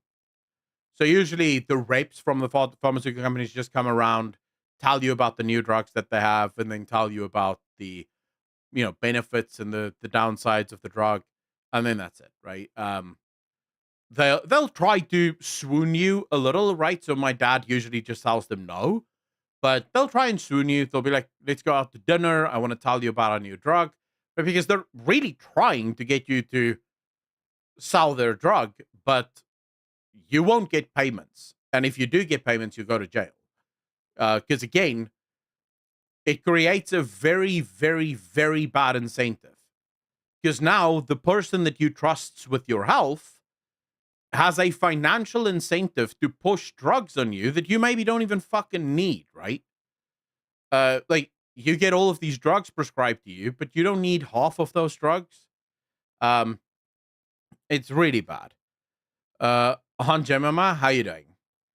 In the States, there is a thing called sticker price, where they promise the price of the car at a lesser price than the advertised price, which they don't advertise. Scam, basically. Wait, what? How? I don't understand the sticker price where they promise the price of the car at a lesser price than the advertised price. But are you getting it for the lesser price, or are you ultimately paying the higher price. But they're just using the sticker price as a way to get you in the door. Because there is the same thing here, right? When they advertise a car, they'll usually have from, right? So they'll be like, starts from, but it never starts from there. Because basically what they'll do is they'll be like, starts from 1,400 Rand per month. But then when you actually go look at the price of the car and you look at how you would get to 1,400 Rand per month, it is effectively like nigh impossible for anyone that isn't like Warren Buffett or some shit, right? Unless you have like the best credit score in the world, you're never getting that interest rate. Status, be throwing away money. I will take all your money, pay me. Like a stage list. I don't know on Gemma. I'm trying to figure it out, right? I'm not entirely sure. They lie about it being on advertised, so you know it's being seen. Sticker price is the price. Ah, okay. I mean, as long as you're informed that you are going to be paying the full price. I know there was this thing. This was a few years ago. It's still around, but more people are now much more educated on this. But there was a concept where you could buy a car. What was it called? It had like a specific name. You would buy the car, but then what would happen is they would only finance the first half of the car. So if the car is, say, 100,000 Rand, which good luck, you can't buy a car for 100,000, not really. But what would happen is you would buy the car for 100,000, but they would only finance 50,000. And then the other 50,000 would go into sort of like a waiting period. But then after the 3, 4, or 6 years of the payments, once you've paid off the first half, now you would have to pay the second half. And then you would either have to renegotiate another lease in order to pay that back, or you would have to pay it cash, right? So you could do stuff like that. But then people sort of very quickly woke up to just how scummy that actually is, because when you refinance, it's almost always at a much higher interest rate than what it was before.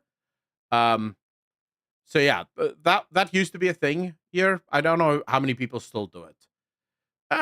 Voicey, is it lease to buy? Because if you're leasing something,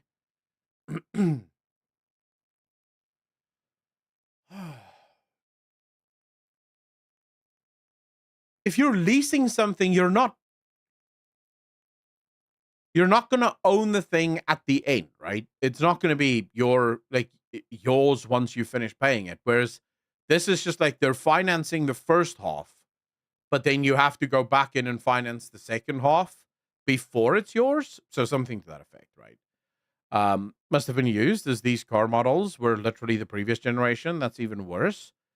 Used cars for that amount, full price to pay. It's just nutter. There is a rule: if buying cars like that depreciate really fast, you don't buy them as new. You would usually get the previous generation models or similar to that, and also previous.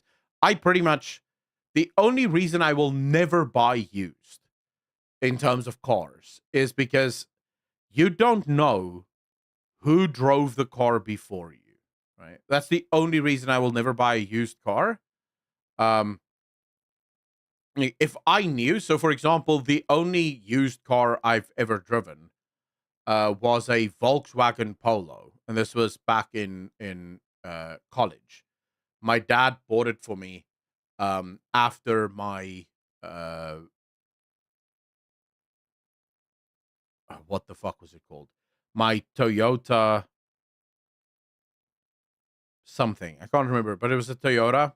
Got stolen. My dad bought me a not Yaris, no. It's Corolla, like the new shape Corollas, the Toyota Corollas, but the newer shape. That one got stolen, and so my dad bought me a Volkswagen Polo, but that one he bought used because my uncle, his mother, wanted to sell her car, and because my dad knew her, he was like, yeah, okay, he trusts her, so he bought the Polo for me. But when you lease, isn't it, if you wreck it, it's yours, you now own it? Well, you own it you're probably just going to have to pay for it, right? But you're still going to, like, own it.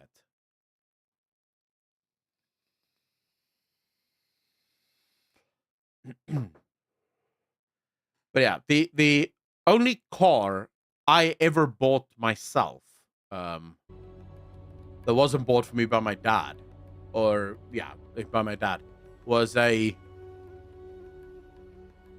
fuck me, man. Me and cars, dude. I suck at them. It's this. This I drove back when I had my business.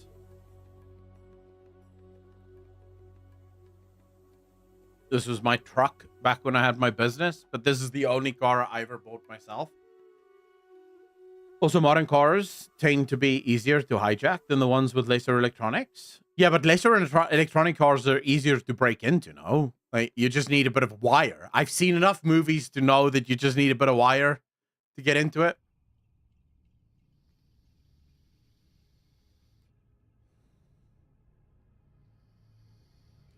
You can't wait for Toyota Hilux Champ to popularize. Wait, let me see. What does that look like? Hold up. I'll check.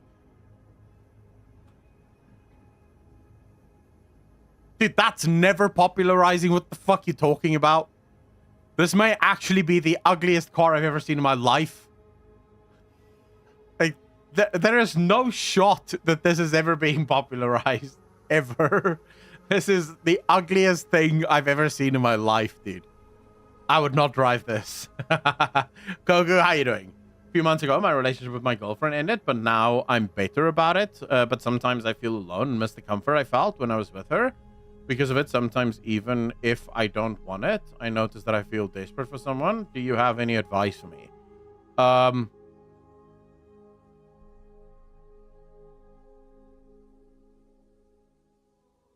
Do you have friends? Specifically, do you have girlfriends, Kogu? I mean, friends who are girls.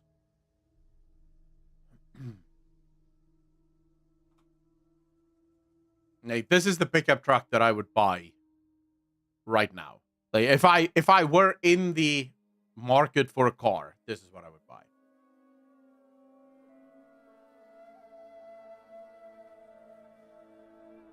Kogu, then start hanging out with them more.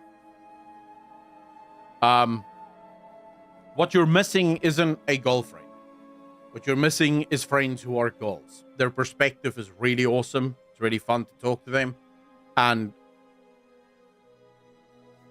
they help break the monotony of life in a way that your guy friends won't. Obviously, having guy friends is also important. Start doing stuff with them. Start hanging out with them. Go out for drinks. Do whatever you fucking need to do. Fill up your life and you'll get over her, right? And you'll get over the loneliness. But I would say most importantly, figure out why you're getting lonely and then fix that. Because, yeah, if you can't be alone, you shouldn't be in a relationship either. Like, first figure out how you do things alone and then you're good. Every day, but when I'm alone, it begins again. I think I'm almost over her, but the loneliness, it gets worse. Yeah, but it's gonna get worse until you figure out how to be alone. I can't help you with that because, well, I'm not a psychologist, right? So I have no idea. But yeah, I like being alone. So I really can't help you with that. I'm very happy alone. In fact, I tend to get annoyed when people is around me. That's not true. I like people, but I also like being alone. So I don't really, and I don't know how. I've just always been more happy alone. So I really don't know. I do know the one surefire way to make sure that you will never get over your girlfriend is by thinking about her or looking her up or keeping her in your life. So if you're still following her on Instagram or you're still following her on X or Twitter, if you still see her generally or relatively generally in life, you're gonna struggle to get over her. Don't block her, but maybe mute her. Just until that point where you no longer miss her. And then you're good to go.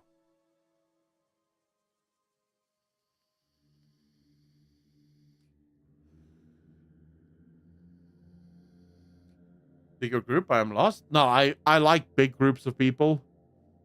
I like stimulating environments, right? So I love being stimulated, and big groups tend to stimulate me more because there's more things happening. I'm a proper extrovert in that way. So when I know stuff is happening around me, I get super happy about that. Stand your point. I know you have the best intentions. Thanks, love you. Love you too, bro. Good luck with that. Breakups is never fun.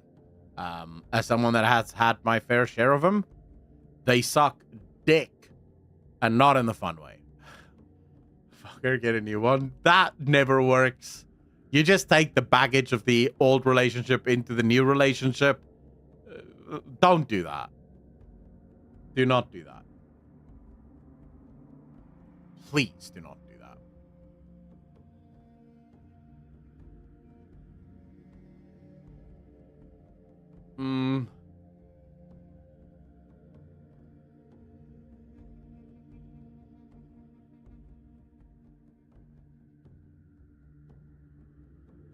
I'm happy being alone. Sure, a partner would be nice, but I thrive creatively when I'm alone.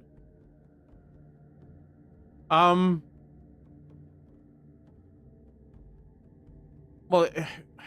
I don't know. I think it's so difficult because every human being is going to be very different, obviously, in that. Loneliness is the problem. Being alone is fine, but lonely, like if you're starting to feel lonely, that can be a super problem. That's why it's always good to have friends of the opposite sex, even if you guys aren't fucking or even looking to fuck. I personally find that helps when you have friends that aren't of the same sex as you, because having that perspective, and also it just serves a different purpose. Like, I can go out with my mates and I can spend the entire evening hanging out with my mates, and it's a good time, right? Don't get me wrong. I really enjoyed it. I had a great time, laughed, made jokes, whatever. But guys, when we hang out, we're not really talking about like feelings and shit, right? You're not really talking about let's say stuff that matter. Whenever you hang out with your guy friends, it's more just joking about, right? Mostly doing things. I mean, maybe you'll talk about some stuff if it's bothering you, but when you talk to girls, they tend to want to talk about more real things, right? So that can be like a therapy session all in and of itself. Not even talking, because I'm not a big guy. I don't talk about shit often. But I don't like being the one sharing. But just listening to someone else's problems makes it easy. I appreciate your level of self-awareness. Echo is refreshing. Well, thank you. I appreciate the compliment. The longer you ignore that part, the shorter and more haphazard will the decision to have kids with the person that eventually shows up will be. Eric goes, what? Because you need some time to know the person to find out if she's wife material. I have a story for you guys.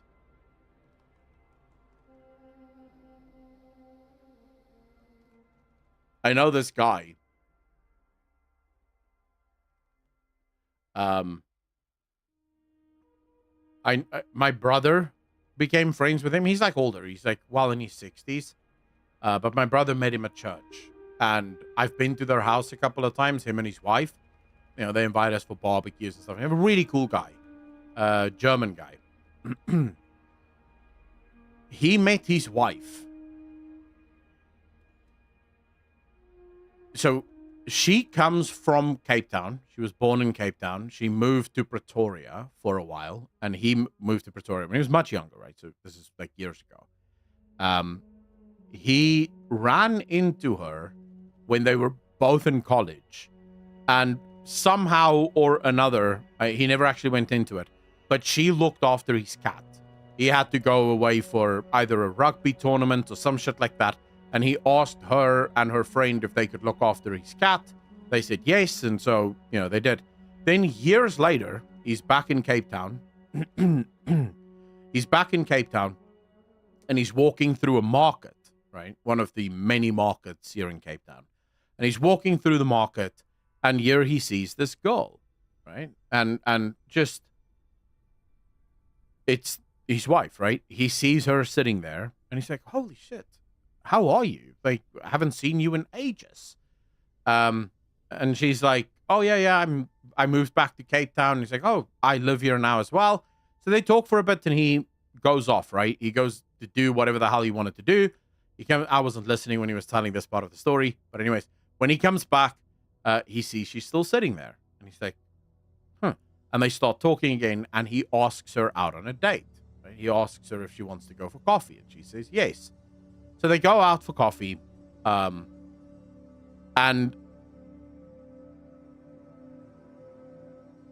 the next day, right? So after they went out for coffee, the next day, they're hanging out again. He looks at her, and he says to her, let's get married. Now, you have to remember, they've never dated before. They've been on one actual official date. He tells her, let's get married. She goes, no, you're crazy. What are you talking about? No, that's not going to happen. And so they sort of dated for about 2 months or something. And he kept asking, like every once in a while he would ask her, let's get married, right? And she would say no, because as far as she was concerned, she wasn't sure if she wanted to marry him or anything like that, right? And eventually he gave up. Eventually he was like, well, I will never ask her to marry me again. We'll just be dating forever, right? Doesn't matter. And then the one day he walks into her sister-in-law into their house, I think. Again, wasn't quite paying attention to everything while he was saying it. But he walks into her sister-in-law's house, I think. And they're both crying. And he's like, what the hell just happened? Why are you both crying? And his wife now, was gifted a book that morning by a friend of hers. Gave her this book as just a gift, right? So the friend who gifted her the book didn't even know that she and this guy was dating.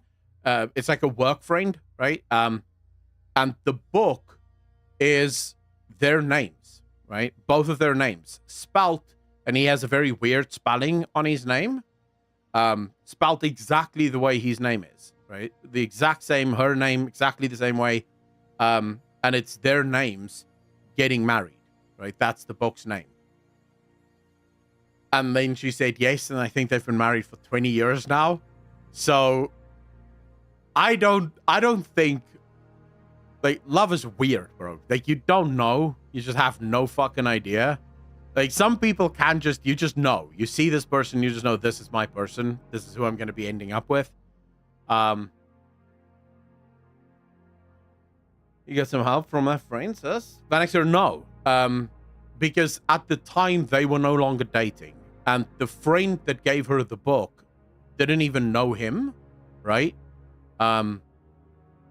Because she worked with this person. So it wasn't like a close friend. It was just a person that worked in the same office as she did.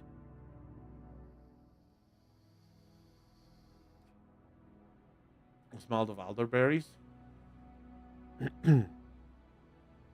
Who was a plant? You think the girl was a plant? I don't think so. I mean, life is full of little coincidences and little weird shit that happens like that all the time. It obviously doesn't happen for everyone, right? Like, the light isn't suddenly going to shine on your wife and you're going to be like, oh shit, here we go. But there is always something weird, something that could happen.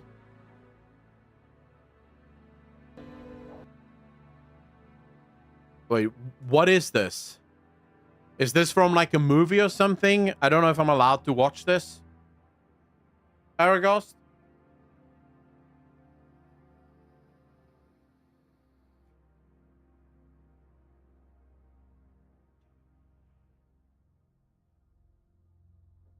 A very popular clip from a cartoon. Yeah, but then I can't watch it because I will probably get copyright striked.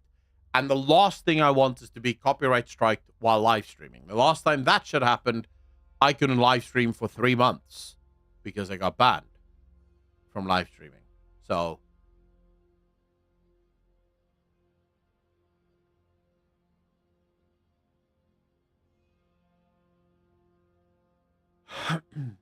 I hate when someone farts in my general direction. Where the fuck does that come from, Balthazar?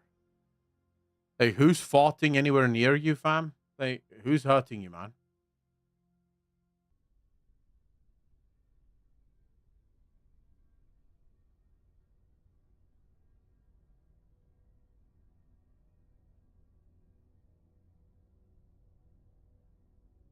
Off topic, but finally finished getting through your long ass convo with Pyro, and it was chef's kiss. Keep him coming, and happy to catch a stream of yours again. Barbit Stew, how you doing, brother? I'm so happy to hear you enjoyed it. I loved making it as well. It was really fun. So yeah, I'm happy you guys loved it. It's probably not the kind of thing that we'll do all the time, because it's the kind of conversation that if you were to do it weekly, I know a lot of people are asking for like a weekly podcast, but it is the kind of thing that if you were to try and do it weekly, it would probably not work. Just because there's not enough WoW lore to go that deep on every single week. Eventually you'll just end up basically talking about nothing or trying to basically scrape the bottom of the barrel in order to get something out. So I do think it's one of those things where it's almost always better to maybe do it once a month, once every 2 months or something. But I love the conversation and I'd love to have it again. I'm pretty much open talking to literally everyone in the WoW community, although the WoW community isn't always that open talking about me. Or talking to me.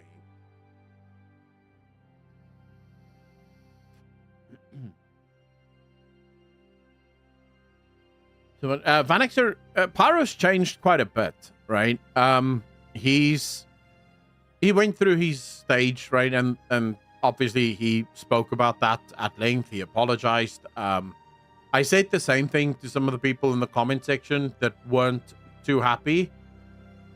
I will always give someone another chance. Always. I'm not the kind of guy that judges someone and then that's just it. Right? I don't think that's healthy. If someone changes their way, if someone, asks forgiveness or whatever the case, I will always give them another shot, right? I don't think it's healthy to just, keep punishing someone for something they may have done wrong like a year or two ago.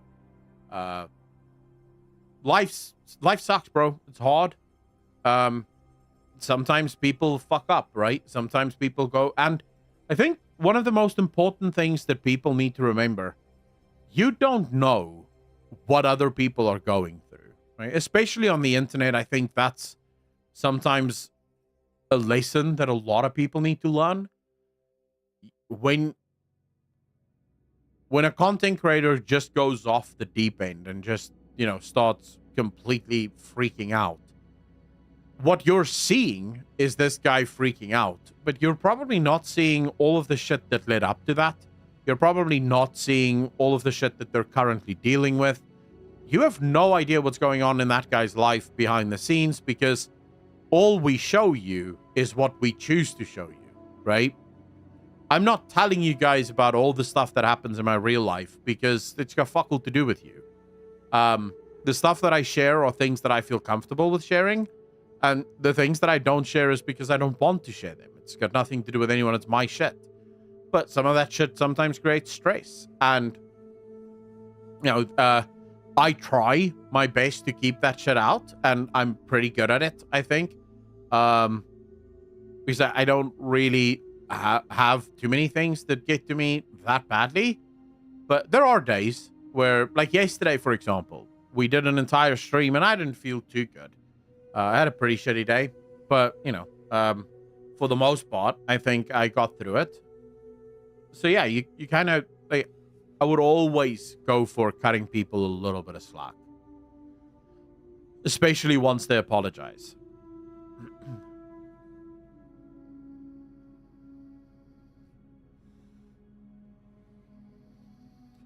Aragast, I said I will always give someone a second chance, not that I'm stupid. Right? Obviously, if you borrowed money from me and then you said you couldn't pay me back, I'm not lending you money more. I'm not lending you any more money, right? Until you've paid back the first bet. But, you know, if you lost your shit once upon a time and you said some shit during a live stream, I'm not gonna keep hounding you about that. You might want to check this Twitter link out. It's about Helinka giving a feedback on the newser. Whoa, shit. Link? Digit? Link? A pretty good day today. I got the Noble Flying Carpet Mount today. Stizzlebear, congratulations. Congratulations. I didn't do that. I don't do holidays in World of Warcraft.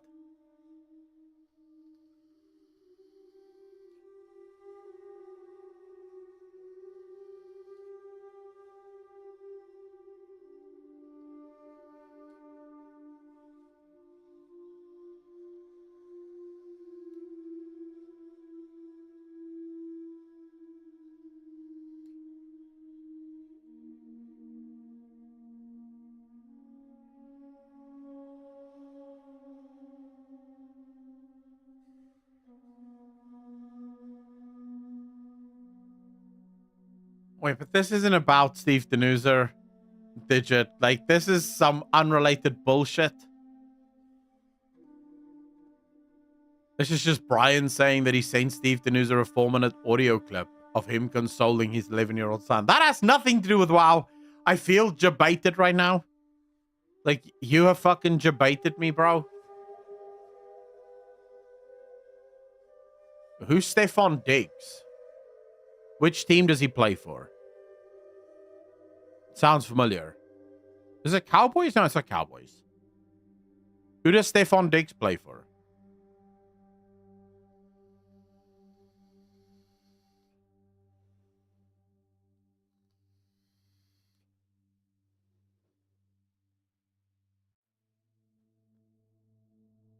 Oh, come on, give me another chance. No. I thought it would be, though, and interesting to share. Sorry. Digit, I mean, what exactly is interesting about this, though, for me? I don't even know who Stefan Diggs plays for. Let me Google this shit.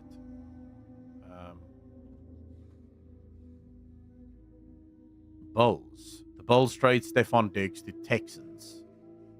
Oh, shit. I wasn't aware that I watched enough Bulls games to know who Stefan Diggs is, but okay. All right, so he's with the Texans now. What are the Cowboys? Have the Cowboys done anything different lately, or are they still sticking to their same fucking team?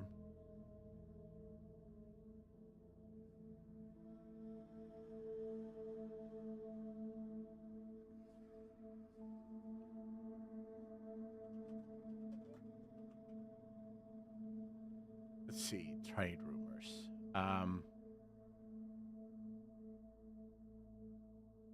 I thought Denuser quit Twitter anyways. Yeah, that's the only interesting thing here, is that Steve Denuser says, hard to tell which of you was sobbing louder. But Steve Denuser did absolutely tweet out that he's going off of X. Dude, it's the same thing with all of these morons. Like, they keep going, yeah, I'm leaving X. I'm not going to have anything to do with X anymore. But then they're still on X. They still check everything on X, you know. So it doesn't even matter. Rio, 29 months, part of the DJ Nation. Appreciate ya. Thank you, thank you, thank you. I'll be right back, guys. Quickly need to go to the bathroom. But then I will talk about something, because this is actually an important thing to discuss.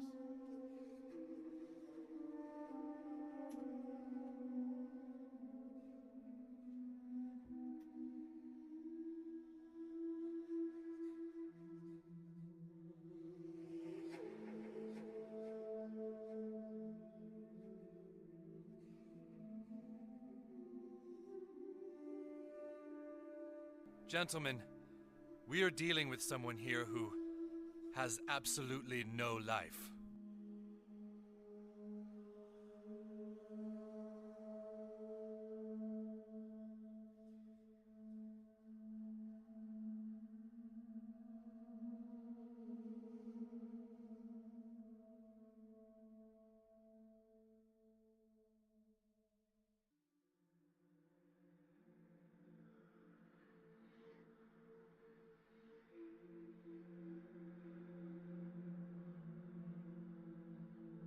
For the Emperor!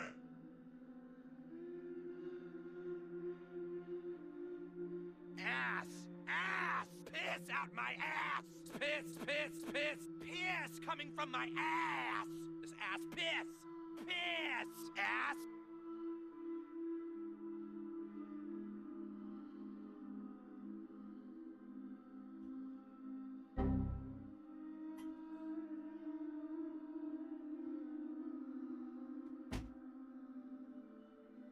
How do I reach these deeds?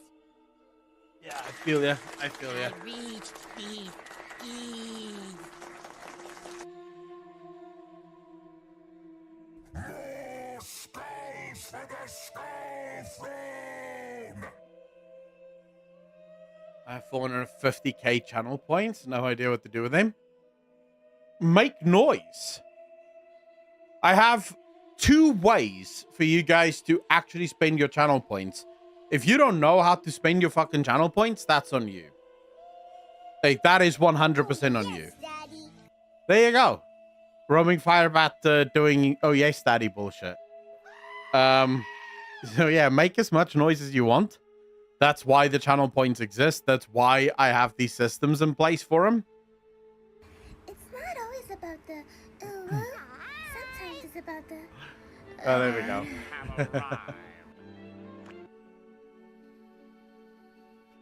Aragast, I'm not fucking doing 20 push-ups. You're nuts.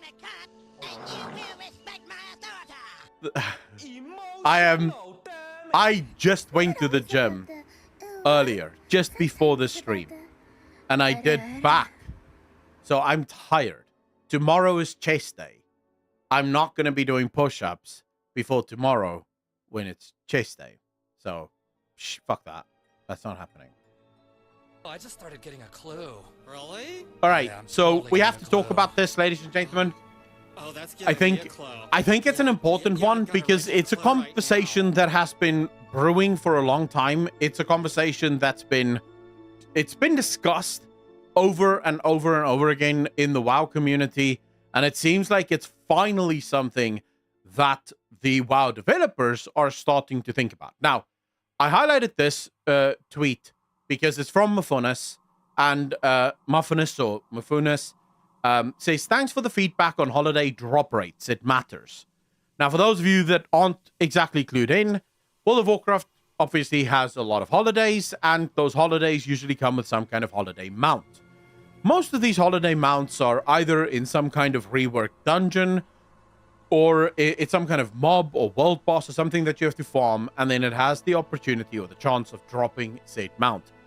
The problem with a lot of these mounts in World of Warcraft is that it's a very short period of time, so usually for like a week or two, that the event is ongoing. But the big issue with these is that the drop rates on these mounts tend to be very, very low. So anywhere from 1% to sometimes even less than 1% drop chance on these mounts, which for the longest time has created a pretty toxic sort of play loop that players had to go into. So basically what this would do is it would incentivize and sort of unfairly benefit those that have alts. And what ended up happening is a lot of people obviously would start rolling alts for one purpose and one purpose only, to spam holidays for the hope of getting some kind of mount to drop. And you saw this with pretty much all of the holidays. The Halloween holiday was one of the most notorious ones, where people would do that same mount, or that same dungeon. They would do it on every single one of their alts every single day for a whole week, and then you would see these stories at the end of the week of just, dude, still didn't get the mount, I guess next year. Now, you might say to yourself, but Aquilon, why does it matter? It is a mount. It should be rare. It should feel good. Well, the problem, more often than not, right, is when you have... Vogue, how you doing? You're guilty of that? I don't think you're the only one, right? The problem with these kinds of designs is that they're not really sustainable, because it will work for a lot of people for a long time, but it will work for a lot of people only for a very short period of time before they go, fuck it, I'm out. I want nothing to do with this system anymore, because it's toxic. No one should be asked to do the same mindless content 10, 20, 30 times in a row for a mount that only drops for a specific period of the year. Now, I have come up with ways of fixing that in the past, and we'll go through some of them in a bit.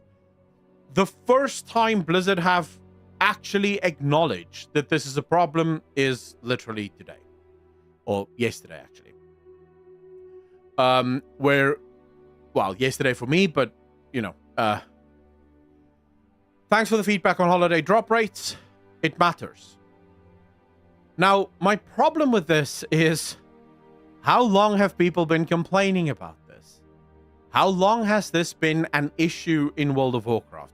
How long have people bitched and moaned on the forums? Like, you could go to the forums every single holiday and you will see post after post after post of people complaining that it doesn't feel good. So here's...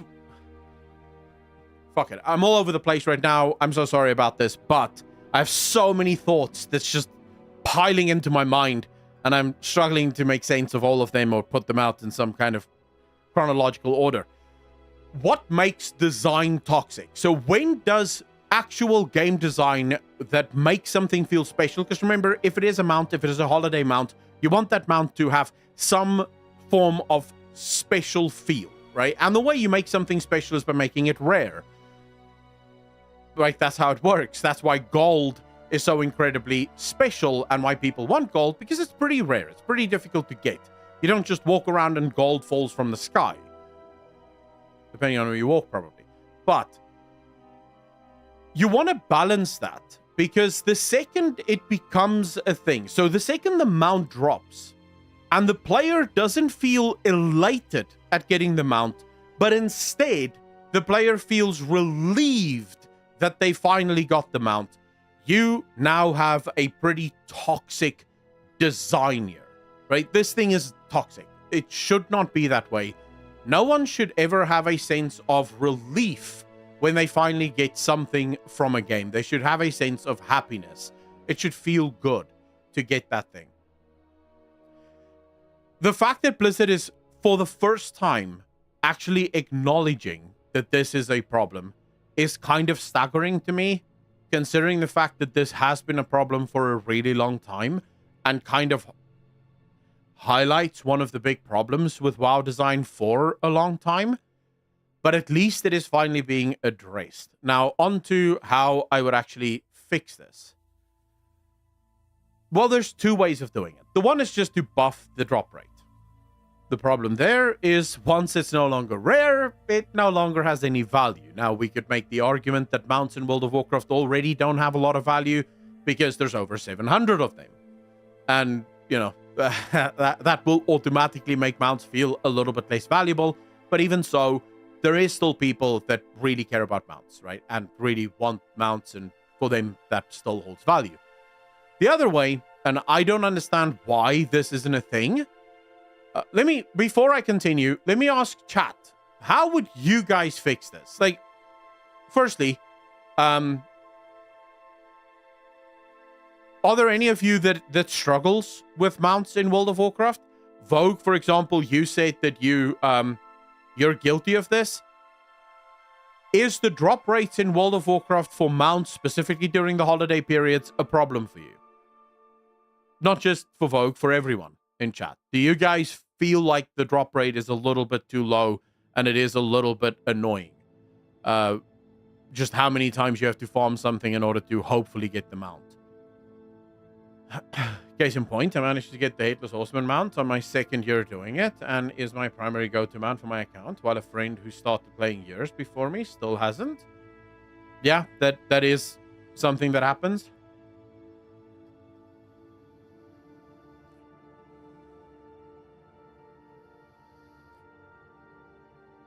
The end of it, no grind or farm needed.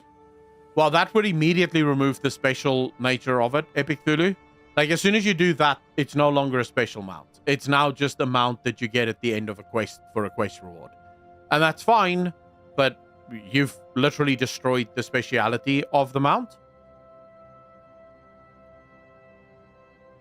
Holiday Mount Pity System. Get a token every time you're eligible for the mount. Your CL tokens do not expire.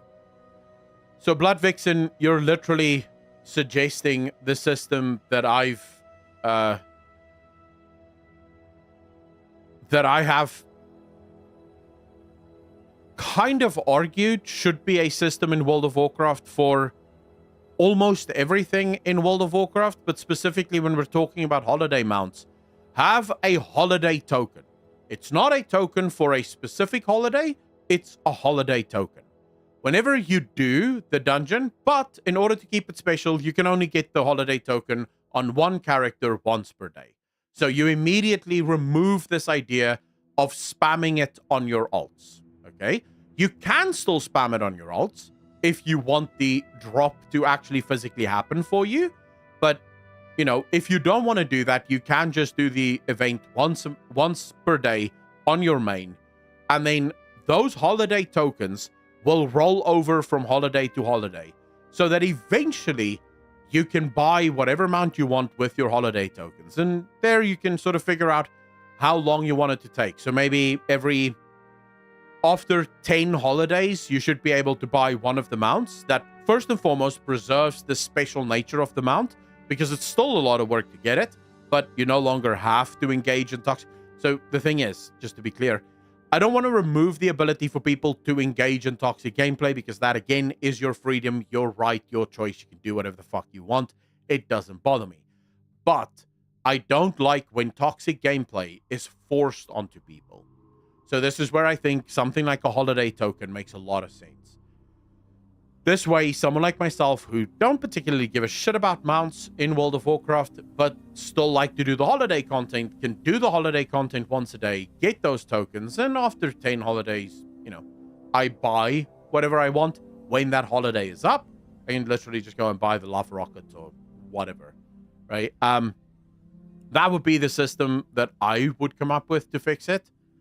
What are we saying, though? 1 mount a year type of thing? Stizzlebear, yes. So effectively, if you're very unlucky and none of the mounts drop for you just by a natural drop, you will be able to purchase at least one of the cool mounts once a year, right? And you can even include micro holidays in this, right? Roaming Firebat, take care of yourself. Thank you so much for hanging out, man. Really appreciate it. Valentine's Day mount is special because you only get it during Valentine's Day. There isn't a need to add the extra layer of a % drop that everyone here knows doesn't work. Epic Thulu, it doesn't matter when the mount drops. Because if everyone has a guaranteed 100% drop chance on the mount, suddenly everyone runs around with the mount, and now that mount is no longer special. That's just guaranteed. Right? Because that's how humans attach value to a thing. The rarer a thing is, the more special we perceive it to be. This is basic psychology. If you make something, that's why no one sees green items as special. No one looks at a green item and thinks this is the greatest item in the game, because they literally drop from everywhere and everyone. So outside of a few niche transmog applications, green items tend to just get disenchanted because who gives a fuck, right? So you do want to preserve the rarity and the value of the item without creating a space where things have to be super toxic in order to even give yourself a shot at engaging with it. You can farm the tokens even after you get the mount reward associated with a holiday that is active at the time. What if it drops for you again, then after you buy it? So, Floppy, as soon as you've bought it, it registers on your account, and that means that it will not drop for you again. But you could even have like an incentive system, right? So if you bought it, right, and you keep farming, and it should have dropped for you, you actually get extra tokens, so extra holiday tokens. So this also then creates that incentive for people to keep doing holiday content even after they've gotten the mount, right? Because now, if the mount were to drop from them in-game, they get a small little bonus of extra tokens that maybe takes it down from like 10 holidays to, let's say, 8 or 7 holidays that you would need in order to buy a full-scale mount.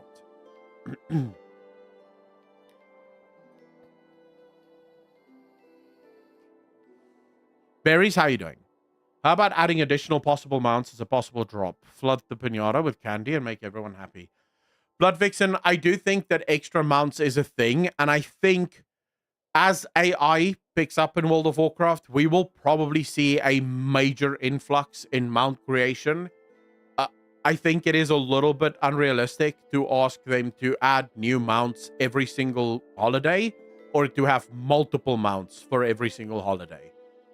There is still some work required into making these mounts and into creating these mounts. And unless it's literally just going to be recolors every single year, which I guess is also fine. But if it's just going to be recolors every year, it doesn't take long before we're at 2,000 mounts in the game. But like more than 3/4 of them is just a recolor of something that already exists in the game. Recolors is already a big enough problem for me in World of Warcraft without throwing on top of that an even bigger issue. I do think, however, mounts in World of Warcraft needs to seriously be looked at by Blizzard. There was a time where mounts were incredibly special, where if you got a mount, you would feel an overwhelming sense of accomplishment. They were very rare. Most people were lucky if they had one. And of course, you don't want that, right? You don't want a system where no one has a mount and only like 1 or 2% of the community have a mount. But you also don't want where we are now, where even without trying, I have something like 400 or maybe even 500 mounts already. And I'm not even trying. I'm not a mount collector. The only mount that I've ever given a shit about collecting is Invincible. And I gave up on that when I realized that Blizzard have coded my game to not contain Invincible. Like, I'm pretty convinced of that. Due to bad behavior, I'm not allowed to have Invincible. So I've given up on farming that thing as well. But I wonder if there might not be something like ultimate mounts. Like maybe there's a type of mount that Blizzard could implement into the game. Now, just run with me here because I am literally spitballing in the moment. In order to make things feel special again, what if Blizzard made... Like, you guys know how Final Fantasy have these 4-player and 8-player mounts, where you could, like, carry 8 people on a mount. What if Blizzard added mounts like that into World of Warcraft, but they were incredibly rare? So, like, most of the mounts that you get in WoW, that's just the mount. You can do whatever the fuck you want with it, right? There's hundreds of them. But then... like once an expansion or for something really, really huge, there would be like these ultra special ultimate mounts that can carry, say, 8 people or 12 people even, like as many people as Blizzard wants to put in it. And it looks super awesome. It's like a giant flying ship. You guys know the flying ships in World of Warcraft? Say a mount like that drops and it's literally a ship. So you can literally carry as many people on your back as what a ship in WoW can carry, right? Stuff like that. Would that create that rarity and that scarcity to make people care, not for mounts per se, but for these hyper special mounts that is super rare and the drop rate is super rare, but it is fun. Right, so when you have one of these, it's a really fun thing to have.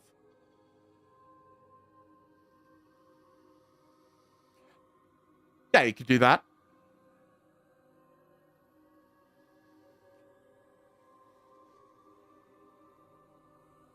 Hey, Cthulhu, the dragon flying mounts can't feel special because you have all of them. What's special about them? The thing that's special about the dragon flying mounts is the fact that they have dynamic flying. But in terms of like, the mount itself doesn't feel special at all. Like, I don't know a single person that thinks their mount is just the coolest thing they've ever had.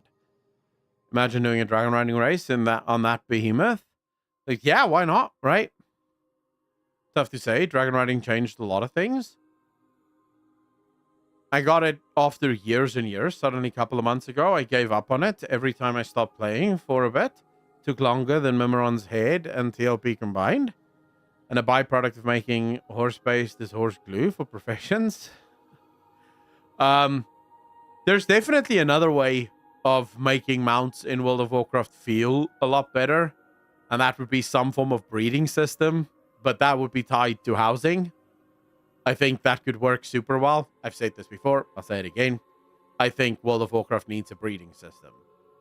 Some kind of way to breed new mounts all by yourself, right? And then use it as a dynamic system. Right? So you can either breed a mount for absolute speed, in which it goes mega fast. You can breed mounts for absolute agility. You can breed all sorts of mounts. And that's a whole system in and of itself.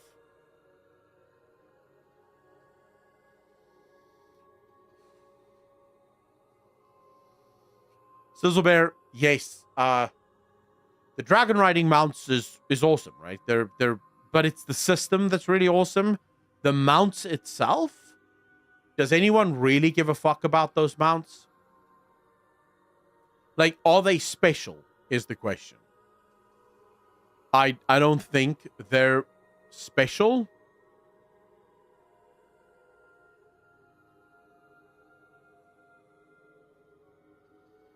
So I noticed the dragon riding is 25% slower in the old world compared to DF zones. Wait, is that true?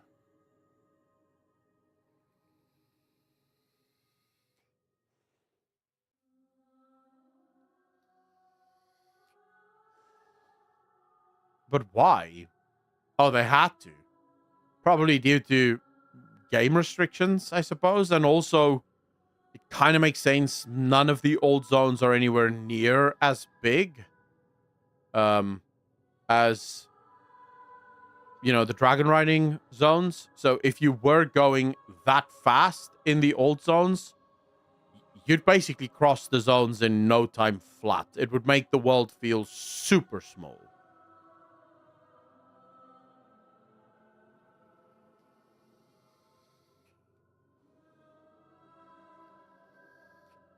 Aragorn, I would love a system like that.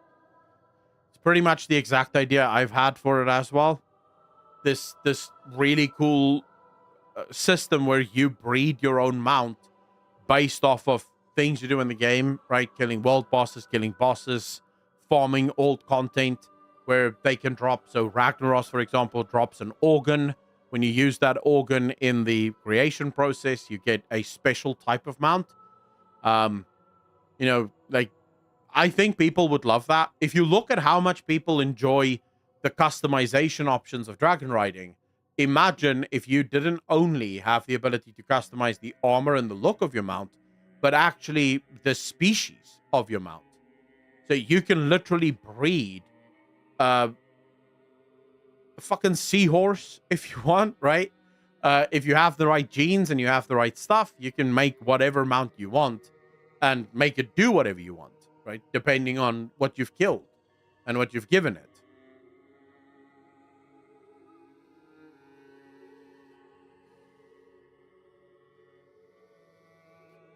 Yep, I remember doing that. I am Master Chef. Although I will say the most annoying sequence of events I've ever engaged in for a mount was the Raptor mount in Ngora Crater. I don't know if that quest line still exists, but that may actually have been the most, at least with the Neverdrake, there was some interesting stuff to do. The mindless hours I spent trying to get that fucking Raptor. That shit was rough. that shit was rough. I am quite glad that I'm no longer doing that. I don't think I have the Winter Spring Saber. But like I said, I'm not huge into mounts. I only collect... The only mounts I've ever collected are mounts that, you know... I sort of got by accident. The Raptor is the one... the Raptor... I didn't even really go for the Raptor. I more... Because at the time of getting the Raptor, I didn't know that you get a mount from it. I just saw that I had the shit that I have to do with the Raptor, and I just kept doing it because I wanted to see how it ends. And then I got the mount, and I was like, oh shit, I just got a mount. But in terms of like actual farm for mounts, I don't do that.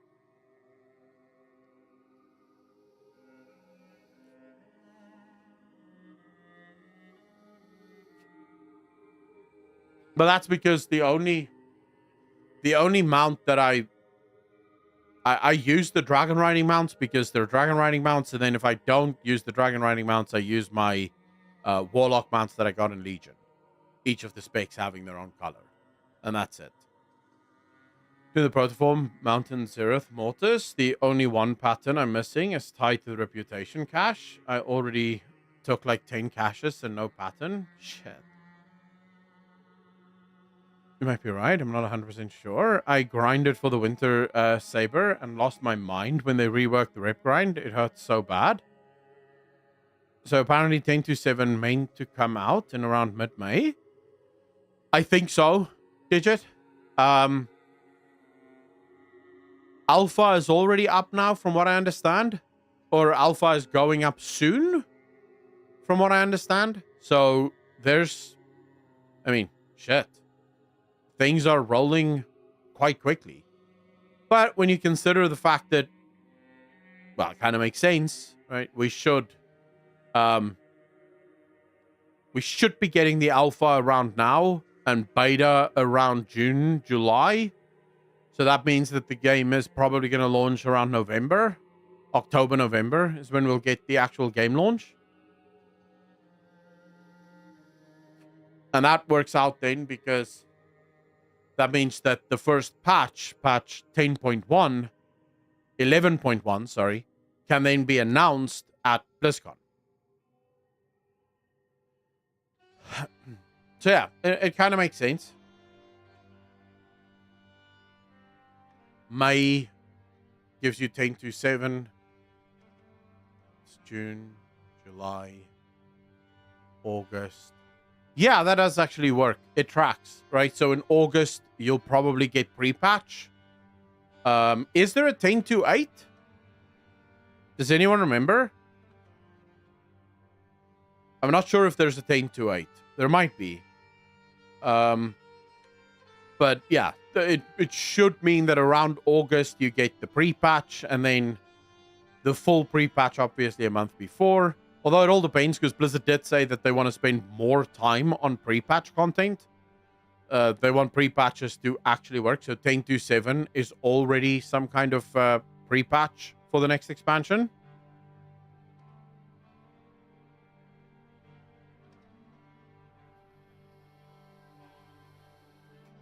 Anti-Rack, if you know anything about Blizzard, you will know that if they have the opportunity to launch their game in the same week as another MMO, they will absolutely go for it. Right, and that is just 100% always been true about Blizzard. They do not allow games, unless they really can't help it, but they will not allow a game to launch without some kind of competition from them. And thus far, it served them well because, well, it's fucking WoW, right? Expansion for good. Evans, yeah. But I mean, Blizzard said that in Shadowlands already. They announced that they're moving away from the 3-patch system. Of course, no one could have prepared us for Dragonflight, where we're not just getting 3 patches. We're getting an insane amount of patches. Like, how many content patches did this expansion have when you really start breaking it down? Right? 10.1.5 didn't have any new content, but 10.1.7 did have new content. 10.2 had new content, obviously. No, 10.1.5 did have content. I'm lying. 10.1.5 had the time rifts. 10.0.7 already had content. It had the island that was previously just there. It opened the island for us. Then 10.1 was the underground area. Can't remember his name now. 10.1.5 was the time rift stuff. 10.1.7 was the dream catcher shit. 10.2 was the Emerald Dream. So pretty much every single patch thus far has been a content patch of some kind. So we're actually getting far more than just 3 patches of content in Dragonflight.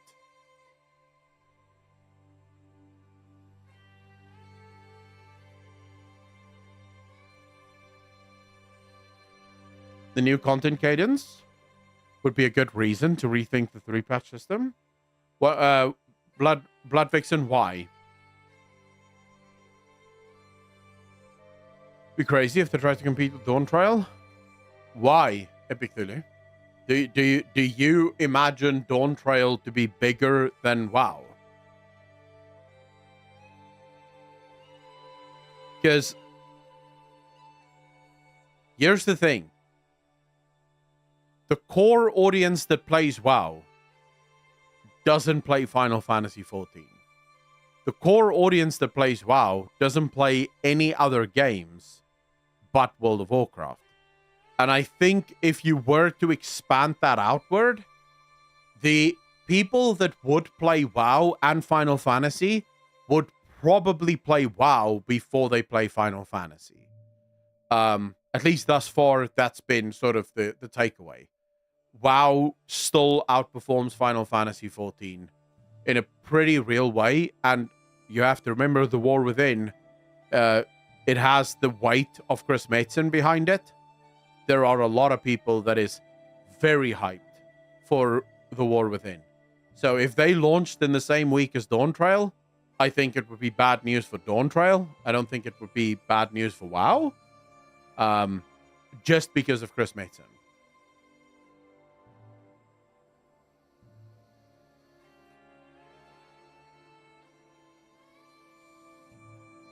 Oh, you and me both, Sizzlebear. You and me both. And Blood Vixen, I agree with that. I agree with your assessment there. But I mean, they don't want to do the 3-patch system anymore anyway, so it does kind of make sense. And now with Plunderstorm, we've seen Blizzard actually go a whole new direction. Right? They're now even willing to explore outside events, so events that aren't actually taking place inside World of Warcraft, but is adjacent to World of Warcraft as patch content, which I think is huge. Because now you are starting to run into a space where World of Warcraft can very quickly become a very busy game. Especially if you, at least for now, consider that Plunderstorm isn't going to be evergreen, at least for the moment. But this means that they now have Plunderstorm up their sleeve. So if in 6 months from now, they need a bit of content just to, hold players, keep players busy, they can re-release Plunderstorm, update it with new abilities and new areas and all the rest of it, and players will immediately start playing the shit out of it again because, well, why not?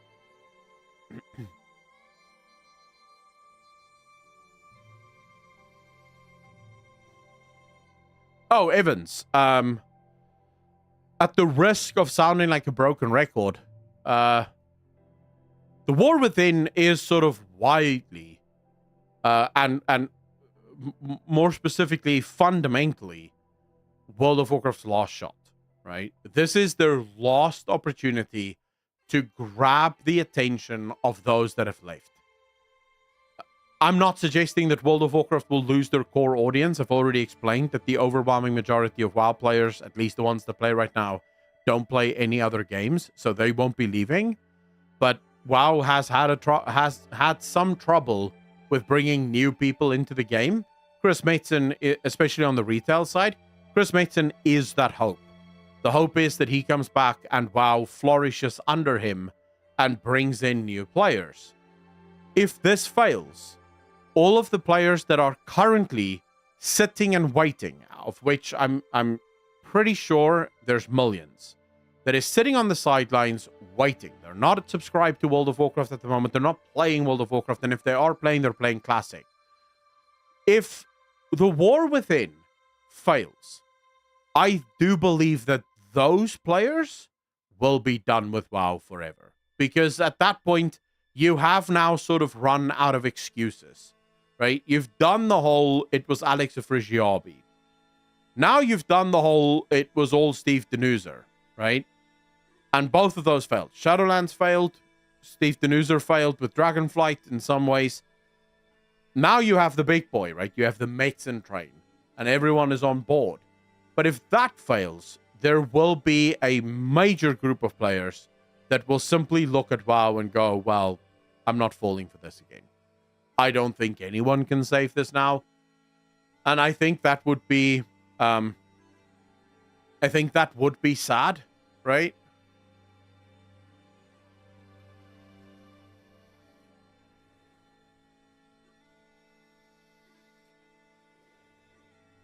But Bobby behind that all? Yeah, and Bobby is gone. Don't forget that, right? There's also the thing of Bobby is finally gone, so the greed should finally be gone. I saw a cinematic with Thrall and Anduin staring at Sargeras' sword in Serethis. What is that all about? That's the new expansion. It's the announcement for the new expansion. The War Within story, but they still need to make some changes, though. It's pretty hard for new players to get into the game. Wyfern, I don't expect the new player experience to be fixed in the War Within, insofar as having a unified story. But remember, as soon as the War Within launches, this is how a new player will be in World of Warcraft. They will finish the island, and then immediately they will find themselves in Dragonflight, right? In the Dragon Isles. Then they will play through the whole of the Dragon Isles. When you go, do yourself a favor, go take an alt and go through the Dragon Isles and look at those early quests. The overwhelming majority of the early quests of Dragonflight does not treat the player as a champion. It does not call the player champion. In fact, most of the Dragonflights do not know who you are, right? So they don't even trust you. You're there, and you're there to help, but they're not entirely sure if they should trust you. This is perfect for a new player, because a new player is going through an experience for the first time ever, and they feel like they're making a name for themselves in this place they call the Dragon Isles. And then as you continue through the Dragon Isles, you eventually get introduced to more of the characters, more of the core characters, all of the Dragonflights, including all of the Dragon leaders. And then you become part of the, what we call the Champions Club, right? Which is what most players are. So from an actual new player perspective, Dragonflight is a lot better than any of the previous expansions. The problem with BFA was you finish the island, you get to BFA, and you're immediately called champion. You are asked to care about people like Jaina. You've never even heard of this Jaina character, but somehow she knows you and she's calling you champion. Anduin, who the hell is that guy? You're being thrown in jail for what? You have no idea what is going on here. And the game also doesn't explain to you what is going on. So for a new player, Battle for Azeroth was a pretty shitty experience. But Dragonflight, for a new player, it's almost as if Blizzard knew that this was going to be the new player experience for them. And I kind of imagine, I would be surprised. Let's put it this way. It would be a massive lost opportunity for Blizzard if they didn't revamp the Dragonflight experience for new players, insofar as making all patch content part of the actual leveling experience. Now that we have follower dungeons, you can absolutely make dungeons part of the leveling experience, right? So I would love it if with the announcement, the full announcement of the War Within, we also get an announcement that the Dragon Isles have been revamped so that if you level through the Dragon Isles, by the time you hit level 70, right, you will only hit level 70 by the end of the patch cycle. So as soon as you've done the last patch, that's when you'll hit level 70, and now you can continue with the story. So players get that full cadence of the whole story. Everyone is nicely introduced. All of the new heroes is introduced, because again, think about what they did during Dragonflight. I should probably make a video about this. think about what they did in Dragonflight. A lot of the old leaders, these would be leaders that new players understand nothing about, right? Retired, but they retired on screen.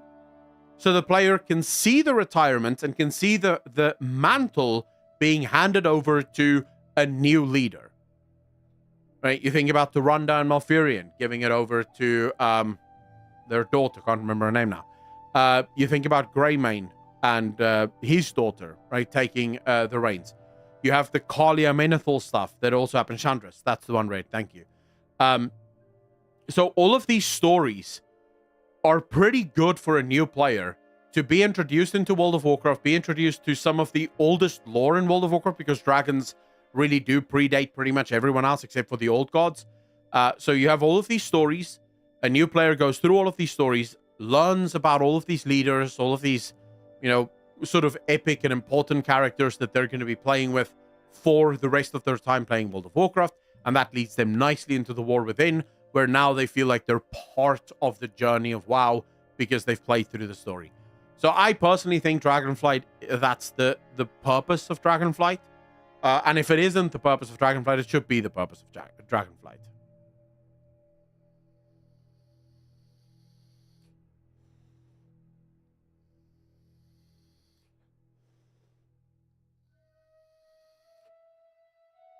We will see if women can lead better. Omi, I don't give a fuck either or, right? It doesn't matter to me as long as the stories are compelling and the stories are good and the stories are done right. I genuinely couldn't give two fucks. As long as none of the females in World of Warcraft, as long as none of the women in World of Warcraft are absolute goal bosses, I couldn't give two shits, right?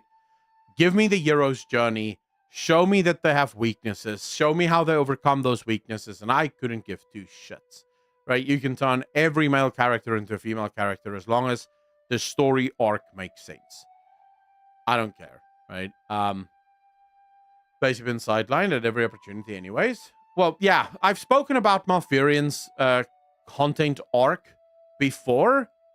Malfurion is a pretty difficult character just because in order to make Malfurion work in the lore, oh man, it's a lot of work. Okay, so Malfurion is arguably the most powerful character in World of Warcraft, and it really isn't even close. Malfurion is really, really powerful.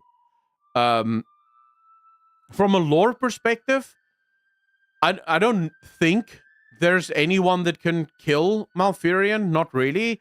And I don't think anyone can really, in a battle, take Malfurion from a lore perspective. Even Sylvanas, with borrowed power from Zuvul, had a massive, massive, massive hard fight.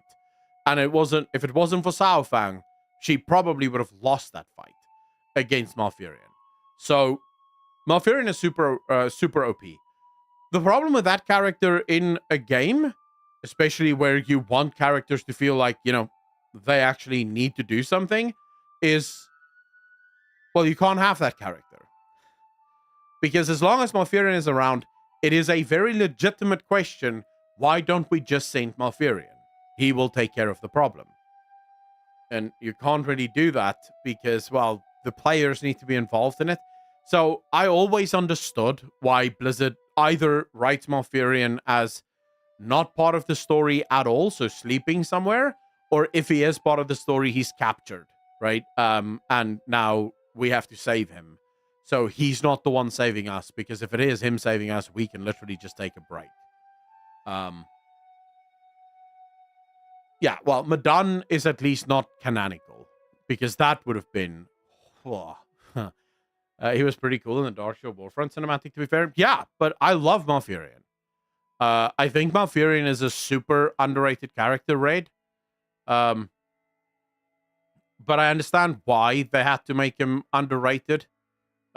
Because if you gave him his full book power, he's too powerful.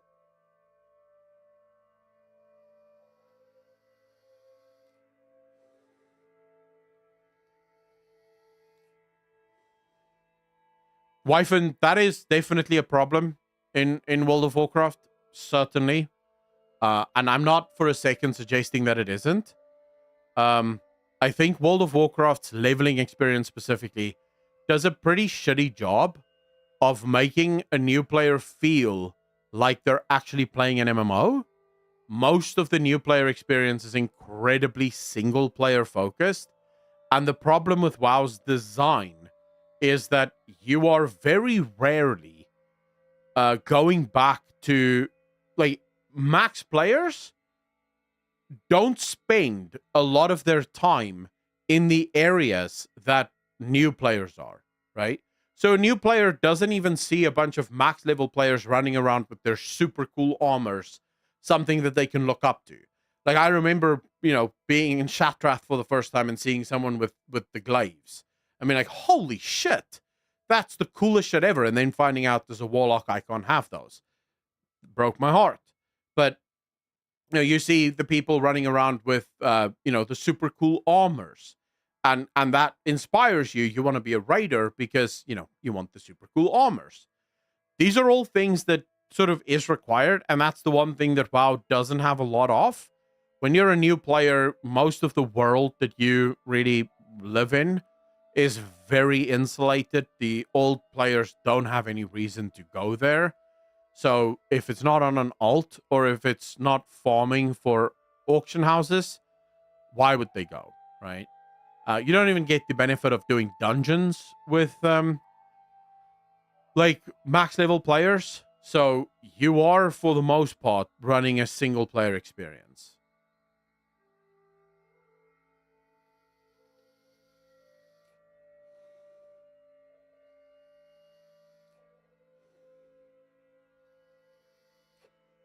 But I don't know. You see, the problem with WoW's design, how do you fix that?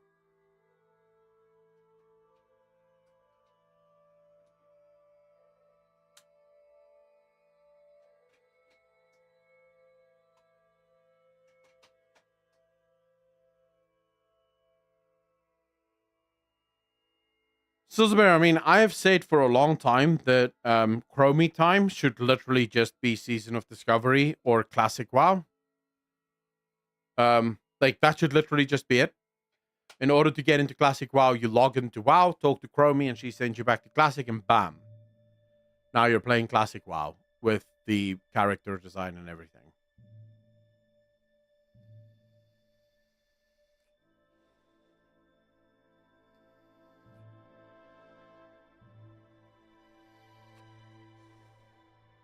Well, yeah, because Chromie time sucks. Chromie time is one of the worst designed pieces of content Blizzard have ever made. Because the thing that I was looking forward to most when it came to Chromie time was, I was thinking that I would be able to take my Chromie time and go do it at max level to see the old zones as they were at the time. And then it turns out, nah. You can't. As soon as you hit max level, you can't engage in Chromie time anymore. And it's like, well, that's no fun. I want to see the whole story. Especially as a new player. I'm in the middle of this epic story, but I'm not allowed to get this epic story because I've dinged and now I have to move on. And that's a pretty shitty experience.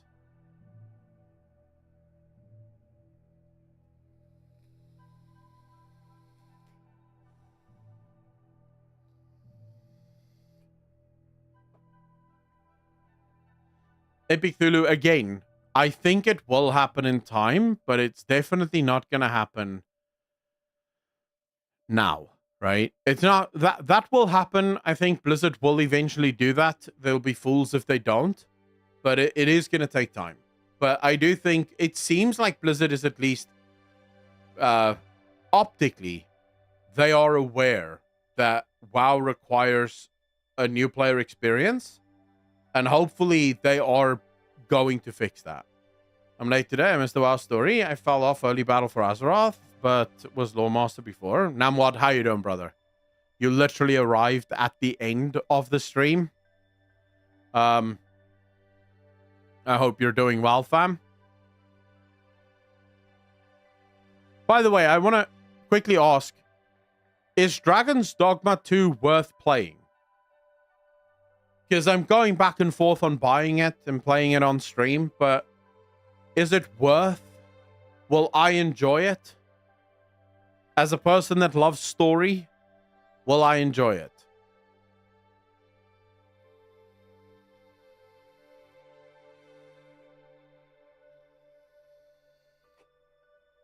So it is good. Aragos, I've heard it's not that bad. A lot of people blew it out of proportion, and apparently the first patch is going to remove the fast travel restrictions. I also understand why the developers placed the fast travel restrictions into the game. They actually don't want you to fast travel, which is fine. I just think if you don't want players to fast travel, don't have fast travel in your game. Right, as simple as that. But you understand from their perspective, when you listen to the developers explaining it, the reason they made it as expensive as it is to fast travel and why they made it so restrictive is because their idea was, we're crafting an open world game and we want players to be in the world. We don't actually want players to just zip across the map from one spot to the next, because that removes the whole idea of this is an open world experience and you should be in the world. So I kind of understand their arguments about that, but the problem is that by adding it as a $1 or whatever, charge for a fast travel, you've now created this incentive, right? Now players don't think to themselves, hey, they don't want me to fast travel. Players think, oh my God, you greedy assholes, right? How dare you? And that's why the developers announced that in the first patch, they are removing the fast travel restrictions because, it's in the game now. They can't really undo that anymore. But I think a better option would have been just don't add fast travel.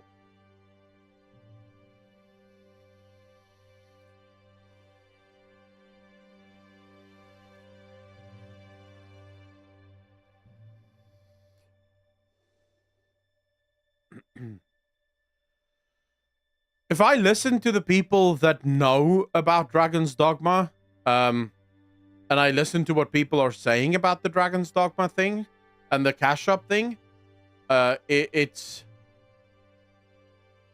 none of them, and I'm talking about people that hate pay to win and cash shops in video games in general.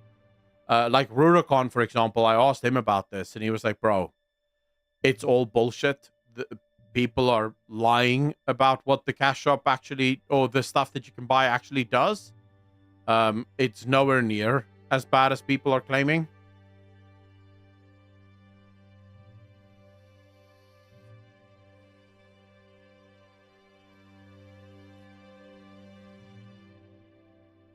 Aragos, I'm not saying I'm buying it yet. Remember, I care about story. It's the only thing I give a shit about. I don't care for gameplay. I don't give a fuck how smooth it is or how good the combat is. None of that shit matters to me. I care about story. And if the story is good, I'll absolutely give it a go. If the story is shit, on the other hand, I will skip it. But now, what's the NPC situation like? Is the NPCs still as bad as they were? Or has that at least been fixed? Because the last thing I want is to stream this game and then be in town and we can't stream because, the NPCs are eating everything. But to be honest, I don't know why people are even surprised. Anyone with a brain to check past Capcom games should have expected that. Yeah, Capcom is sadly one of those highly irrational companies that we've spoken about before. What the Dogma is and means is a great story. The pawns are phenomenal, to be honest. Well, I saw a guy constantly run out of stamina, and it looked like mud wrestling a giant ape. Bet you could write a good book, Akalon. I'm busy, Balzar. Not with a book. I'm busy writing a game. The world is 90% finished. So, yeah. I'm writing a game. Yeah. I've always wanted to make video games, and I'm just gonna make my own because fuck it, no one else wants to make a good game, so I'll make one. Yeah, I'll probably start hiring people towards the end of the year, if not sooner. And then we'll get crafting. Don't worry, no cash shops, no different versions of the game. There won't even be a digital deluxe edition of the game. There will just be the fucking game. And that will be it. The soundtrack for the game will also just be included in the game. I won't even sell that separately. There'll be skimpy outfits. There will be whatever the hell you want. There'll be whatever the hell you want.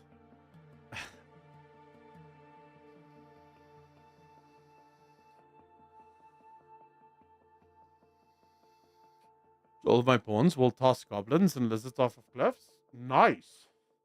All right, then maybe tomorrow we play Dragon's Dogma. I'll see. Maybe I'll buy it tonight and then tomorrow we'll play that. Why not? I've been looking for a new game. And so, yeah, maybe that's a good game to play. Growfile. We will play Halo. Stop rushing me. We have all the time in the world. We have all the time in the world, fam. This in the cities before streaming it, I guess. FPS tanks in cities. Well, Namod, as long as it doesn't tank the stream, I don't mind having frame drops in games. But I just don't want the stream to lag. That's like my one thing. If the stream lags, that's a problem for me. Digit, yeah. Final Fantasy, we will continue. I just need to find the fucking strength to play that game. It's a lot of reading. And the problem is I'm not reading in silence, right? I'm reading loud. It's a lot of reading. But yeah, we'll do Final Fantasy as well at some point. City, where outside is GPU intensive. GPU, GPU and CPU have pretty powerful, so the problem is just the stream requires some of it as well, so obviously it creates, its own level of problems.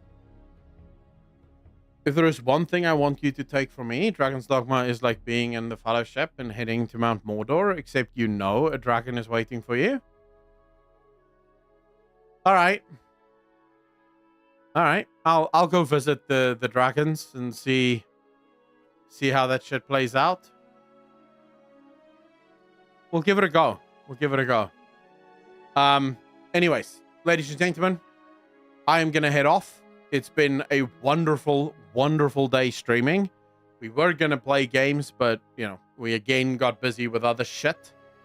I don't know what the fuck we're going to do. I don't know what we're going to do. Every stream, I go, yeah, today I'm going to be playing games. Right? Today, I'm going to play a game. Before the stream starts, I'm like, yeah, today we're going to do gaming. 5 hours later, no gaming.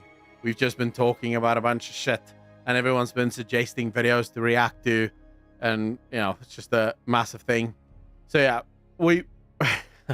I don't know how you combat, like, how do normal game streamers stream games? Do they just immediately start gaming? Or do they have, like, a cutoff period? So I'll talk for an hour and then I'll start playing my game. I don't know. I don't know what the rules are. Decide their own course. Yeah, the problem is just none of our conversations on stream ever lead to us actually playing video games. It always leads us away from playing video games. Been talking shite, but it's been a great shite. Hey, as long as you guys enjoyed hanging out with me and I made your day a little bit better, I'm fucking happy with that. I've done my job. I've enjoyed myself. It's been a good time, right? And that's all I really care about, is providing you guys with entertainment so that, your day is a little bit easier and a little bit less shit. Because life shit. But, hopefully this stream isn't. Ladies and gentlemen, as always, be kind to each other. Be good to each other. And I will see all of you in the next one. Peace.